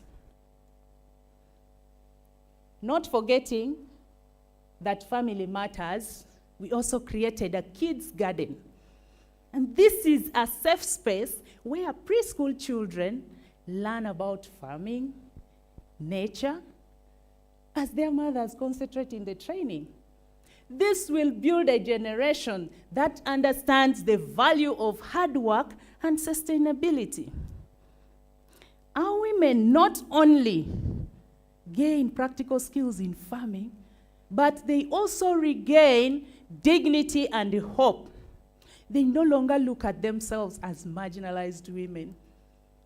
However, they look at themselves as powerful and active contributors to their community development. Now, let me give you a glimpse of what we do at Kilimo Fem.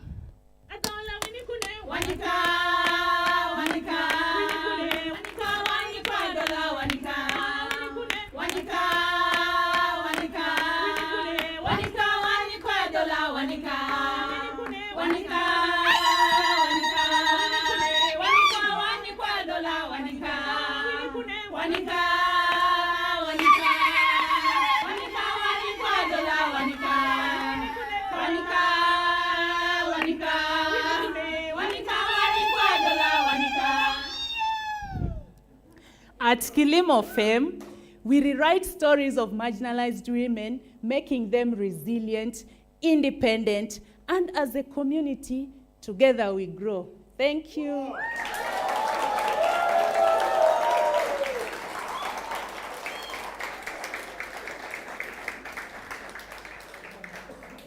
Thank you very much. And we'll start with questions offline this time.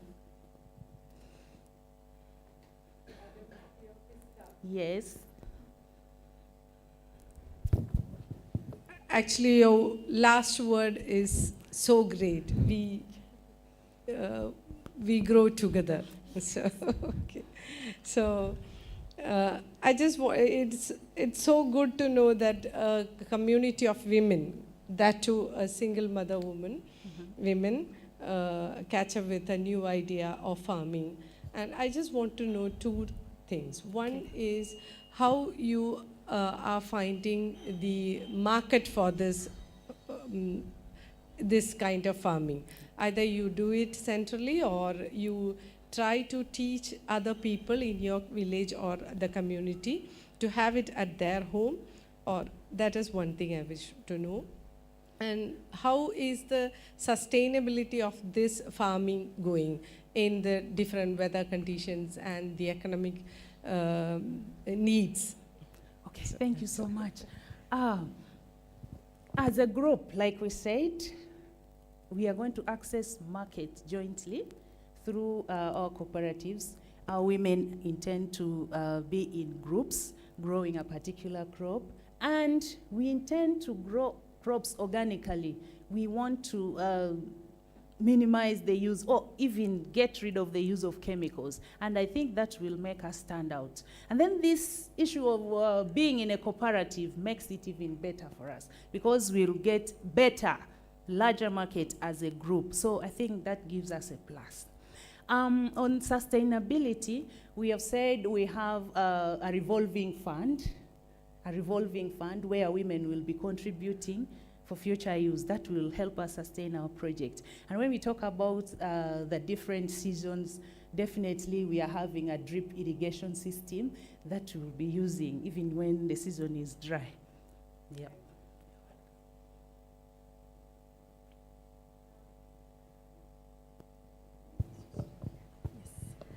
It's a really remarkable work that you're doing. Thank you. What I have observed, traditionally in Kerala or in India, that most of the time farming or cultivation is a man's job, and the women are assisting that. Okay, so women are supposed to support them and help them in doing all the farming thing, and most of the time the marketing and even the finance, all these things are handled by men. But it's very interesting and also, remarkable. I think that's a word I would like to use to see that, okay, the women are taking care of not only the farming and even the financial literacy is also something, you're giving training on. So I don't have any question to ask in that. So I really appreciate you, and we could see the energy in you, the leadership energy, right? And I hope that, you'll move on, with all these things. One small question is about the children. How is the children taking all these things up? Okay, like you're saying that there is a kids garden that you're planning. Yes. So how is their attitude? How is their feedback? Do they produce something, or is it just for fun? What is their attitude? Okay, the intention of our kids garden project is to build that sense in them. They will know that hard work pays. And within this, they will be able to support their mothers in future. But as for now, what they produce, we can as well cook within our organization, and they feast on. Then they know that whatever efforts they have put in has brought in good fruit. So we can cook the food and eat. It's not for fun. They will be learning. Okay, yeah. Thank you. So congratulations, Teopista. Thank you. I just want to say that it's a very new innovative things that you are adopting the innovative practices like vertical farming practices. Yeah. And again, you have the market element. There is a market linkage is there. Again, you have the assured market is there. If you take it globally for any product, it's not only in the farming, marketing is the biggest problem. Whereas your focus is very clear. So my question is that again you are empowering the farming, especially with the women groups. Yes. So how do you measure the success when it comes to empowering the women's with reference to the individual's livelihoods? Thank you very much for that question. How do we measure the success of the women?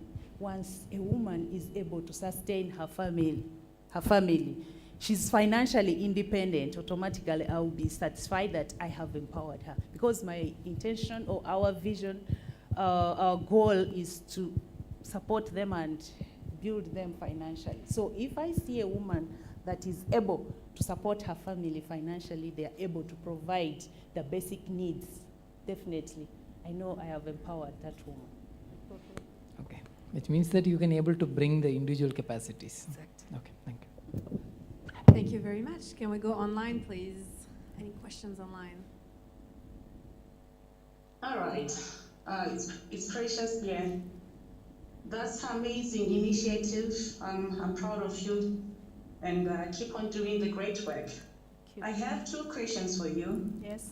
And I wanted to know, for these women that you're going to train, besides the knowledge and the tools that you're going to give them, is there any plan for future continuity of these people to make sure that they continue using the tools that you have taught them? You know, there's a temptation where one can want to do mass production and end up using chemicals and stuff. Is there anything that you're going to do as an organization for your beneficiaries to make sure that they continue using the techniques that you teach them? Yes, thank you. In our group, first of all, we have a program. We intend to give them a startup to make sure whatever we are training them is put in practice. So we intend to give them a startup in form of inputs, like seeds and small tools that they can start with. And also this cooperative that we are forming is there to track how they are doing, and together we continue. I believe that will be a way of keeping them together and making sure they do what we have trained them. Okay.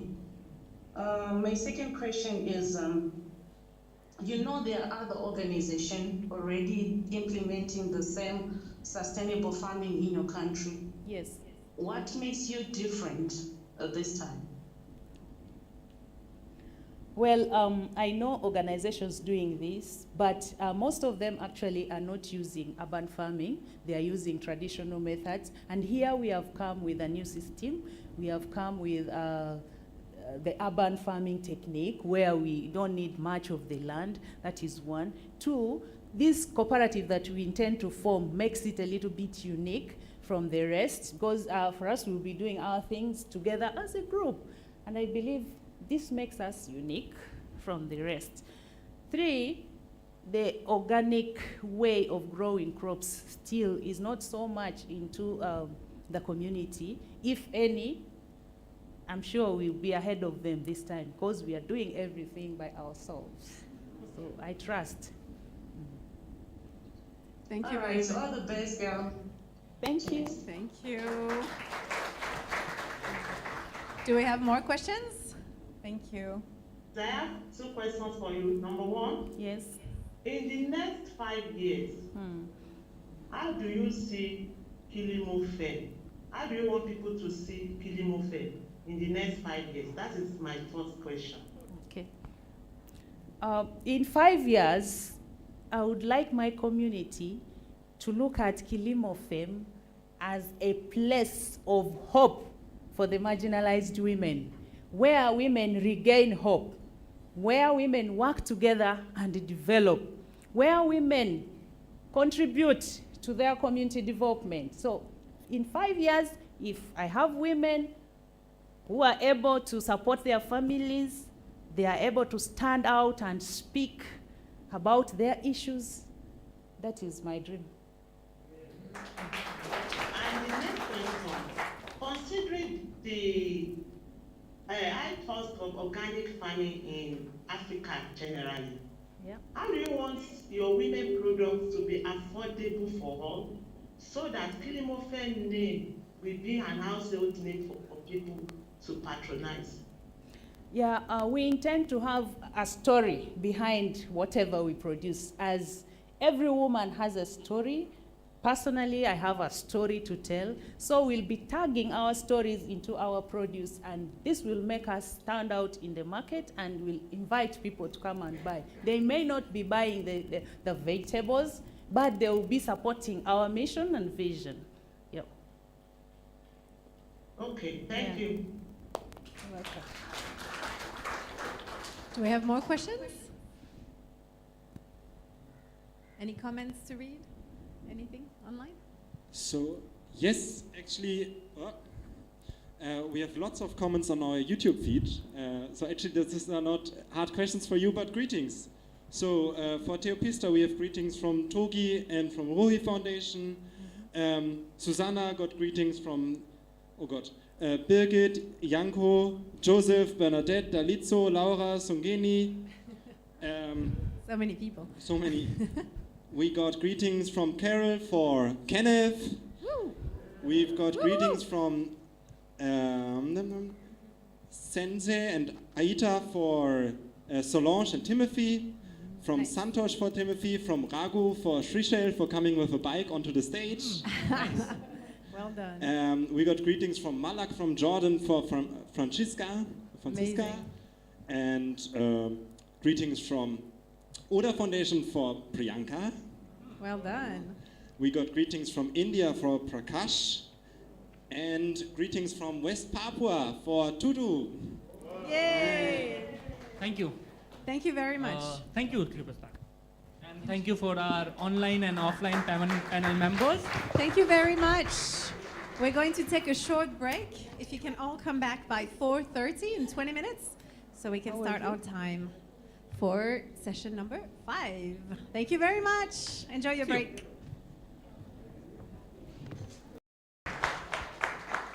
Anita Shanti is an ecological educator and the co-founder of Tree Walk Trivandrum.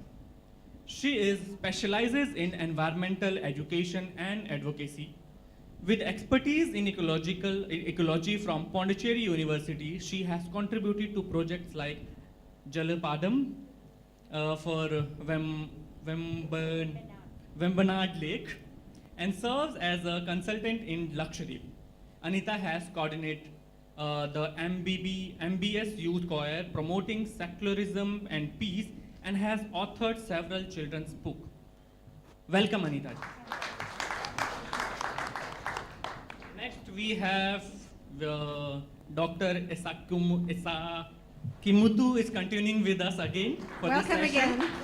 So I will introduce him again if we have some new guest.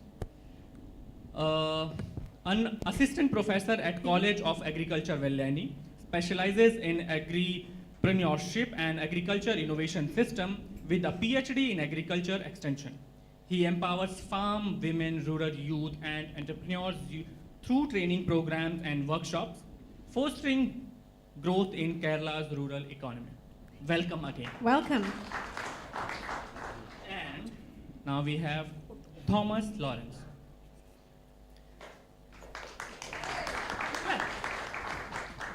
Thomas Lawrence, a Kerala native and co-founder of the Save Wetlands International Movement, is dedicated to conserving Trivandrum's wetland with background in engineering and international studies. He transitioned from IT consulting to environmental advocacy. Since 2016, his initiatives, including restoring the Velli Akulam Lake, have made a significant impact on the region's ecological health. Welcome. Very warm welcome. And we also have someone online, Toby, a 2021 kanthari graduate. He's a public health and environmental biologist tackling food insecurity and climate change through black soldier flies technology. As founder of Tudu, he's developed the initiative Deal 2, training farmers worldwide, including in India and Ghana. Toby's works combine cutting-edge solutions with sustainability, making him a recognized voice in the global environmental circles. Welcome, Toby. Hi, everyone. Hi. Sorry, you don't mind, I'm just finishing my snack. Hey, what is this? Hey, what are you doing? What? Can I eat? Means you can eat, but you are throwing banana peels on the floor. Like, it is not going to decompose here well. Sorry, man. This is natural. This is biodegradable. Free space. But it is free space, but it is not going to. It's not. It is biodegradable, but I'm saying something. You should listen to me. Like, It's okay. First of all, you. It's okay. It's okay. I'm not going to waste my time with you. And our next speaker is actually going to talk a little bit more about what Okay. she knows. Shall we welcome? Yeah. So let's welcome Caren Jobita from Kenya.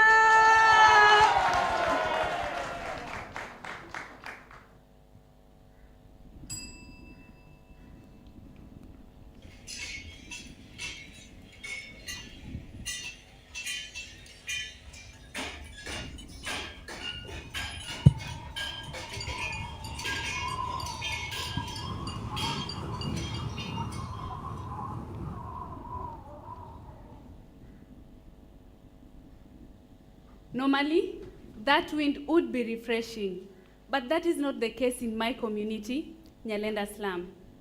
Because in my community, instead of the cool breeze wind that you had, your nose is hit by a mixture of burning plastics and rotting food scraps, all blended into a smell so strong that it might even make your nose want to go on a strike. And you know what the sad part is? My people have gotten so used to the smell that they hardly notice it anymore, simply because we cannot see the slow damage that this is causing.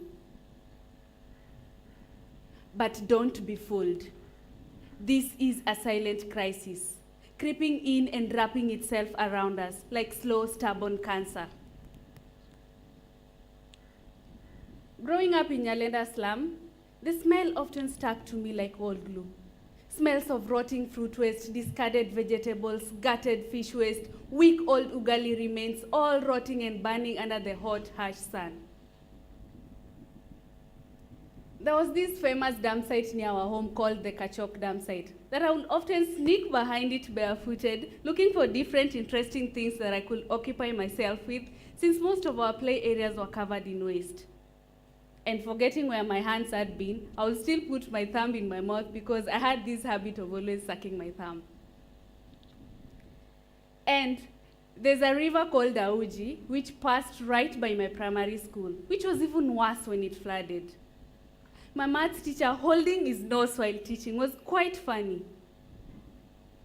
As a child, none of that really bothered me. But as a teenager, it started getting to me. And I started feeling ashamed of my community because it was known for all the wrong reasons. It was known as a place full of filth and a place full of criminals. That often while walking through the streets, it felt like you're carefully calculating your steps in order not to step on filth. In 2017, Kenya banned the single-use plastic bags. And during this time, a lot of initiatives and organizations were started, but mainly to fight plastic pollution. And in Kenya, 80% of the total waste produced is organic, yet it's often overlooked, and it is the major contributor to the landfills. You might think that it's just about the smells. It's not just about the smells. As these organic waste decompose in the landfills, they act as breeding grounds for disease-carrying organisms. And in the landfills, they are compacted and waterlogged, which creates conditions without oxygen. And under these conditions, they generate methane. Methane is a harmful greenhouse gas that in 20 years, it is 86 times more harmful than even carbon dioxide. They are trapping heat and contributing to global warming and further leading to climate change. I believe that all waste have value and can be reused or repurposed. And that is the motivation that led me to start my organization, Eco Alchemy. Now, when we say eco, it stands for our commitment to environmental protection. And alchemy means transformation for the better. Alchemy means transformation for the better. And we are transforming organic waste into valuable products like animal feeds and organic fertilizer instead of harming the environment. We are doing this by the help of 3 incredible insects: the black soldier fly, crickets, and superworms. The black soldier fly itself is very simple. It doesn't eat and it doesn't fly so well, but its larvae, that's where the magic is. The larvae of the black soldier fly can decompose organic waste in just 10 to 12 days. Crickets, on the other hand, feed on a variety of organic waste. And they're very rich in protein. They're feed for human. They can be eaten as whole or dried and grounded into flour. And not just flour, gluten-free flour used in baking. Superworms are the larvae of the duckling beetle. And superworms are not just great organic waste managers. Interestingly, superworms can break down plastics like polystyrene into simpler molecules. And both black soldier fly larvae and superworms are feed for poultry, fish, and pigs. And the byproduct called frass that it is produced is used as organic manure to enhance crop production. At Eco Alchemy, we have 3 main programs. The first program is called the Waste to Opportunity Program. And under the Waste to Opportunity Program, we train unemployed youth and farmers struggling with their agricultural waste due to poor post-harvest practices. We train them on innovative insect farming so that the youth can replicate this model and start their own ventures. And for the farmers, they can also replicate the model and use it to cut on their cost of feeds and also gain an extra income revenue stream. To guide us under this program, we designed and developed our curriculum here in Kanthari, a very amazing curriculum. It's called the Cycle of Impact. And the stages of this curriculum are inspired by the life cycle of a fly, which are egg, larvae, pupa, and adult. In the egg phase, we introduce our participants to the concept of waste and waste management, environmental conservation, insect biology, and the main aim in this phase is to plant a seed of knowledge to make them understand that simple actions like insect farming can have a huge environmental impact. And in the larvae phase, here now we get into the practical learning. And our participants get to learn about how to build and manage insect habitats, and they also understand the role of insect larvae in managing organic waste. And in the pupa phase, here they get to understand the advanced techniques of insect farming and also how to value add different insect-based products. We also guide them on how to come up with business models as they prepare to start their own ventures. Just as the pupa transforms, our participants will transform from learners to innovators. And in the adult phase, here now we are confident that they have what it takes to start their own ventures. So we empower them with leadership skills because they will lead in their own ventures. And just as the fly lays eggs to begin a new cycle, they are now free to become community advocates for sustainable organic waste management and spreading the knowledge within the community. Now that was the Waste to Opportunity program. Remember I said 3 programs, right? The second program is the Green Schools program. And under Green Schools program, we aim to nurture a generation of environmentally conscious children. And how are we going to do this? We will partner with local schools and different organizations. By complementing the current school curriculum, we will integrate practical and interesting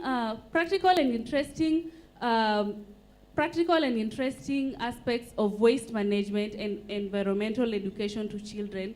So as they grow, they start to learn at a very young age. And the third program is called the Clean Communities program. And under this program, we aim to promote clean, healthy, and waste-free environments by integrating or engaging the community, putting them at the core of promoting environmental responsibility and taking charge of cleaning their environment or the environment that they live in. Now, I'm sure you all must be wondering how these incredible insect larvae can biodegrade organic waste and produce animal feeds and organic fertilizer. Well, let's have a look.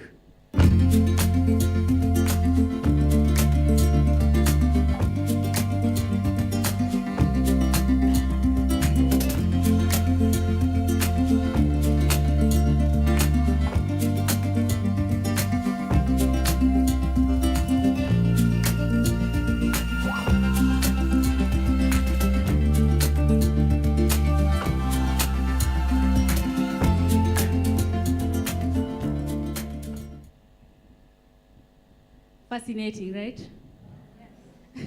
Do you remember the piles of waste and the rotting smells of Nyalenda slum? Well, at Eco Alchemy, we believe in a better future, and that future has already begun. We are sure that insects can be a solution to pollution and unemployment, and even make our stomachs full. Thank you.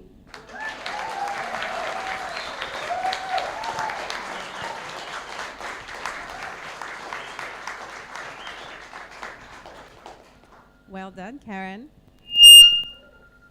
Hello? Can we start with the question answer? Offline, yeah. Congratulations, Caren, for the nice presentation and your idea. Thank you. And my question is, how does the use of black soldier flies compare than the traditional insects when it comes to your efficiency by means of composting methods? I just want the environmental concerns lens view. Pardon the question? Actually, you're using these black soldiers flies, right? Yes. Compare than the traditional insects. How it is efficiency? If you're looking for an environmental concerns perspective. Okay. Looking at the environmental perspective, actually the black soldier fly larvae is very efficient, because even if I compare it with like composting can take up to 2 to 3 months. But then the black soldier fly larvae can decompose the organic waste in just 10 to 12 days. And the environmental concern is not an issue because the black soldier fly itself, it doesn't fly and it doesn't feed so well. And it doesn't feed, so it can't transform any diseases. And my next question is, regarding in the methane emission from the organic waste management, right? How can you mitigate your model, alchemy, how it works? Mitigating methane? Yes. So we are, by diverting the organic waste from going to the landfills, we are mitigating methane emissions because in the landfills, they are compacted and waterlogged, which creates the conditions without oxygen, and those are the conditions in which methane is produced. So by diverting them from the landfills, the methane emissions are not produced. If the government is suggesting something from the policy perspective for adapting your model, how you can able to scale up for the rest of the world to adopt? Scaling up, I can use the model of mobile model, whereby we go through different parts of the country and train people on how they can be able to utilize the organic waste and use the model well. So the impact is created all countrywide. You mean to say that you want to create an awareness and training programs? Sorry? You want to create an awareness and training programs? Yes. Okay, thank you. So congratulations, Caren. And my question is, like, are you getting any government support in this program currently? At the moment, no. No. Yeah. Okay. Then second is, like how much area you're covering now, like acres wise? At the moment, we are just within the community. Like yeah. 10 acres, 15 acres, or more? No. A rough idea? It's a small area. It's a very small area. Very small area. Yeah, Okay, yeah. okay. So how long have you been doing this? I started in September 2022. 22. Okay, Yeah. great. Again, congratulations. Just Thank wanted to check on that. Thank you. Hi, congrats. Thank you. I'm really impressed that with a small example, because I think we should always start with small things. So small is really beautiful and small is practical. And in a world where, mega scale projects and development is always interpreted as mega. So this is true development, you are truly perceiving the development of your small community, and maybe we can escalate it to a later. So thank you so much for opening up new world for all of us. I would like to know whether these flies, are they indigenous to that area? Are they part of the ecosystem, of the natural ecosystem? The black soldier fly, yes. Superworms, they are not. Yes. But is there any precautionary measure that they don't go out of control? Because we see that a lot of species we introduce or bring in for the right reasons may end up creating a very wrong impact, They may become invasive. So are you predicting it, or is there any precaution that you can do? Are you consulting with the entomologist who will be? You mentioned an entomologist, no, that you're working along with. Yes. So I feel that if you haven't already taken such a precaution, okay, it is better, because some even we know about COVID, no? It's something which went out of control. So it would be good if you don't have the answer now, it's okay. But good to take a precaution that they don't go out of control and then create more problems elsewhere. You mentioned about diseases, no? But that is okay, but just be a little careful, I think. Sorry? Little careful if it's going to, the small area is fine, but if it's going to be in a bigger area, then maybe it will go out of control, the population, because you're working with the larvae, right? Yeah. And if they feed and they become really good, no, then there might be issues. Okay, we are farming them in a controlled environment. Okay. Yeah. Fine, fine. Yeah. Thank you so much, and Thank I you. wish you all the best. Thank you. Can we have online questions? Toby? Karen? Yes, Toby. Yes. Very nice presentation tonight. Thank First you. of all, nice work you have done. I know that you are going to. So my first question would be that what would you say would be your entry point to the communities you are working with? How would you communicate this to the community? How you plan to enter the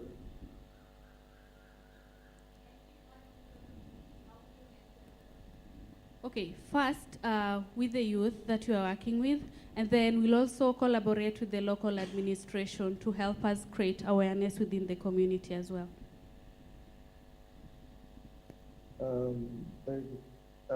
Also, I wanted to say to the last question that was asked that even for mealworms, we have local species that can be adopted in the center. So the environmental concerns are kind of limited. So I don't think it would be a good sort of worry for you.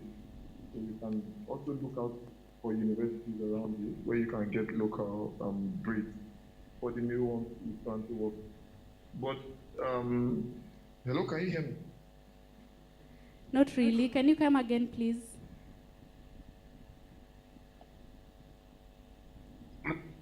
Giving us a suggestion that even for the mealworms that you are going to be working with, you can check local institutions. At least I know a few people in Kenya that have local breeds of mealworm, local species that you can work with. So you should not have the problem of thinking about invasive species or anything that can cause trouble to your community. So I would like to say to you that you are in safe hands and you will do well. Thank you very much. Thank you, Toby.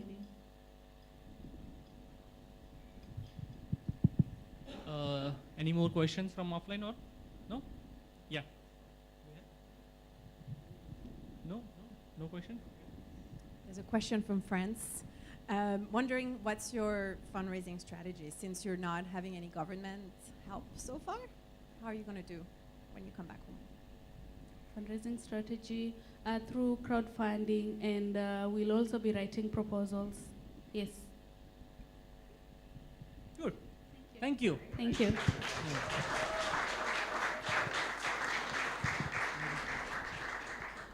Okay, so we have a good news from our Kanthari 2019. Siddesh, he was awarded one of the 10 land hero by the United Nations Convention to combat desertification. And UNCCD said in its citation, he is passionate about solving the problems of soil degradation on cultural land. He is committed to empowering small and marginal farmers from his community through innovative agroforestry models. So let's have a deeper look. So when it comes to climate change, who should have a seat at the table? Politicians, experts, what about the young people whose future is at stake? Becky Anderson sat down at COP16 in Saudi Arabia to speak with 3 young people who have a shared aim, keeping the land healthy.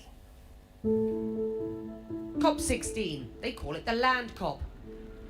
Global leaders and experts converging in Riyadh in Saudi Arabia to address one of the most pressing issues of our time, the health of our land. And young voices securing their seat at the global table, delivering their transformative projects to drive change. Talk to me, Siddesh, about the challenge that the marginalized farmers that you work with faced before you started the project, and how agro-farmers is helping solve those very acute problems. I myself is a small and marginal farmer, and as a being son of a farmer, growing up I have witnessed all this hardship faced by our farmers and our families. Now we have been supporting more small and marginal farmers by converting their 1 acre of land into agroforestry. I have seen this chemically degraded farmland converting into a beautiful agroforestry, producing n number of varieties of fruits, cereals, pulses, and vegetables. And I have seen how the multi-cropping patterns in this agroforestry is been generating a sustainable income to the small and marginal farmers.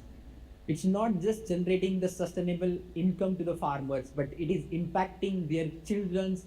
They are able to get the better educational opportunities. They are getting able to afford the better healthcare facilities, because the income is very much important.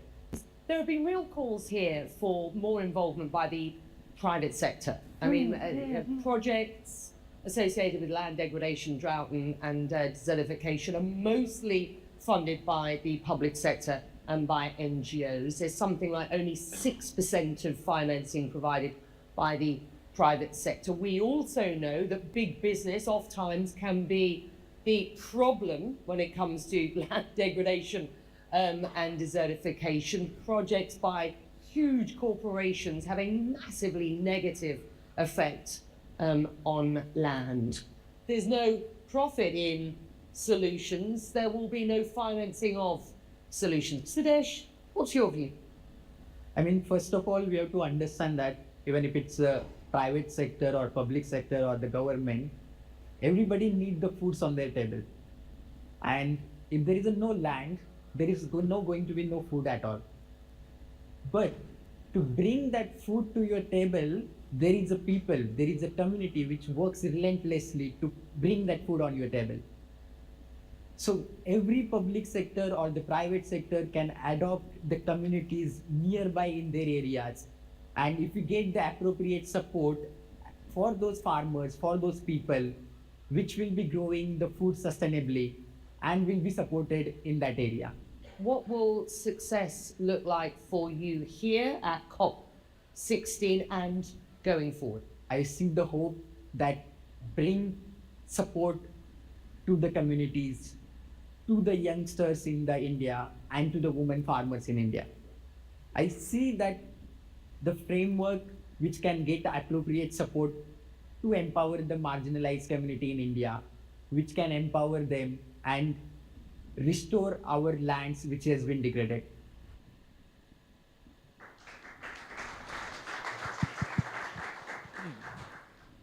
Charlotte, can I ask you a question? Sure, I'm a bit scared, but let's do it. What do you think, or what comes to your mind when I say washing machine?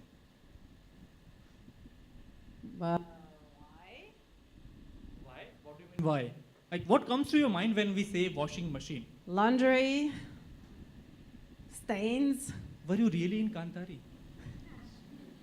Tell me more. Because in Kanthari, we have this concept called washing machine, where participants are going really into washing machine and changing their ideas, or questioning their ideas whether it is good or bad, or it is going to impact or not. Now I think you were remember. there, right? I kind of came with one project and came up with something completely different. Exactly. Now I remember. I think now you will remember in future also. Very good. All right, is everyone ready for the next speaker? Yes, very Wait, good. wait, I have something for that. Oh, yes. Oh my God, what are you going to do again? What are you doing? I am juggling. Yeah, you're trying to. Yeah, means I am trying, but it's not easy. Okay. Wait for the expert, because our next speaker is actually a master of juggling. He's a tech wizard, and he's doing so many other things much better than you do. Are we ready to welcome Jethro from Nigeria?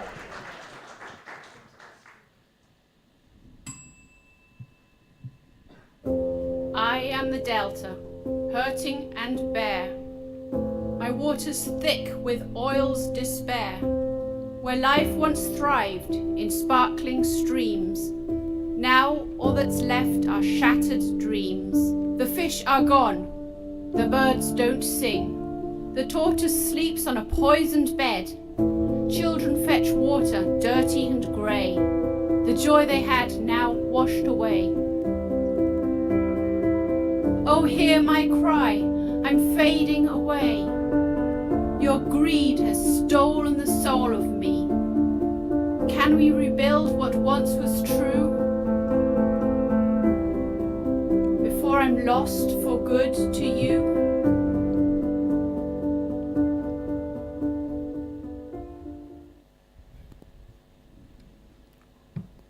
What if this video you've just seen was your community? Imagine your environment being polluted as a result of foreign companies mining your oil. Or imagine you losing your primary source of livelihood as a result of oil spillage, and now you can no longer provide for your family. Well, for us in the Niger Delta region of Nigeria, this isn't any imagination. It's our everyday reality. Every year, over 240,000 barrels of oil are being spilled in the Niger Delta environment. And to put this in perspective, this spill would cover approximately 28,000 football fields put together. So now imagine this huge contamination affecting the life of over 30 million people who depend on fishing or farming for their survival. The oil spill has led to extreme poverty, especially among the youth. And it has even cut short our average life expectancy to 41 years, which is 10 years lower than the national average. Let me tell you a story, one with not just numbers or facts, but my personal story. In 2015, after my dad lost his job, we had to go back to the village, not knowing what we would do. So now imagine our excitement when a family friend gave us a piece of land for us to farm. And for the first time in weeks, we smiled. We dreamt of planting cassava, plantain, and yam. And we dreamt of how this harvest would sustain us even up to the next farming season. But oh, were we far from the truth. After months of cultivation, the yields we got were barely enough to even sustain our family for a month. I still remember the pain of an empty stomach and the tears we all tried to hide from each other. But this story isn't just about my family, because all over the world, oil spill leads to environmental destruction. Let's take, for instance, in 2010, the Deep Horizon pipeline burst that happened at the... Let's take, for instance, in 2010, the Deep Horizon pipeline burst that happened at the Gulf of Mexico. Over 5 million barrels of oil were spilled into the environment, And as a result of this, it destroyed the marine lives and also livelihoods for years. Or let's take another example. In 2020, the oil spill that happened at the Ecuadorian Amazon, it led to the destruction of the environment that the indigenous people depended on for survival. So you can see that all across the world, oil spill happens, but it has the same effects. Poisoned lands, broken communities, and shattered dreams. And the youth, all the youth, they carry the heaviest burdens. They lose their future, their jobs, and also their education because their parents can no longer sustain them. I still remember a conversation I had with one of my friends. His name was Bishop. I asked Bishop, why are you doing this? Bishop works a $10 per month job. From our early school days, we all assumed that Bishop would go on to achieve great things. Then Bishop made me understand that his family could no longer sponsor his education. So because of that, he had to just do whatever he wants to survive. And then he asked me and said, how else do you expect me to survive or even make a difference in a place like Bayelsa when I'm not one of the Niger Delta militants who can just vandalize a pipeline and make some money? But this story isn't just about Bishop. It's about millions of youths whose dreams have been stolen away as a result of the oil spillage. For me, desperation led me to leave my village at the age of 15. I went to my auntie's house in Lagos with just one dream, to get a job and to support my family. So enthusiastically, in the first month there, I started applying for every job I could find. But even after a month's time, I never got a call back. So one day, while I was working in my auntie's house, I came across my cousin's CV. It was perfectly written. His name was Victor. So I picked up his CV, I applied for one more job, and guess what? I got the job. But in my first week into the job, my manager came to me, and he said, Victor, and I said, yes. He said, I saw in your CV that you are computer literate. There's a task I want you to perform for me. I froze for some seconds because prior to then, I had never operated a computer.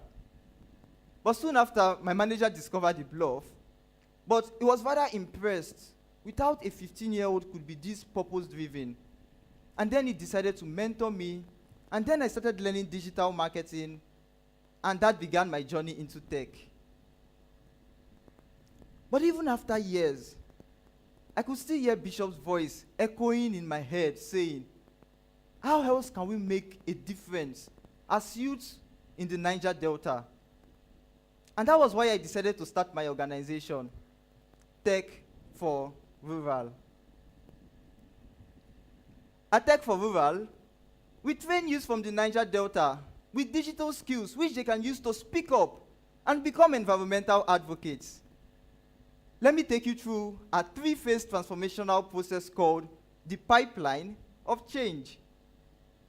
Phase 1, the leak.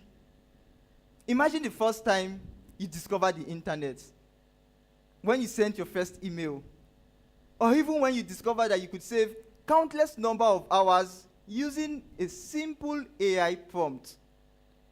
Our participants would also get the opportunity to experience this for the first time as they learn to operate computers. Also, through online research methodologies, our participants will be introduced into the environmental and societal impacts of oil spillage. And for the very first time, they will get to realize that the issue of oil spillage is not just limited to their community, but is actually a global one. And this should imbue in them the desire to take action in our second phase called containment. Through training in videography, video editing, digital storytelling, and public speaking, our participants will be equipped with the tools to contain their emotions and transform their life experiences into powerful advocacies. Also in this phase, for the first time, some of our participants will go into other states which have been affected as a result of oil spillage. And I'll get the opportunity to document these stories through our monthly exposure trips. And finally, they'll be able to come up with good documentary videos, which will aid in our advocacy. And with this, they are ready to take action in a final phase called the spread. So just as oil spill spreads uncontrollably, this phase represents how our advocacy would also spread and create a ripple effect in our communities. So in this phase, we will equip our participants with tools which they can use to craft compelling content and also teach them on how they can reach a wider audience through an intensive digital marketing training. And finally, we would also pair our participants with other environmental NGOs where they can intern to further broaden their skills. And while our region still cries for justice, this is the Niger Delta we envision. A place of breathtaking beauty, an abundance of life, a land where fishermen return with nets full of promise, and where farmers thrive in fertile soils and bountiful harvests, and where the children play in polluted-free environments. As Wangari Maathai once said, you cannot protect the environment unless you empower the people. It's time to empower the youth from the Niger Delta region to speak up and become environmental advocates and refuse to let their cries fade into darkness. Thank you very much.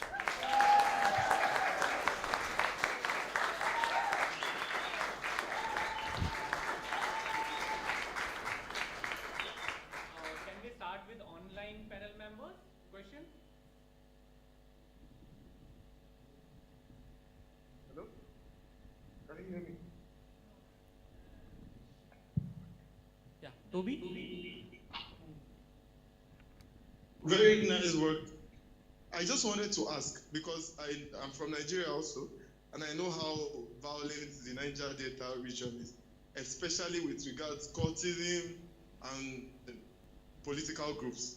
Now, you working with youth in such a region means that you will be taking youth off that part. Expectedly, there will be a pushback. How do you plan to curb such pushback from such cult groups and political groups? Okay, thank you very much. So yes, definitely, I estimate that some people would not be happy about this, and I believe that is the very reason why we started our organization, Tech for Rural, because everyone is in their comfort zone. But one thing I realized is that I'm sure you're also familiar with the Niger Delta militants and how they were causing havoc in our region and I would say Nigeria at large. And I think this is why Tech for Rural is very vital, because as much as their arms were taken away, they lost their voice, and really they are just looking for a sustainable change in their environment, and that is why you see that they go around maybe vandalizing pipelines just to make their voice heard. So with Tech for Rural, we are giving them that medium for them to actually be able to express themselves, tell their stories, in a safe and protected place using digital technologies. So I estimate that, through using technology, our beneficiaries are protected, and they also have a safe space where they can, say whatever they want and advocate for the necessary change.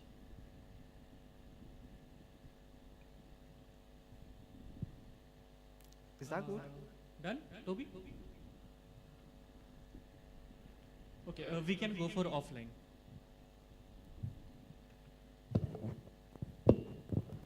Congratulations, Jethro. Thank you very much. Actually, what are the challenges, field challenges? It's experienced by the people, especially the young people in Delta Niger region, with reference to environmental degradation, because you are talking about the oil spillage, which is a very, very serious issue. Sorry, I didn't get the question. What are the field challenges it is experienced by the people in the particular area? Okay, the challenges they experience. Yes. Okay, so I would say we experience lots of challenges. I would say we experience a lot of challenges. One of them is economic challenges that we face. So, for instance, like I said in my speech, the majority of the population depends on, the environment for their source of livelihood. So the pollution destroying the environment means that these people can no longer actually even farm, or they've lost their primary source of livelihood. Then we also have the health effects of oil spillage. For now, it's still emerging, but from research that has been shown, it's estimated that our average life expectancy has cut short to 41 years, and that is as a result of many different effects of the oil spillage, like the inhalation and also the heavy metals in the oil spill.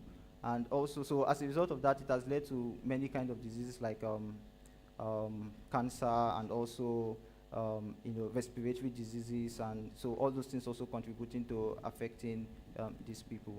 So I would say these are just like a few of the challenges that the Niger Deltas face as a result of these. On that note, how your project, there is a tech for rural, yeah, right? Yeah. How it's contribute to the sustainable environmental justice? Okay, so I would say that this is actually our primary purpose, the environmental justice. So I would say the role we play here is, number one, advocating, and also number two, in bringing meaningful international organizations that will come into our aid. So we estimate that through our advocacy and the efforts that we are taking, would also join international organizations like Friends of Earth that can also help us in the legal proceedings if Shell refuse to go on with the cleanup and all. So these are some of the ways that I believe that our advocacy and also our participants would aid in ensuring that the remediation takes place in our region. If you recommending your project to the policy advocacy, but still you're promoting in digital. Yeah. How do you make it for any country they want it at the field level? They want to tell the at the field level, that's what. The field level. Yeah. Yeah, so exactly. And I actually acknowledge that.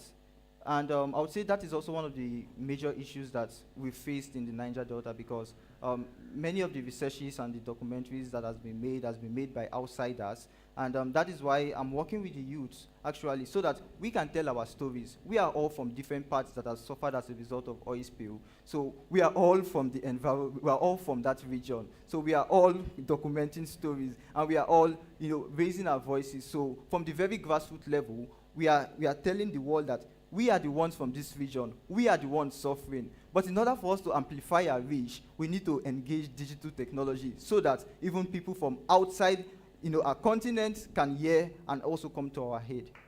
Good luck.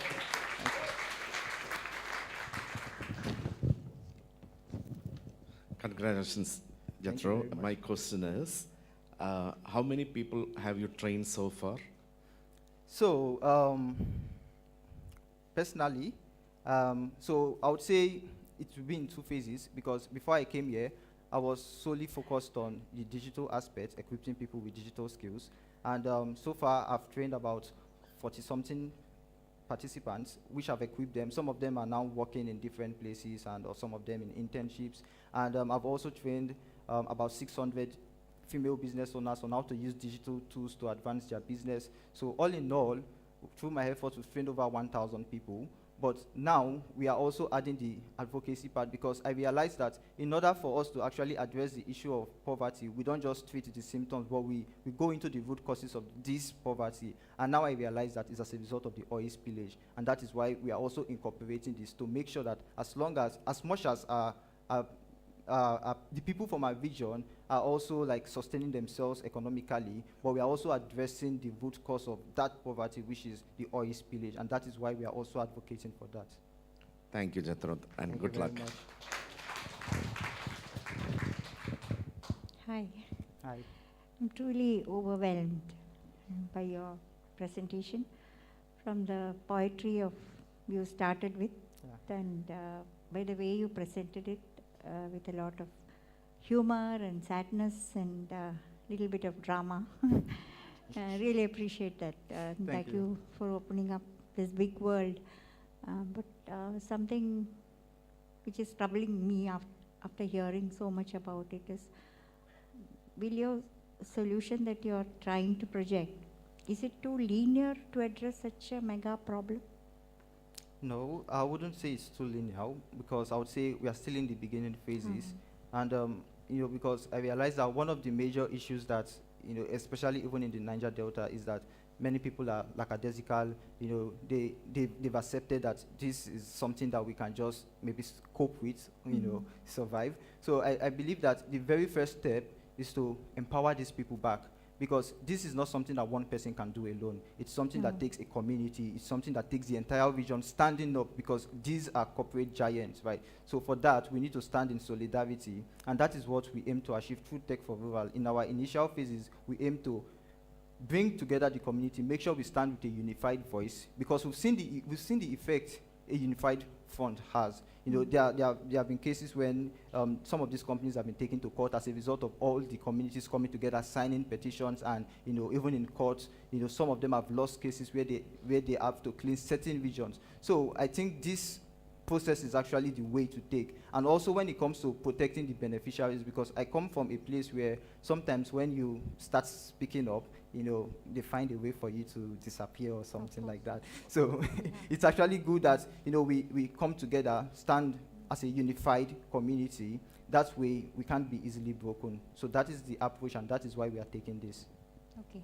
Another question which I think is very global is if we see the extraction of oil as a sign of development, then would your answers or would your campaigns be seen as anti-development, which usually happens across the world, If the economy of Nigeria is being supported by oil, this thing, then if you go against, at one point you'll have to ask to control, isn't it? That has to be sustainable extraction. With a huge cost attached to mitigating pollution, right? Which many companies may not be really interested. So will your work or will the work of such people be branded as anti-development? Have you faced such a question or a challenge? I would say it has to do more so with the approach, you take. And I would still go back to the experience that we had, because this is not the first time we've tried to fight for maybe policy change or for the cleanup to happen. But I would say the approach also matters, because initially people go around vandalizing pipelines as a way of making their voice heard. So now this way, it's actually more controlled in the sense that as much as they are advocating, we are also training these people in livelihoods, and also we have other international organizations that we would come and partner with. So it's not necessarily about the anti-development, because once our only concern is for these people to take action and clean up the land. So I think at the end of the day, it's going to increase our sustainable development, because initially our country generated the majority of our revenue from agriculture. So I think if our land is even restored, we can go back to what has been sustaining us for years. Yeah. Thank you so much. Thank you very much, Jethro. Woo. Thank you. Thank you very much, Jethro. So we're going to watch a film now, and the next one is from an alumni of Kanthari who also comes from East Africa, and just like Jethro, is trying to resolve the environment.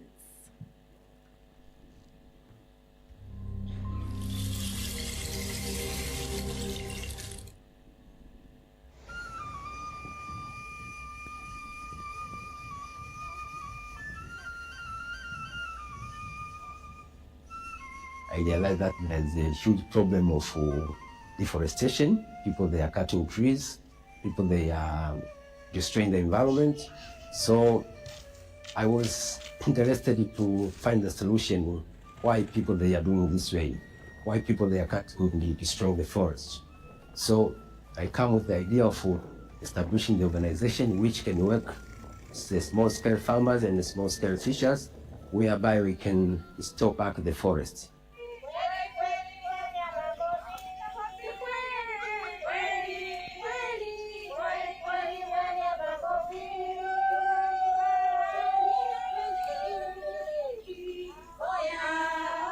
So here in Mihuga, they start to harvest trees for timber, for logs, and for agriculture expansion. The village started to lose most of their forests. And you can see now it's the empty area. So With Amber Coffee, we are working with the villagers, small-scale farmers.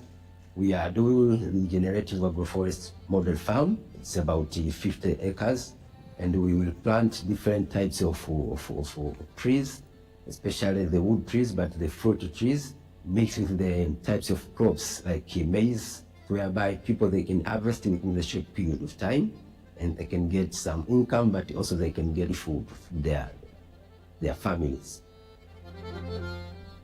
We had a project in 2018, but due to the different challenges that happened, for example, other groups, the livestock keepers, they start to feed their cattle in the farm. So most of the trees were eaten, were destroyed by the cattle. So to solve the problem, the village government decided to shift us from that area to another area, whereby we, at least when we are growing these types of crops like maize, or when we started to plant trees, maybe in the March of this year, we'll be sure that most of the trees will survive.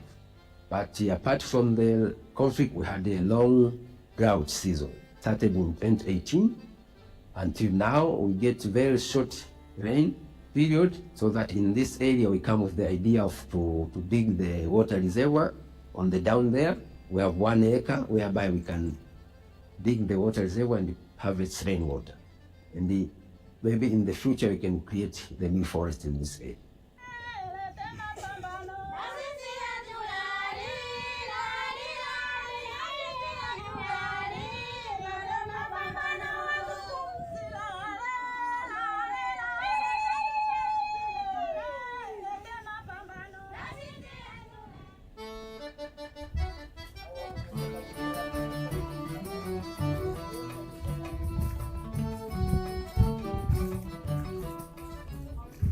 This area before was a flat land, as you can see, but we as a Amber Coffee group, we tried to do experiment on how we can restore this area with the mangrove, because you can see that there is these stumps which indicate that in the past the area was covered by the mangrove. So we decided to dig some holes for maybe 1 to 2 meters from one hole to another, and plant some seedlings. Seems that some seedlings, they grow and they are doing well, like this one. So we hope that in the future maybe we can repeat another planting in the same holes, and maybe we can recover this area with the forest, with the mangrove forest. Mimi nimejikita katika Amber Coffee na wakati mimi mwili wangu ni mkubwa, lakini nikaona nisiachie vijana. She said that although she's elder than the entire members here in Amber Coffee, but she decided to join with us because she wants to help the next generation. She remember that when she's young, the situation was not like that. There's so plenty of the mangrove, but she don't know why the situation now is looking like, because maybe the land is much destroyed. She think that if she can stay aside, she's like to be selfish, since she want to help her generation, the young granddaughters, young grandson, so that they can see how the beauty of the mango as she has seen before.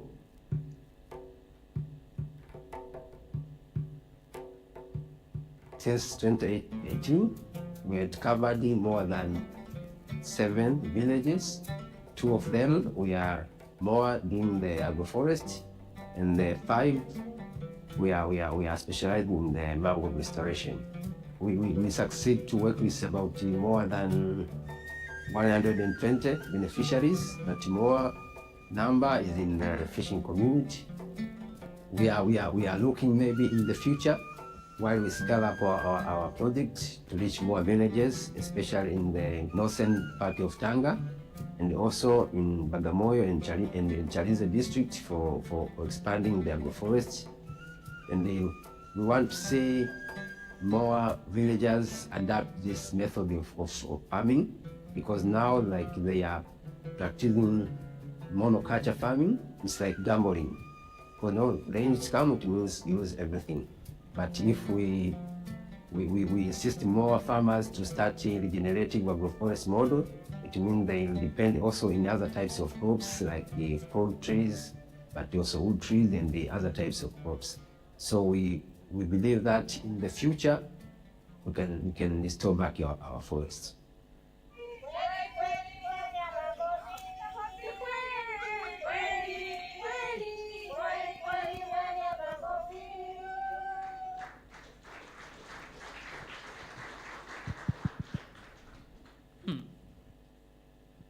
Can I show you something? Yes. Look at this. Oh, so sweet, so cute. But why do you have to carry this? Because look at it. Look how perfect it is, how balanced. Have a smell. Yeah, I know, but why are you carrying this? Because it reminds me that nature is so well balanced that every insect, every plant has a role to play. Exactly, and that's true. Biodiversity is also kind of a giant puzzle. So Yeah. I think to solve this puzzle, we can call our next speaker. I think she's much more ready to talk about Yes. it than us. So let's welcome Maria Juliet Juliet from India.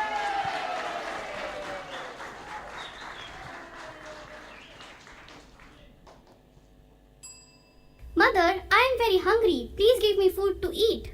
There's no food to give you, my child. Go and ask the plants outside. They did not give any food. Plants, why did you not give us food? Go and ask the soil. They did not give us nutrients to grow and produce food. Soil, why didn't you give nutrients for the plant to grow? Go and ask the birds. They did not give us their nitrogen-rich droppings. Birds, why didn't you give your nitrogen-rich droppings to the soil? Go and ask the insects. There are no more insects for us to eat. Insects, why can't the birds find you anymore? Go and ask the flowers. They did not bloom enough to feed us with nectar. Flowers, why are you not giving nectars to the bees and the butterflies? We would, but we didn't get enough rain. Go and ask the clouds. Clouds, why are you not showering rain? Go and ask the sun. The sun is emitting heat waves, which is exhausting me. Hey sun, why are you becoming hot day by day? My dear child, I remain the same forever. It is the human mind that has changed. Go and ask the humans. They are cutting down all the trees, destroying forests. Mother, for just one meal, so many connections need to work around us. Yes. The interconnections and interdependence between different living species is the backbone for sustaining life on Earth. This complex network of interconnections or interdependence is also called as ecological interactions. These interactions make our planet livable. Yes, by supporting biodiversity. So what is biodiversity? It is the incredible variety of living species that surrounds us, from small green grasses to tall trees, from majestic elephants to small birds, tiny insects, and even the unseen microbes. Each species play a vital role in maintaining the balance of nature by performing these ecological interactions. The more and more the variety of species, the better and stronger are these ecological interactions. And each interaction has a purpose, making our planet livable by providing us food, water, oxygen, regulating our temperature, regulating our climate, and so many ecosystem services happen by various natural processes and natural biological cycles. So, now, we might not be realizing, but let us understand that we are losing our biodiversity. Yes, we are losing our trees, animals, plants, birds, and insects at an alarming rate. If this continues, all these ecological interactions will be interrupted, slowly leading to collapse of our ecosystems. Already we are facing the consequences which has cascaded up to climate change, making our own future questionable. The root cause for loss of biodiversity is habitat loss of these species. Due to various reasons like cutting down trees, chemical-based farming, plastic usage, etc., etc. But the ultimate reason behind all this is the human mindset. Because we humans look for short-term gains, overlooking the long-term benefits of our planet, and we exploit our natural resources without finding better sustainable ways to coexist with nature. And this decline of biodiversity is my biggest concern, the concern for our future generation. My childhood was filled with parental conflicts and quarrels. And being the only child, my best companions were plants and animals. And during my post-graduation, I met my life partner, Joseph Vijay. He was very passionate about nature. And I still remember when we were biotechnology research fellows, what fascinated us more than research was that university campus, because it was a dry forest that attracted a lot of peacocks and other wild birds and living beings. In 2007, we got married and moved to Bangalore. And there we lived a lucrative life because we worked as biotechnologists in corporate research and development. But during that decade, I had to face a lot of miscarriages, advanced treatments, surgeries, but all in vain. The side effects have now left me with partial hearing loss. Then we decided that instead of focusing and adopting one human child, that we are going to dedicate our lives in saving many living beings. So we started with rescuing and caring for injured animals and birds. And we found immense satisfaction in sharing our living spaces with birds and butterflies. Few years later, we quit our job and we moved to Joseph's native village in Trichy district, Tamil Nadu. And in 2019, we founded Meel Vanam. Our organization, Meel Vanam, means forest retrieval. Our activities included animal rescue and rehabilitation, planting native trees, natural farming, integrated dairy farming, cleanup drives. But we had to face a lot of challenges and barriers, like financial struggles, facing family opposition, negative criticism, etc., etc. However, we managed to sustain till date, also with the help of a few like-minded well-wishers and supporters. Our heartfelt thanks to them. During this time, I came to know about Kanthari from an alumni, Mr. Karthikeyan, founder of Srishti Village Foundation. And at Kanthari, I learned a new concept called microhabitats. So what is microhabitat? These are small, localized environments found in a larger habitat. Let us take a tree, for example, which is seen as one of the components in a larger habitat. But let me tell you, a single tree holds multiple structures on its surfaces, like tree holes, crevices, dead wood crowns, and even the dry leaves that fall on the ground support numerous living beings, like reptiles, fungi, insects, as it is shown in this picture. And this enhances biodiversity. Now, to take our vision forward, we are joining hands with Kanthari to create a biodiversity-rich model through eco-restoration approach on a 7-acre land at Kadakyaur, Trivandrum, Kerala. And this eco-restoration approach will be a holistic approach to preserve our biodiversity, to restore and preserve our biodiversity, where instead of focusing on one species conservation, we'll focus on all. And this model can be replicated in human inhabited areas and in forest areas as well. Our initiative includes 3 pillars. Under pillar 1, we will restore and bring back our native tree and plant species. And we will plant and propagate them by maintaining seed banks and nurseries as well. And we will revive habitats and establish microhabitats to enhance biodiversity for native species to thrive.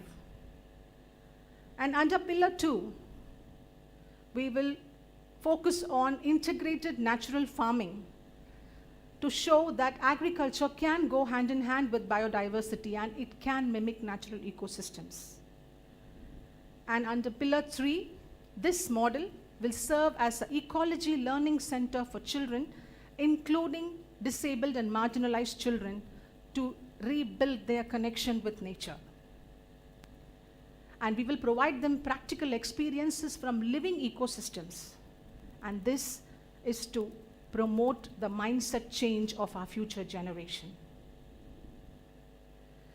Now, if we continue to neglect our biodiversity and ecosystems, the following would be the news headlines of our future newspapers. Agriculture and food security in peril. Death toll of pollinating insects and birds increase day by day. Western Ghats in crisis. Last patch of native trees vanished. Heat waves claim thousands of human lives. Country faces its worst ever heat wave with temperatures hitting 50 degrees Celsius. Atmospheric oxygen plummeted to 15%. Millions of people died due to severe oxygen depletion and widespread respiratory failure. Human life on the brink. Scientists warn of accelerating sixth mass extinction. I know the news can be alarming, but today, each of us hold a pen to rewrite that future news by changing our mindset and restoring and protecting our ecosystems for a thriving future for all lives, including our own. Let us remember, biodiversity is no more an option. It is the most essential aspect to sustain life on Earth. Thank you very much.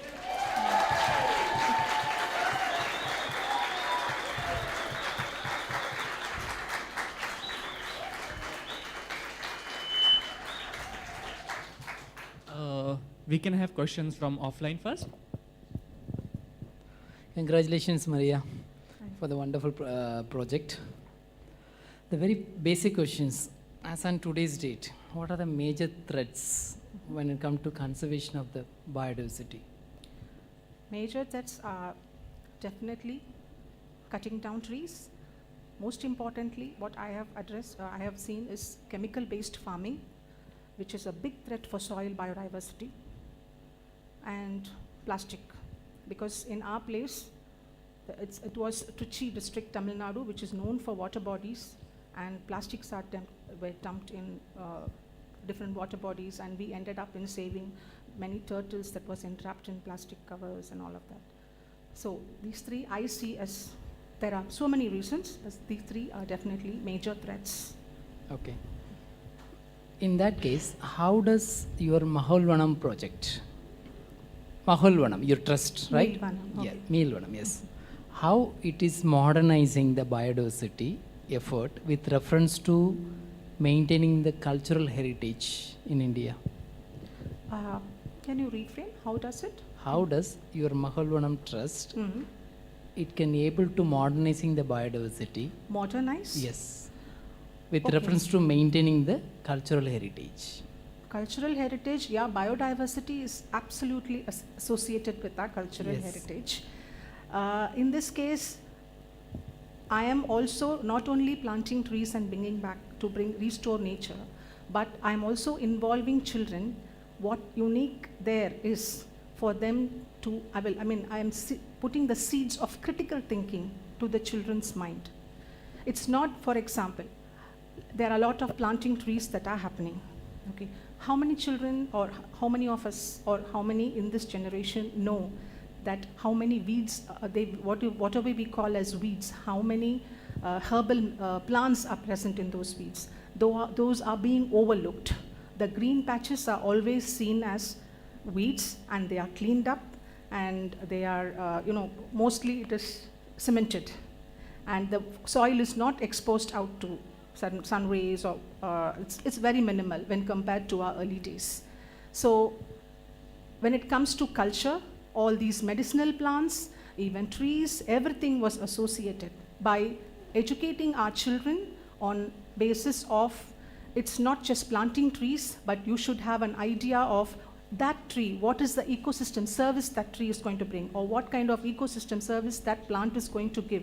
It's not only the medicinal value that you get, but what kind of service that is going to bring to the society, our culture. That kind of education will be given. My last question. What is your policy advocacy while protecting the Western Ghats to the government of India? What is your policy advocacy, policy recommendations with reference to protecting the Western Ghats to the government of India? Yeah. I'm trying to collaborate with the government also. Actually, we were earlier in Tamil Nadu. Now we are in Kerala, which is a new place for us. So we need to gain a lot of local knowledge. However, I have a record of the Kerala government's eco-restoration policy, and I'm going through it.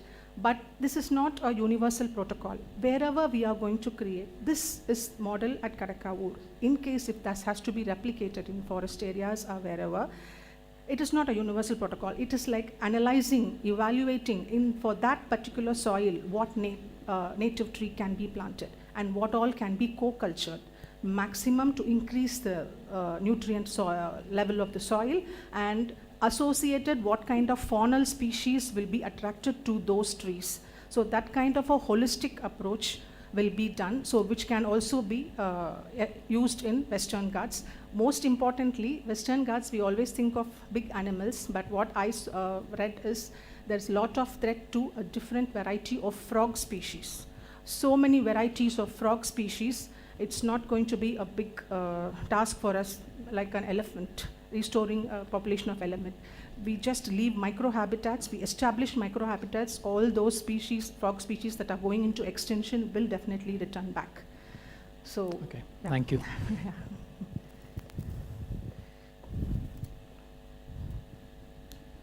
Congratulations, Maria. I have I don't have any question, but I have a small advice for you. Since you are going to start the project in Kadakyavu, it will be a good idea to meet with the Kerala State Biodiversity Board. Okay. In fact, the member secretary was here maybe a couple of months, and Paul knows him very well. Okay.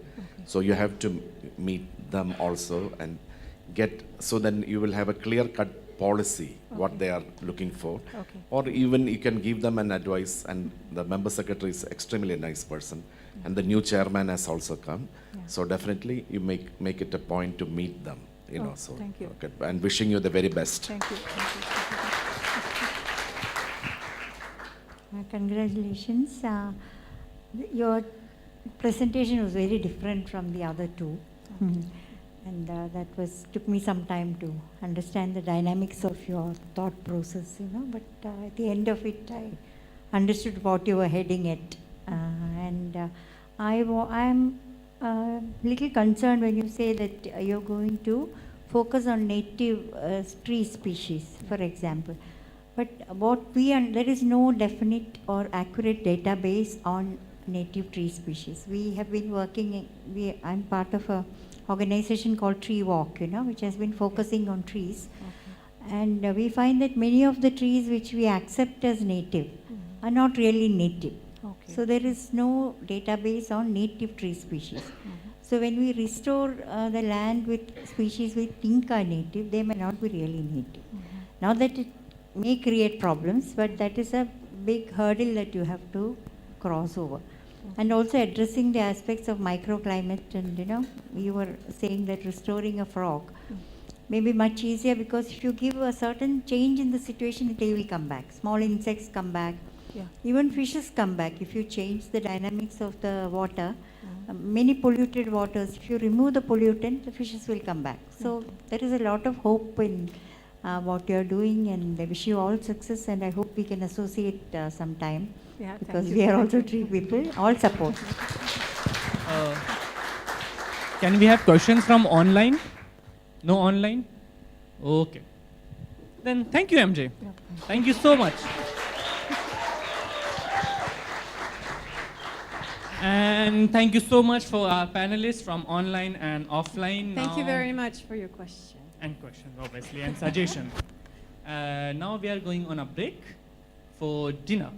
Please come back by 7:20, so we can start for the last but not least session of the day. Thank you very much. We will start the dinner at 6:15, so you can still roam around the campus and chit chat. Thank you.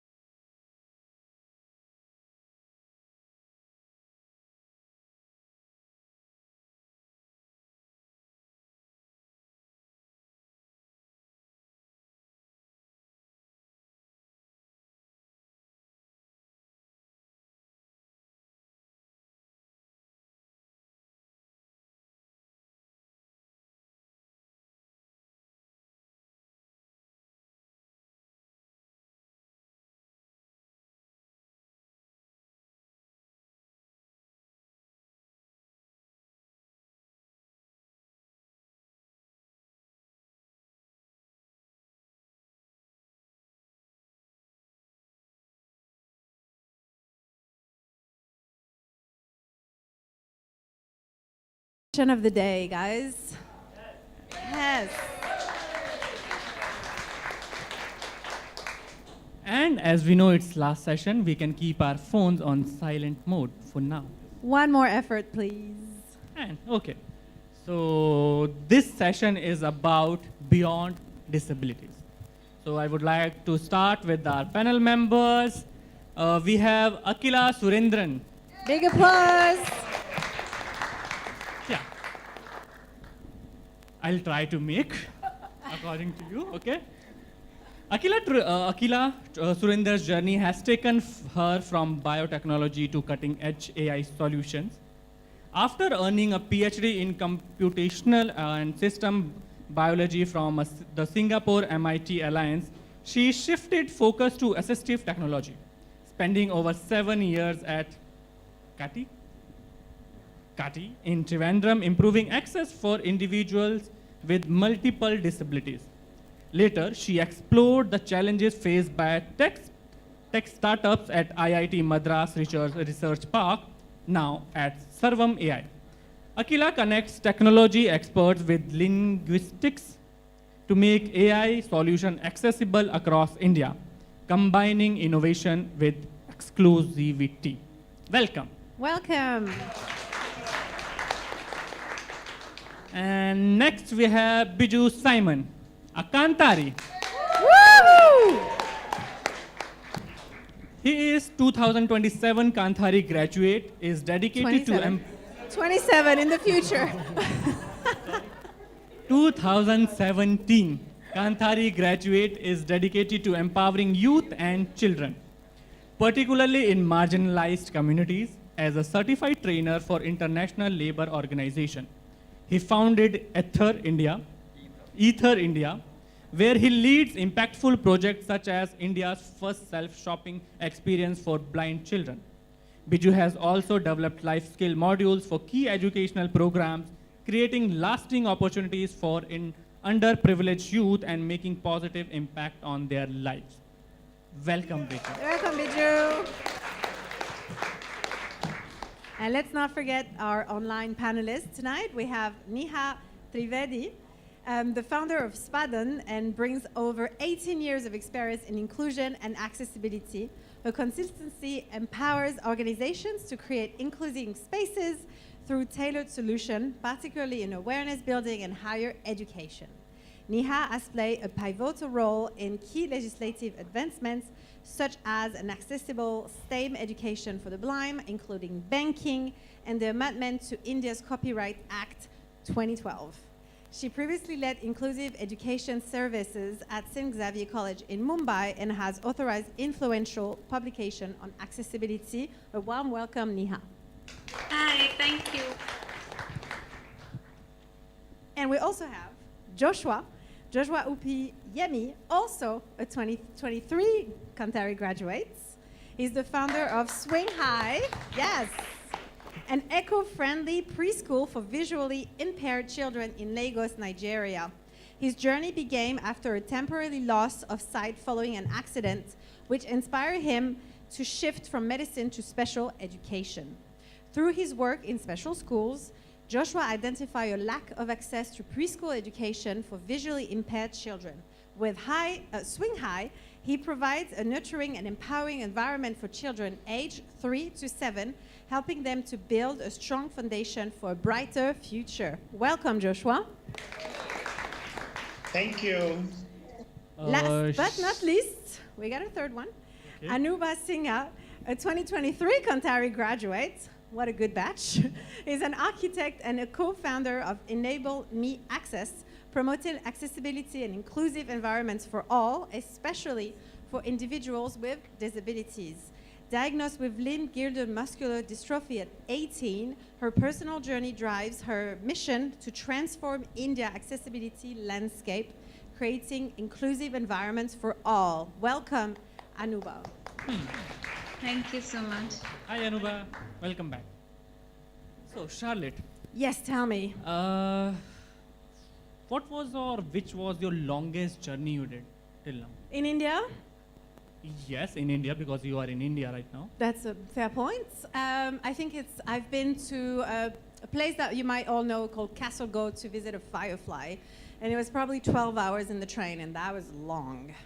That was long. Yeah. You serious? Yeah. How long I was came your to trip? Kanthari from Bihar, and it took 80 hours. 80 years. 80 hours. 80 hours. And I had to change so many trains, at least 4 trains to just come here, okay? So Okay, you win. Fine. That's long. But imagine doing this on a wheelchair. How do you think that would like? 80 years. 80 years or 80 hours on a wheelchair. Let's forget about it. I think our next guest is going to talk about accessibility way better than us. Should we welcome? Yes. So let's Mr. welcome Enoque from Angola.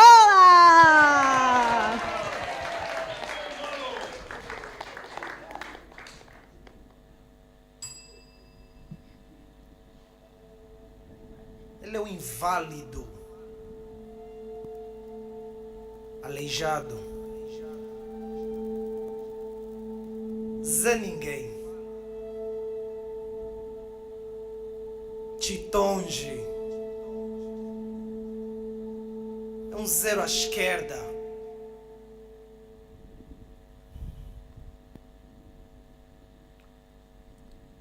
These stigmatizing words you just heard today, they are used in Angola to devalue persons with disabilities. And this is because my country was once a home for 1 million landmines. And today, Angola has the largest number of physically disabled population per capita in the world. I was raised in an internally displaced camp. And in that place itself, there were over 500 people with disabilities. And at the age of 12, I remember attending one of these community meetings. And the man who was leading the meeting, he said that all of those disabled people, they were zero esquerda, meaning useless. Useless? I was shocked because I knew that Uncle Carlito, the man who helped my family to safely reach to that camp, was a victim of landmines. His left leg was amputated, he had scars in his face, and he could barely use his left hand. And for me, that man was far away from useless. After that day, the question that kept coming in my mind was, why did that man call another human being useless if in fact they can save lives? And later, I understood that the answer is stigma and discrimination. And today, as I speak, this is leading to 1.5 million people with disability in Angola not to have access to education, job, or any kind of training that can help improve their living condition. The only option is to stay home, beg in the street, or wait for a miracle. So, when I looked deep into root causes of this problem in my country, I found that there are 3 main reasons. The first reason has to do with religious and cultural beliefs. And this one is very complex because it's rooted in the minds of people. And in some cases, it ignites the stigma and discrimination from within the family. And this is exactly what happened with a lady called Marisa. I met Marisa in the streets of Luanda, begging for food. She is 35 years old. And she told me that she was sent in the street at the age of 20 because no one wanted to stay with her. Her family believed that because of her physical condition, the entire family was punished by God. And they also believed that because of her physical condition, she attracts the devil spirit in the family, so no one wanted her. The second reason has to do with sense of national shame. You know, my country had this dark past of landmine and 40 years of civil war. And right now, people are trying to forget everything related to the war. But unfortunately, it also means that they are forgetting those who are victims of landmines. I agree that we need to move forward, but I don't agree that we have to leave others behind. And this is exactly what is happening even at the governmental level. They're pretending this problem is not there. The third reason, it has to do with opportunities. My own brother, at age of 16, he became disabled due to a car accident. So I went to his school because I wanted him to keep studying. I went there to talk to his teacher. You know what his teacher told me? No, in this school, we don't receive disabled people because it's a lot of work for us. I was furious. I jumped over him. I grabbed him by his neck, and I was ready to fight him. Of course, I did all of this in my mind. But the question is, my brother didn't have the opportunity to explore his potential. And this is why I decided to start my organization called Kanawa Disability. Kanawa is a word from Chokwe, and it means great or making something great. And at Kanawa, we have two main interventions. Are you ready?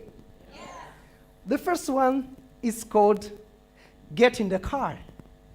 This is the introductory phase. Here we want to understand the weaknesses and the strength of our participants.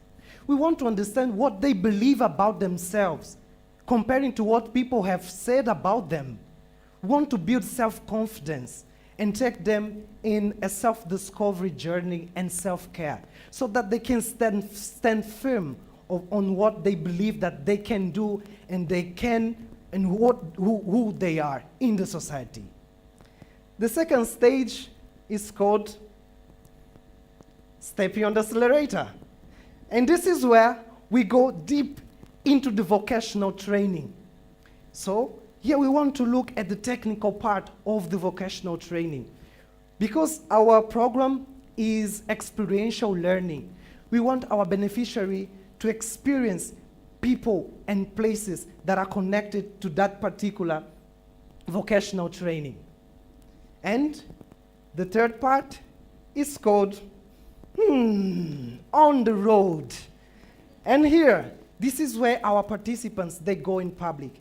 And here we envision a public event where we invite different people from different places so that our beneficiaries, they can showcase their potential. And we envision a talent show where our beneficiary, they show their product or their service, and they are able to make connections with the people and with the society that most of the time they have been excluded. And we believe that our beneficiary, they will stand firm in what they believe they can do. So they are trained, they're equipped. But the question is, how do they move from one place to another? And unfortunately, this is the reality of transportation in my country. Can you see how that van is not accessible at all? So our second intervention, this is where we want to bring the first ever disabled-friendly vans. We call that Kandongero. This is our everyday use transport. And we want to build the first ever disabled-friendly Kandongero in Angola.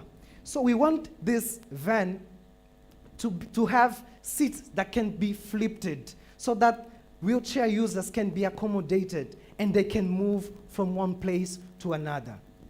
With these two interventions, we believe that we'll be able to build or to create an Angolan society where people with disabilities, they are free to move from one place to another and use their skills and talents to improve their living condition. So today, my message is very simple. And I want to make it very clear. Allow me to demonstrate it to you. For a non-disabled person, interaction with society happens very smoothly. going to school or find a job is less restricted. But for instance, if we take a wheelchair user, just a simple move from home to the main road becomes a daily struggle. Then, when it comes to education or job opportunity, this is another trouble. And it seems like a dream that will never happen. And there's no support from family, friends, and rejection is the answer.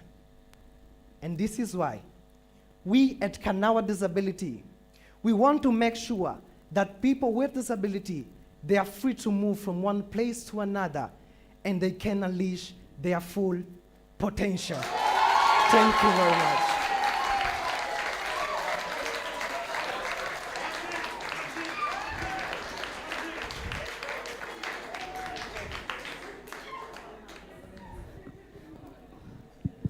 Can we have questions from online first?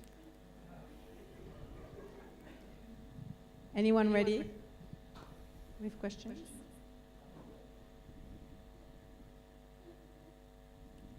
Online questions? Okay, I have a question. Yes. Okay, Anupa. First, I just wanted to clear from you, what are the kind of trainings that you're providing in your vocational training program? Thank you very much for the question.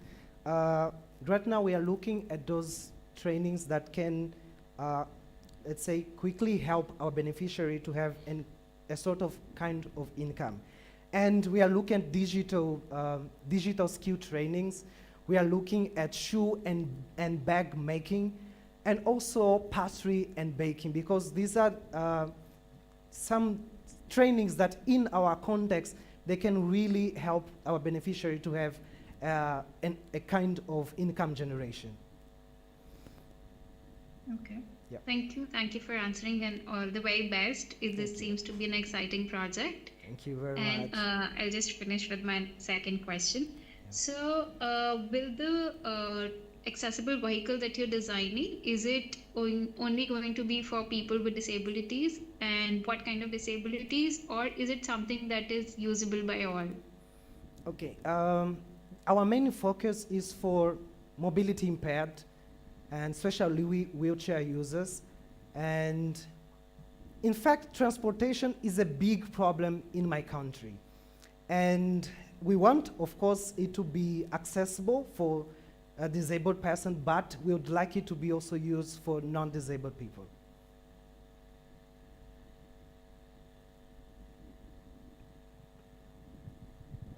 Joshua, can we have questions from you?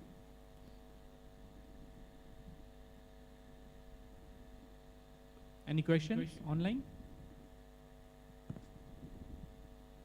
No question for now. Okay, Joshua. Okay, maybe to offline, please.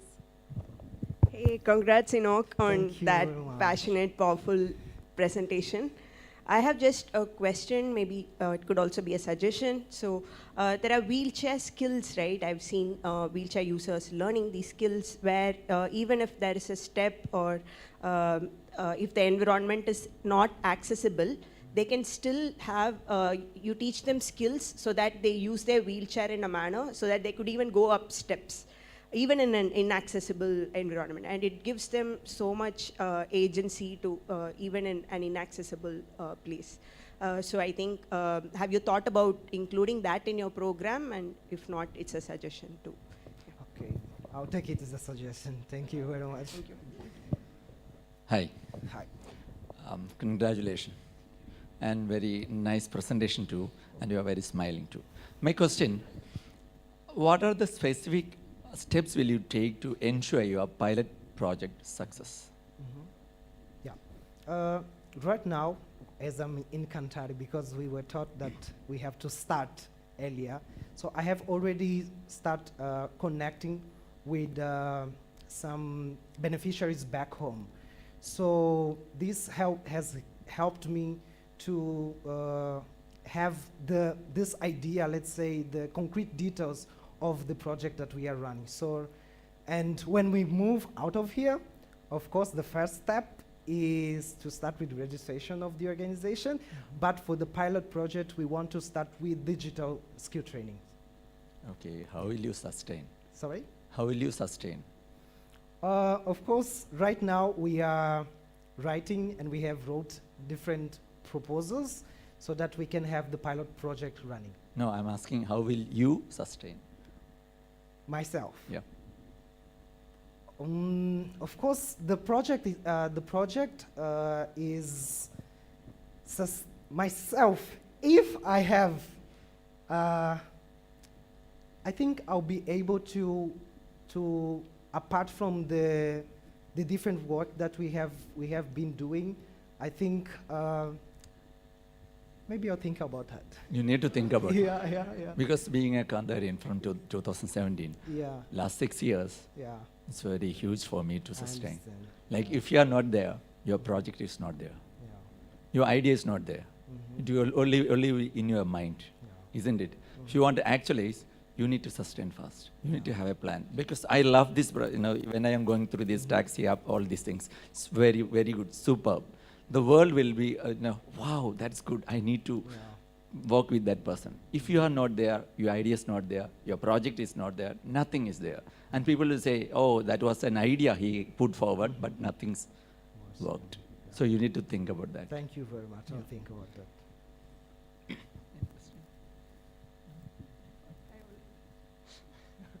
Okay, can we have a question online? I wanted to ask, this is regarding your transportation project, and this is perhaps more of sharing information than a question.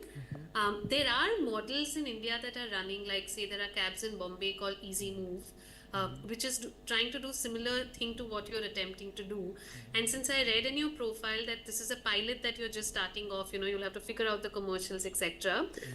Have you already reached out to these organizations to learn from their experiences? Because that might allow you to sort of speed up your pilot, right? Because if they've had struggles with sort of making it financially viable, so they've had a set of iterative learnings. So have you tried to reach out to them, or do you intend to? And maybe if you haven't, I would suggest that perhaps it might be helpful if you do. Thank you very much. In fact, I had the opportunity to attend the empowerment conference, and there I met some organizations that are doing the similar project that I'm doing. So I have connected with some, yes, here in India.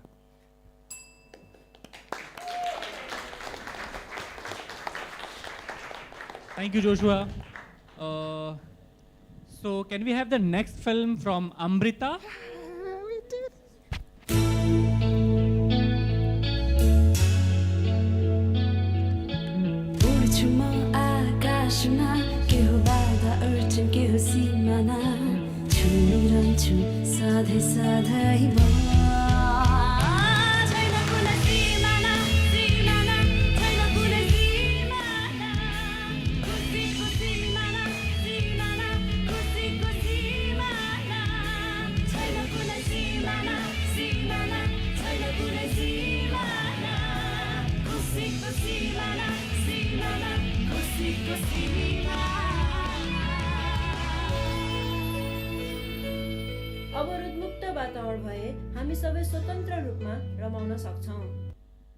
I have been told many times with sorrowful voices, you are beautiful, but you are in a wheelchair. I'm so sorry, so sad. I wonder why the but and why sorry. People even ask me, how do you manage to smile? And 1,000 of times I hear how much I am their source of inspiration. Am I their source of inspiration just because I am a smiling person in a wheelchair? Let me tell you one interesting thing. I have heard and I have read in the Bibles and many other religion mythology that disabled people have no place in heaven. So I was curious why I have no place in heaven. And these days we can find anything on Google. So I Googled and I found this. Stairways to heaven. Now I can understand why I have no place in heaven. Because the heaven is not wheelchair accessible.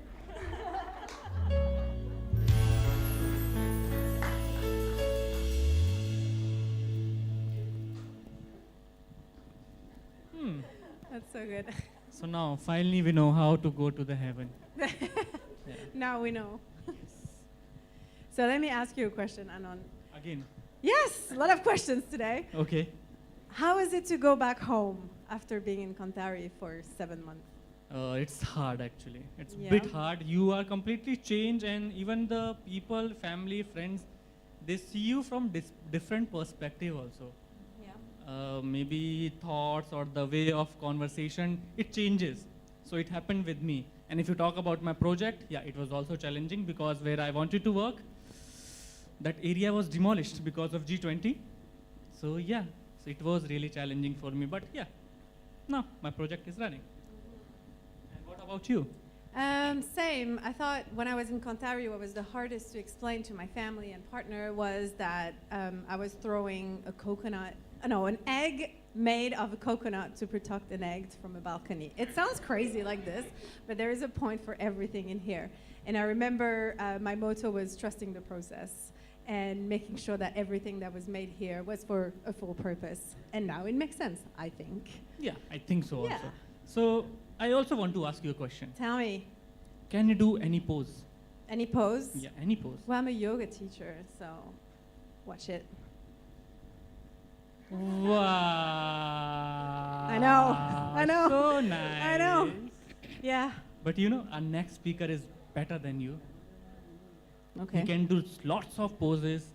So let's welcome our next speaker, Sijo from India.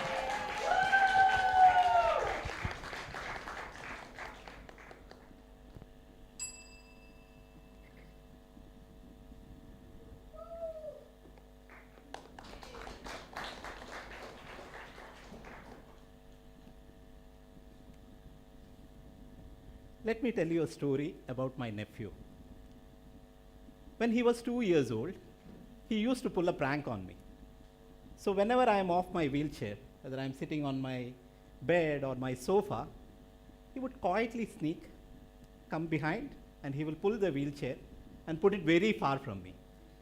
And he will tell me, go and get it yourself. When I tell him that I cannot walk, he would start showing me how to walk with his tiny legs. He thought that I never learned to walk, or I am too lazy to walk. But what he did not know is that I had a childhood just as playful and naughty as him.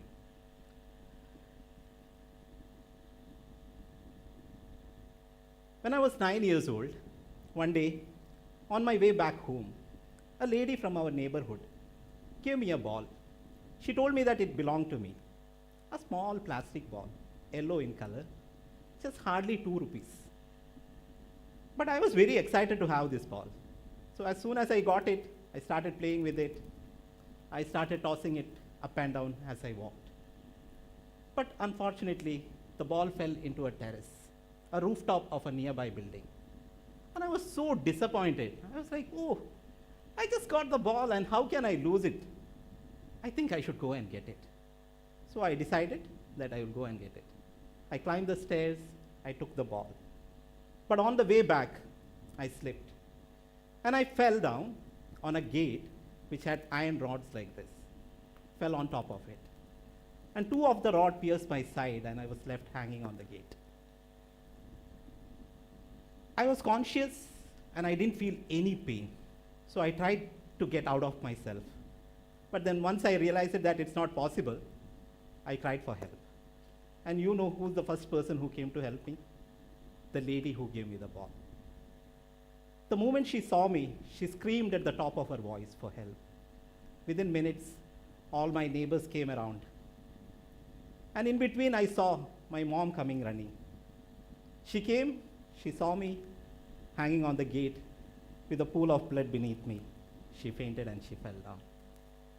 But my neighbors, they managed to took me off the gate.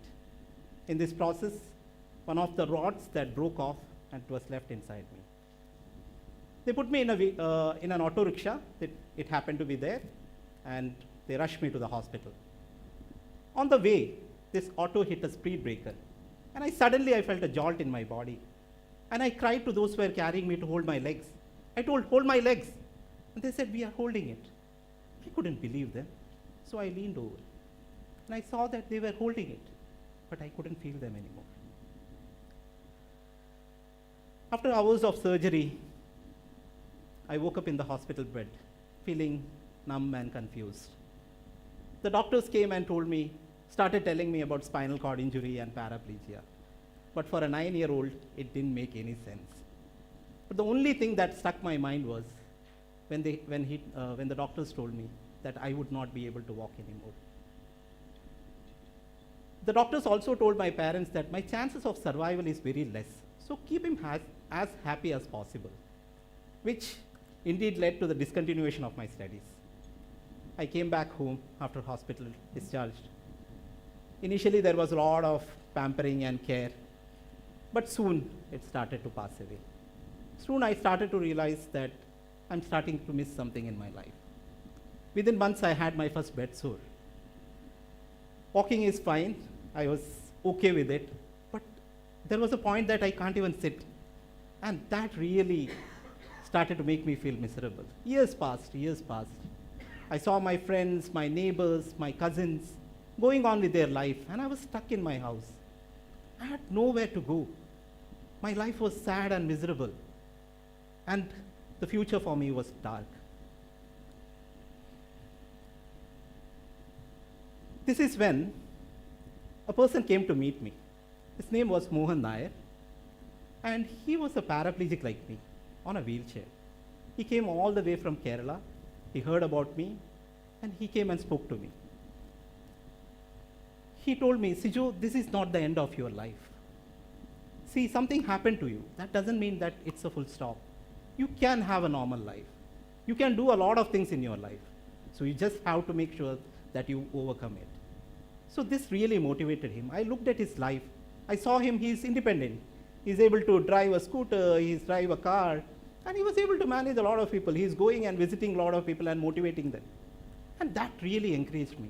I thought, yes, if he can do it, why can't I? So I thought I'll continue my studies. After years, it took me almost 15 years, I continued my studies. I started working for different organizations. Then I started connecting with a lot of NGOs or communities which work among spinal cord injury people. Then I realized that it's not just me. There is 1.5 million people in India with spinal cord injuries. That is the population of Trivandrum. See, and what's happening with their life? There is 15 to 20,000 people every year being added to this list. And what's happening? Are they having a miserable life like I had? Are they confined to their houses? Do they have any empowerment opportunities? Are they getting proper rehabilitation? This thought baffled me. And I decided that I need to do something about it. This led me to found Bahal. Bahal is a Urdu word which means restored. So restoring the dignity and rebuilding the life of people with spinal cord injury is the aim of the organization. In the organization, we have 3 interventions. The first being the holistic rehabilitation, where we will be providing rehabilitation for people with spinal cord injury. Psychological rehabilitation, where they would be done therapies and counseling to overcome the trauma that they are going through, so that they can lead a normal life to accept their situation. Then we will be providing them with the medical interventions to avoid complications such as bed sores, urine tract infections, and chronic pain. Then we have physiotherapies and mobility training to make them more independent and active with their life, making them less dependent on others. The second intervention is advocacy and awareness, where we stand for the qualification of spinal cord injury as a separate category in the disability law, where people with spinal cord injury are provided with rehabilitation facilities, free rehabilitation facilities, health insurance, and more financial supports to manage their day-to-day life. We also provide awareness, where prevention and early interventions are one of the main core area. Because as per the data, there are a lot of people that are having spinal cord injuries, and the way they are being carried to the hospital leads to a lot of spinal cord injuries. We have empowerment opportunities, where we will be looking forward to activities such as ability sports and creative arts and music. Rather than confining them to their houses, we would like to make them more visible to the community so that they become more active and participate in a community in such a way that they feel independent and empowered. As you know, India has such a big population. But during the Paris Olympics, we won just 6 medals.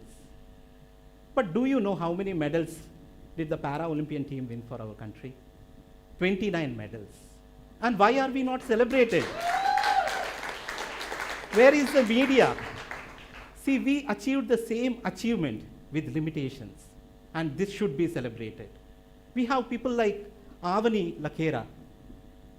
She became a paraplegic just like me at the age of 11. She is 21 years old now, and she is a 2-time Para-Olympic gold medalist in shooting.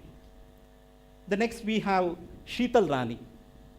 She was born without arms, but she won a gold for India during this Para-Olympics at the age of just 17 in archery, without arms and archery. Then there is Sumit, who lost his leg after an accident, and he is a record holder, Para-Olympic record holder in javelin throw. What does this show us? Their life shows us that even they didn't let their disability define their life. They moved forward. They achieved great things, not just for themselves, but for the country as well. So this is the vision of Bahal, where people with spinal cord injury would be able to do a lot of things. They become the flag bearers of their family, of their community, and of their country. By the way, now my nephew is 5 years old. He doesn't teach me to walk anymore, but he tells me, Sijo, can you drive me there? Can you drive me here? Yes, thank you.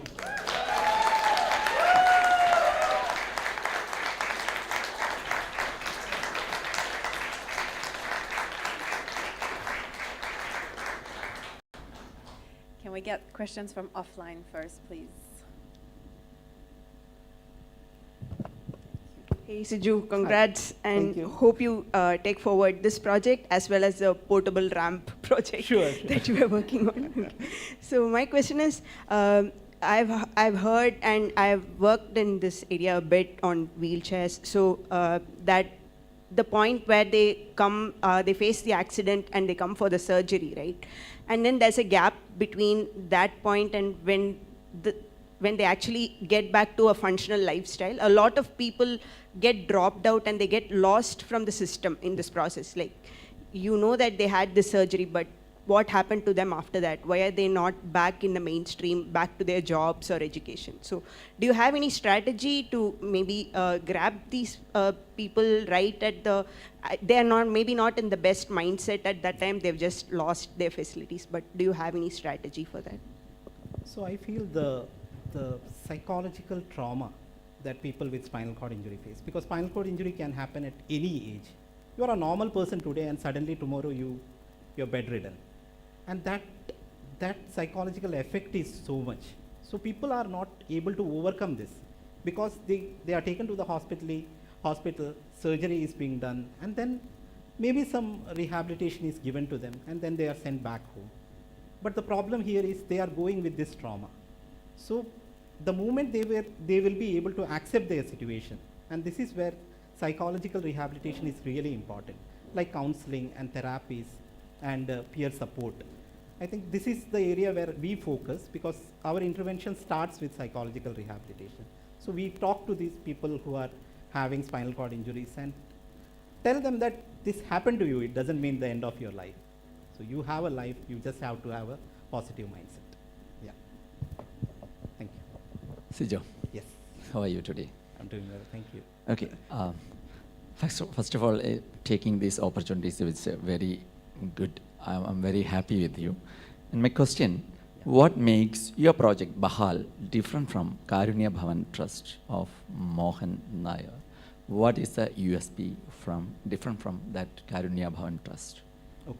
So the difference between Karunya Trust and Bahal is that Karunya Trust runs as a care home for people with spinal cord injury. So if you don't have anybody to look after you in your family, so you can come here and stay. So the rehabilitation is very limited there. So, but Bahal focuses on rehabilitation, especially holistic rehabilitation. So it covers the whole aspect, and empowerment is one of the main factor for us, because we don't want them to be just rehabilitated and given some kind of job. Like I see a lot of people who do umbrella making and paper bag making. So that just limits them or confines them to their house. So we focuses on bringing them into the community.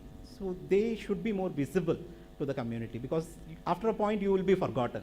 So that we wouldn't like that to happen. Actually, there comes my next question for your third is empowerment opportunities. You are mentioning that. We thought giving the entrepreneurship also, like kind of that kind of programs we cannot sustain. Yes.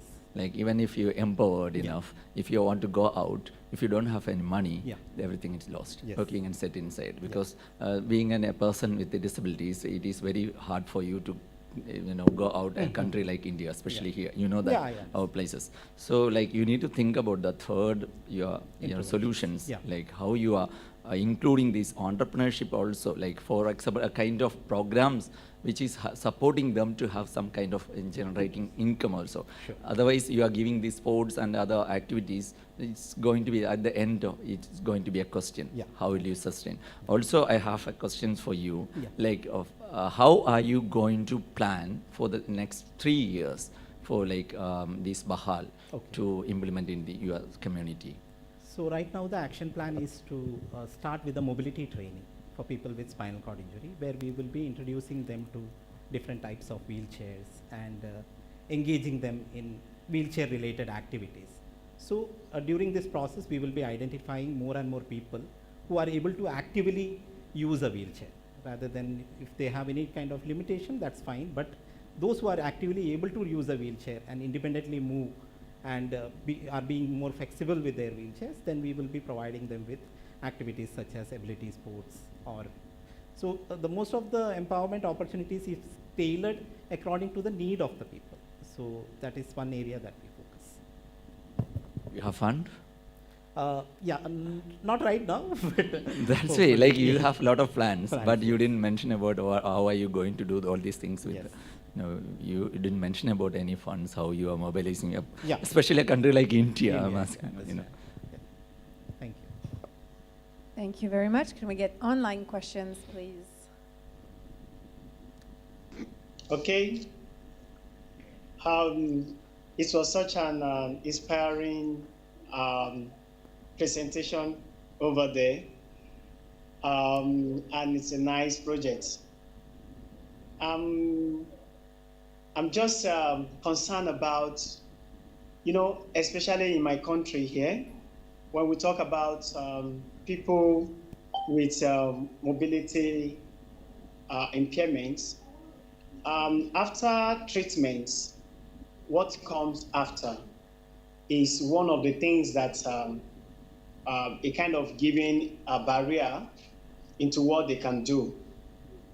How do you intend to deal with the issue of physiotherapy? Because I quite understand that physiotherapists are very expensive. The service of physiotherapists are very expensive. It's very, very expensive. So what is your plan for those that cannot afford a physiotherapist? What is your plan in assisting them to get a service from physiotherapists? Yeah, so the rehabilitation facility, once we start, we will be having physiotherapy support, and we will be engaging with hospitals so that the students who are studying physiotherapy would be able to come and volunteer for us as part of their curriculum. Because most of the colleges have community works, so we are planning to engage with colleges, because I'm coming from Mangalore and we have a lot of medical colleges in Mangalore.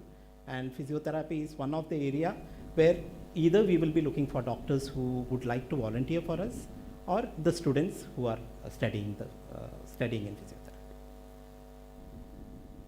That is nice one. Another concern is, okay, let me ask a question first. What is your scope?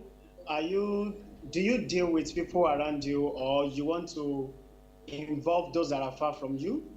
And if you want to involve those that are far from you, what is your plan? Is it going to be residential, or what is your plan? Or you are going to have a base, branches around, so that people that are not close to you can benefit from your program?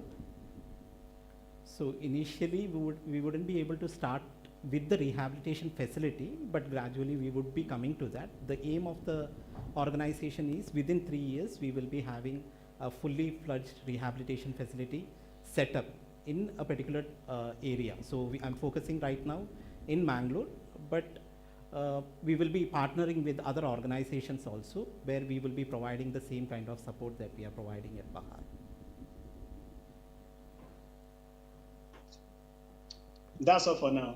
Thank you. Thank you. Do we have other questions online? Yeah, hi. So I wanted to ask, it's oftentimes the person who has met with the accident, as you rightly said, will land up at the hospital, right? And building on what Akila said, oftentimes at the exit point of the hospital, they are not going to be able to access a service like yours. And that's when the maximum loss of years for a person happens. Just finding somebody who's with a lived experience can motivate them to get back on track, right? Given the fact that you're in that space, do you have any strategy to build network with hospitals or trauma care units to make sure that you can partner with them, so that after they've done their medical treatment, there is some sort of a relay on, right? Are you looking at something like that? Yes, of course. So I've been a part of this organization called Pallium India. So they have palliative care centers all around India. So not their own center, they have a center in Trivandrum, but they are connected with other centers as well. So using such networks where we will be able to identify, especially as you mentioned, getting connected with the trauma care. So we will be getting to know who is admitted in a hospital and what kind of situation that person is going through, and then mobilize them from that point, because the gap, I understand that is a very important gap that people, especially with spinal cord injury, face, because once they are in the hospital, once they get discharged, they totally get disconnected. So we would like to get connected with hospitals and do that. Yeah. Wish you all the very best. Yeah, I think it's great work, and I think there's so much scope to do. Congratulations, Sijo. Thank you. For our next film, we have Farouk. Farouk is a Kanthari alumni from 2019, and he calls himself a walker. He's a non-disabled person, but he actually hobbies on wheelchair, playing basketball, and playing football with the blind and deaf. Let's go back to Africa for Farouk's movie.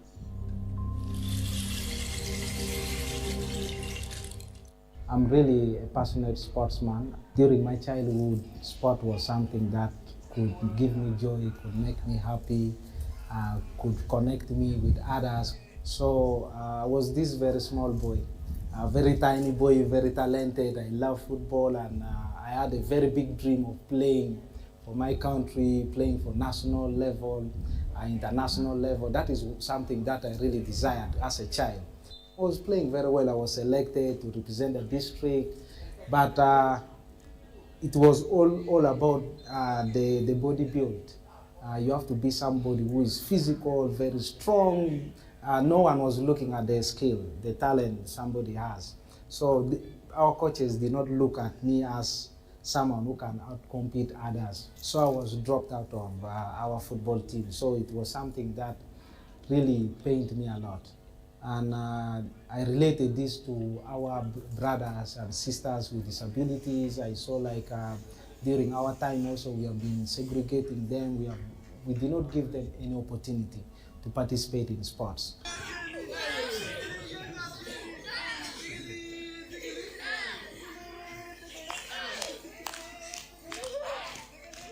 My name is Musema Farouk. I'm the founder of Ability Sports Africa. Ability Sports Africa is an organization that uses sports as a platform for social inclusion, advocacy on issues regarding disability. So what we do there is we empower teachers with the skills and knowledge of how to integrate disability programs in their daily programs, their daily sporting activities, so that they don't leave out our children with disabilities when it comes to physical literacy. And also in the community, because we have community coaches, so we are also training them with the knowledge of inclusion. So we have already trained about 40 community coaches with the knowledge of adaptive games and sports. Also, we look at supporting also parents for children with disabilities. So currently we have supported about 20 mothers with income generating activities so that they can at least earn income and take care of these children.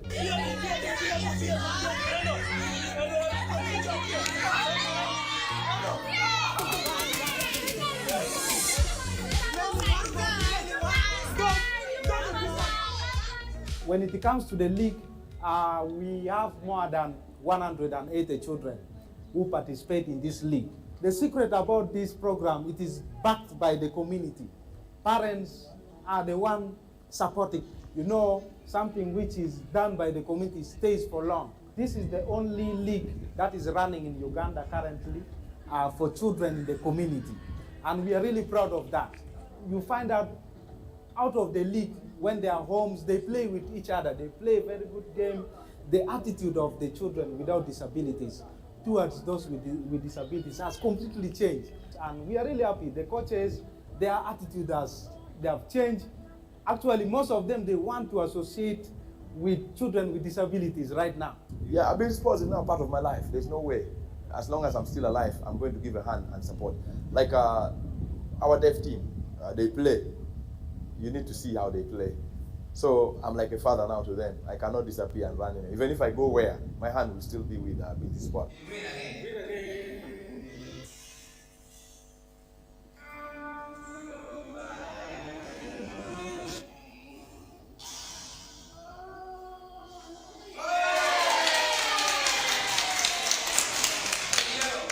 We have a very strong concept of reverse inclusion. The reverse inclusion is because you know in our community people think about inclusion. Oh, let's make ramps for people with disabilities. Oh, let's ensure that people with disabilities, they are in class. So with reverse inclusion, we empower people with disabilities or children with disabilities to include. So they take up leadership roles, they take up initiatives in their hands. All the responsibilities will be in their hands. So they will be the one now involving their peers without disabilities in their program. We had a program last year, Inclusion Festival. We gave opportunity for people in the community to come and play the different disability sports. Many changed their mindset about disability, and a number of people pledged to work with people with disabilities, and that is what we want.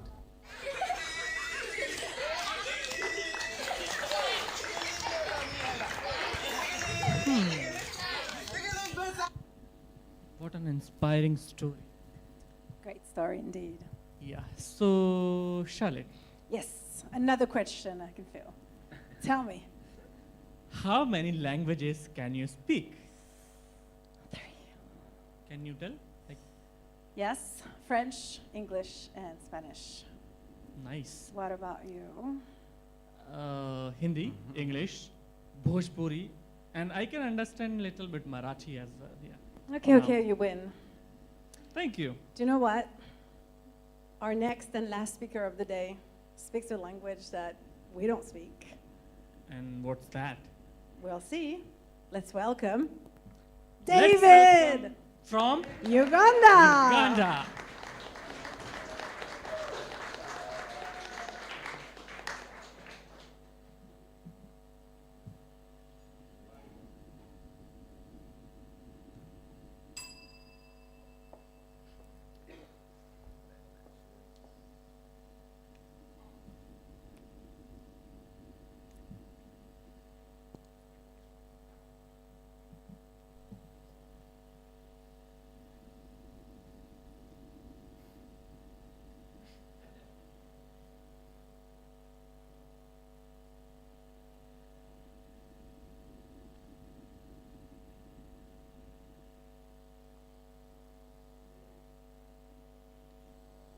These are not just words, they are bridges.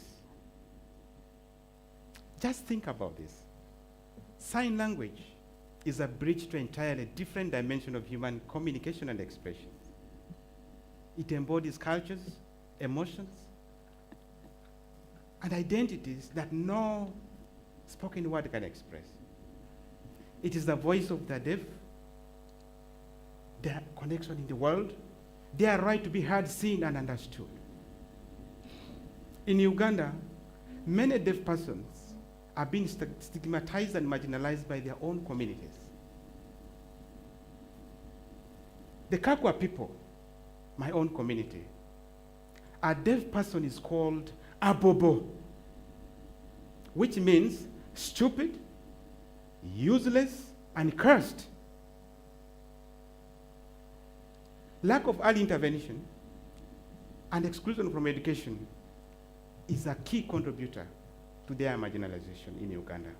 70% of deaf children face communication and developmental delays, making them actually unable to communicate with their own families. Take the example of Kasa, a 14-year-old deaf boy who had multiple disabilities.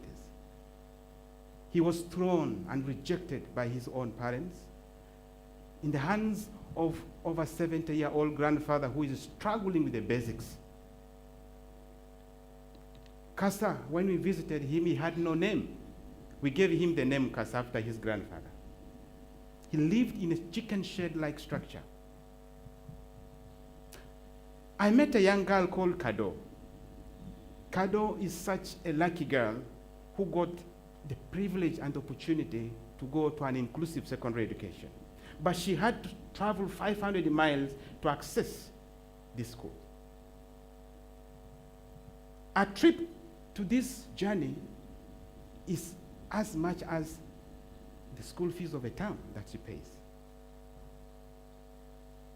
Now, you may wonder how I am connected to the persons with disabilities. The year was 1992, when my father and the entire family were forced to move into an internally displaced people's camp. And that was the same period when many families were returning from exile from the brutal liberation wars of the fallen regime of Idi Amin. There were still rebel attacks by that time. I was just 9 years old when I met Simon at the camp. Simon was my first childhood friend. He's a child that had multiple disabilities as well. I witnessed when other parents and the neighborhood stopping their own children from playing with Simon. But Simon was my best friend. So one morning, we were in the class enjoying our lessons, seated just right in front. Then all of a sudden, we started hearing gunshots from all corners of the village. From a distance, we could hear the women screaming and crying. And all of a sudden, the class went dead silent. Then suddenly, the moment of chaos broke out. You can't imagine. The big boys on the tables, books, pens, others are jumping over the window, trying to find refuge. And I and Simon with the little kids were pushed on the ground at this position, being trampled by the big boys. I was there in between the desks trying to see a spot to run. Then suddenly I spotted a space. I got up quickly to run, fully charged. Then I felt something was holding my leg. I looked back, it was Simon holding me. He was so terrified and he looked me in the eye. Simon cried, "David, hukoko lokina," which means, "David, don't leave me." I was just 9. I shook Simon so hard that he had to fall off and ungrieve, and I ran for my life.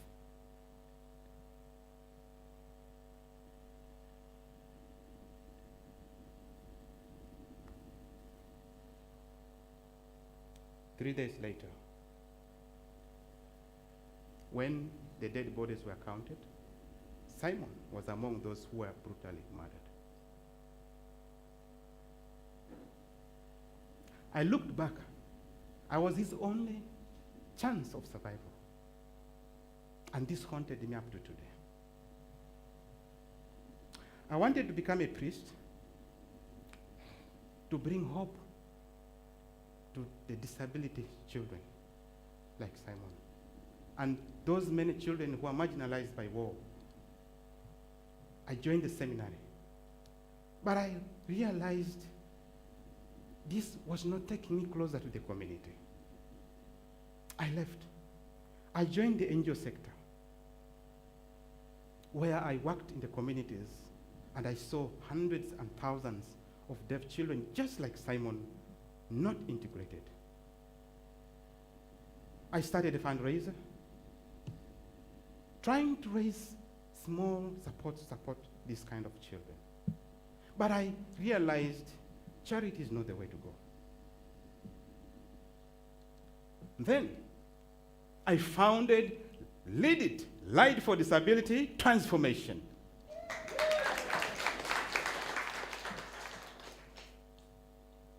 At Lead It, we are committed into seeing that the deaf persons must not be objects of charity, but contributors in society. And we have a diverse team of board members, of whom 70% are persons with disabilities. And we believe that for the integration of the deaf persons, sign language plays a key role. In Kanthari, I created the idea of the magnificent, the futuristic vision that will transform the lives of the deaf, called the Sino.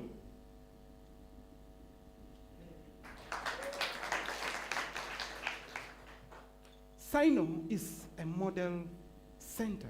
It's a model facility equipped with the tools, resources, and opportunities that will unlock and give various opportunities for the deaf persons. At Sino, this is actually our flagship project. And we have 3 core areas of focus. 1 is community integration and inclusion. 2 is vocational skills development. 3 is business development. Now, at first, we are focusing at empowering the parents on how they can communicate with their own children through sign language. Then, training sign language interpreters. Then we would go to the schools, the communities where the deaf live, the special needs education teachers, and we would run and pilot and operationalize sign language training centers in West Nile and in Uganda. Wouldn't it be nice if sign language becomes one of the national languages in Uganda?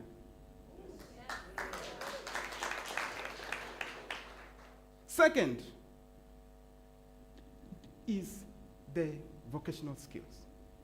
Here we have what we call the maker spaces. It's a unique space where the deaf will be clustered according to highly researched, market-oriented enterprises that will be, for example, maybe ICT, it can be concrete practice, it can be, so you can mention the list. And that will be informed by research. Then the deaf will be arranged in the maker space. You will see the deaf making design processes, making prototypes, making products, and this is what the deaf are going to do in this maker space. Then we have, finally, the business development. Here, it's like the final stage. Before they go out, we have to give them the business acumen, where they are equipped with financial literacy, marketing, branding, and how they sell their own products. We begin with the powerful words: empower, help, support, love. Beautiful, happy, inclusion. Let us not leave these words here tonight. Which word are you going to sign into the world today?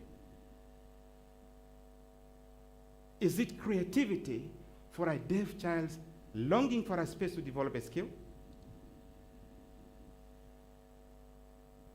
Is it empower for a parent seeking connection with a child? Or it is support for us at Lead It as we are building a world where the deaf must stand tall. Join us as we create a world where hello is the start of every conversation. Thank you so much.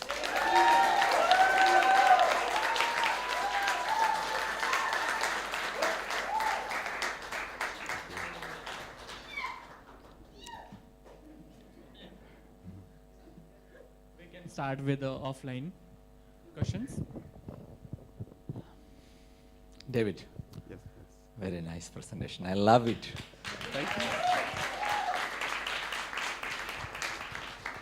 What is the term? What is how do you define the term fear? Fear. Yeah.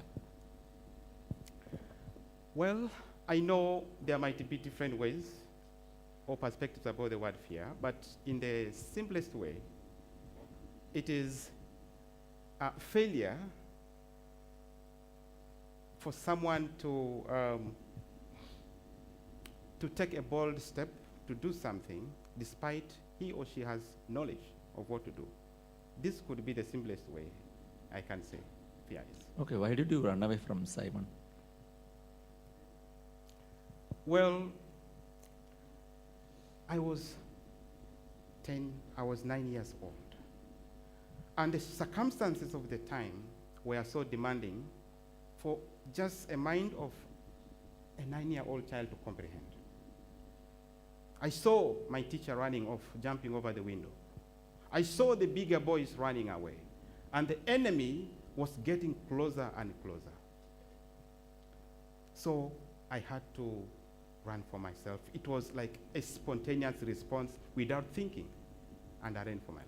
I also think you had a huge fear during that time, right? Absolutely. Yeah. As a child, I had really much fear. So what will you do if you have the same kind of fear in the future also? Well, at this point, I don't think my actions will be informed by fear.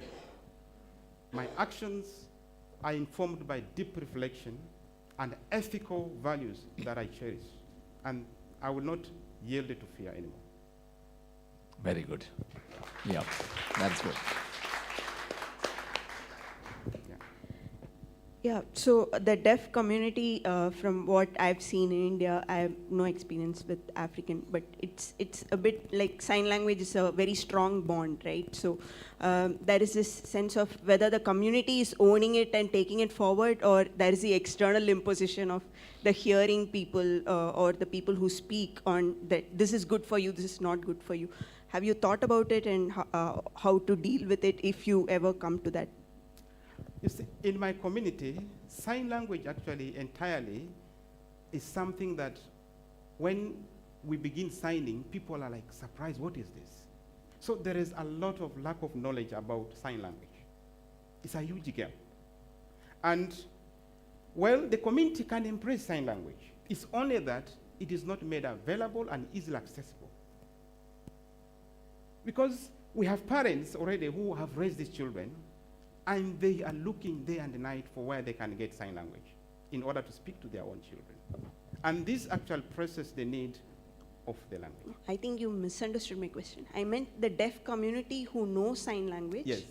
Giving them the ownership that they are taking the activity forward in your center, rather than somebody from external, the hearing committee, imposing something on them. Yeah, actually, thank you so much. Within our board, as I said, we have a deaf person who is in the system. Now, when we look at our Community Integration Inclusion Center, we have sign language instructors, and 2 of them, the master trainers, are deaf persons.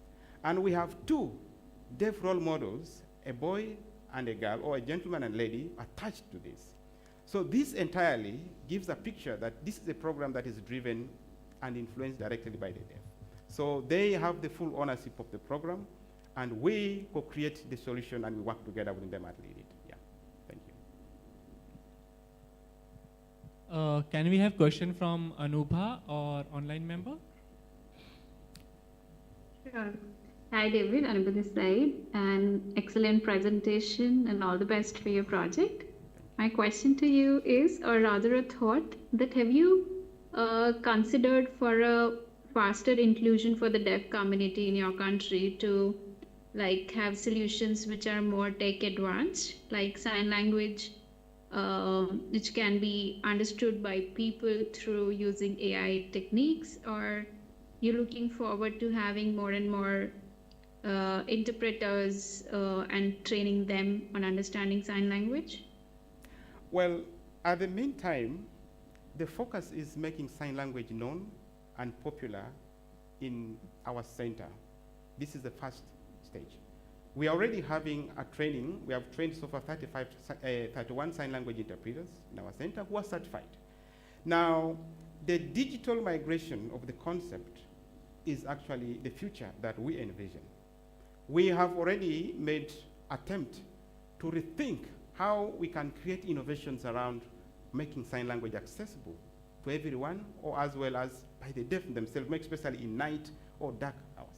So we have a project that is still being reviewed, and experts are looking into it. And that is the project of the glove, glove, sign and glow. So this is already a step that we're looking into, and I think the AI model will be the next aspect that we are going to take into. I'm really grateful for that critical feedback, and I take it really. So good one. Yeah. Thank you so much, and all the best. Thank you. Thank you. Do we have any more questions online? Okay. It was such an interesting, demonstrative, and energetic performance today.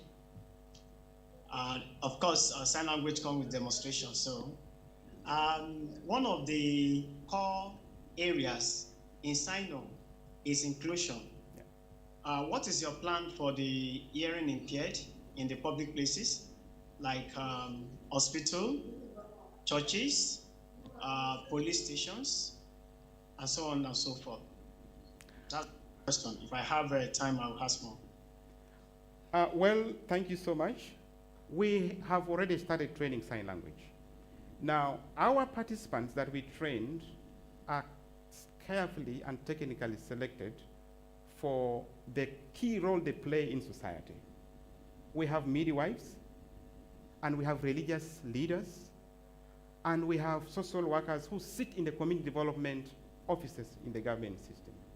So this actually is already a step into creating inclusion within the community through these community gateways that the deaf can be able to access information. Yes, we have a huge plan that we are looking to implement through the integration and inclusion sector. We have community engagements like through theater. Have you imagined a theater purely done by deaf people? We want to see one day a deaf must talk, train, teach people, and let the hearing should also get an interpretation. It should not happen the other way around. And that is what we are looking at. So we are going to create those forums where we would really engage communities to ensure that inclusion occurs at the maximum in the communities. Yeah. Thank you. Yes, sir. Can we have question from Neha, if she has? Yes. Yeah, I just had a different question actually. Suppose like you spoke Luganda and I spoke Hindi, right? We would not have any way of communicating with each other, but we are able to communicate because we are both bilingual, right? When you talk about inclusion with the deaf, how do you see bilingualism amongst the deaf? I didn't get the question, please. So if my language is Hindi, yes, if I only spoke Hindi, and suppose you only spoke your local language, which is Luganda, from what I understand, we both would not have been able to have this conversation, but we are able to have this because we both are speaking English. Yes. when you talk about inclusion for the deaf, how do you see bilingual skills amongst the deaf, where they also, in addition to sign language, are also open to learning a second language, just like as I might be also open to learning a second language? Well, you see, why actually we are really interested in the deaf is that for a deaf person to communicate, there should be an interpreter. The interpreter plays a role as a bridge between you and the deaf. So in this perspective, where you have your own language and I have my own, and there is a deaf, then the interpreter makes that bridge. And that is purely what happens in the sign language communication as we work with the deaf communities. Yes. Can I add on to, I think, the previous two questions? Yeah. Just curious about what your thoughts on it. Like he said about police station and hospital, and Neha was telling about the person not being able to directly communicate but needing an interpreter. In such sensitive cases, there is a lot of privacy involved, right? Like I would ideally like to directly communicate with my lawyer or doctor rather than through an interpreter, where there may be a lot of information gaps or misinterpretation. What are your thoughts? Well, this actually brings us to the core that we want to address. We want to ensure that those people who are like community leaders, who hold position in offices, social workers, the police, the magistrates, they need to learn sign language so that they directly communicate for matters of privacy. But in the Ugandan law, it is acceptable to have an interpreter, even if there is a privacy or private issue that a deaf has to be taken through or information has to be got from him. So it is right there, right? It is protected by law. So I don't think that would really be an offense because it is guided by the law. Yeah. Thank you, David. Thank you so much. Thank you, David. Wow, what an amazing day. What a day. And thank you so much. Thank you very much, everyone. Thank you, panel members, offline, online, for being whole day together with asking good questions. Thank you for all speakers today for your creativity. And thank you for our participants and the audience who are online and offline.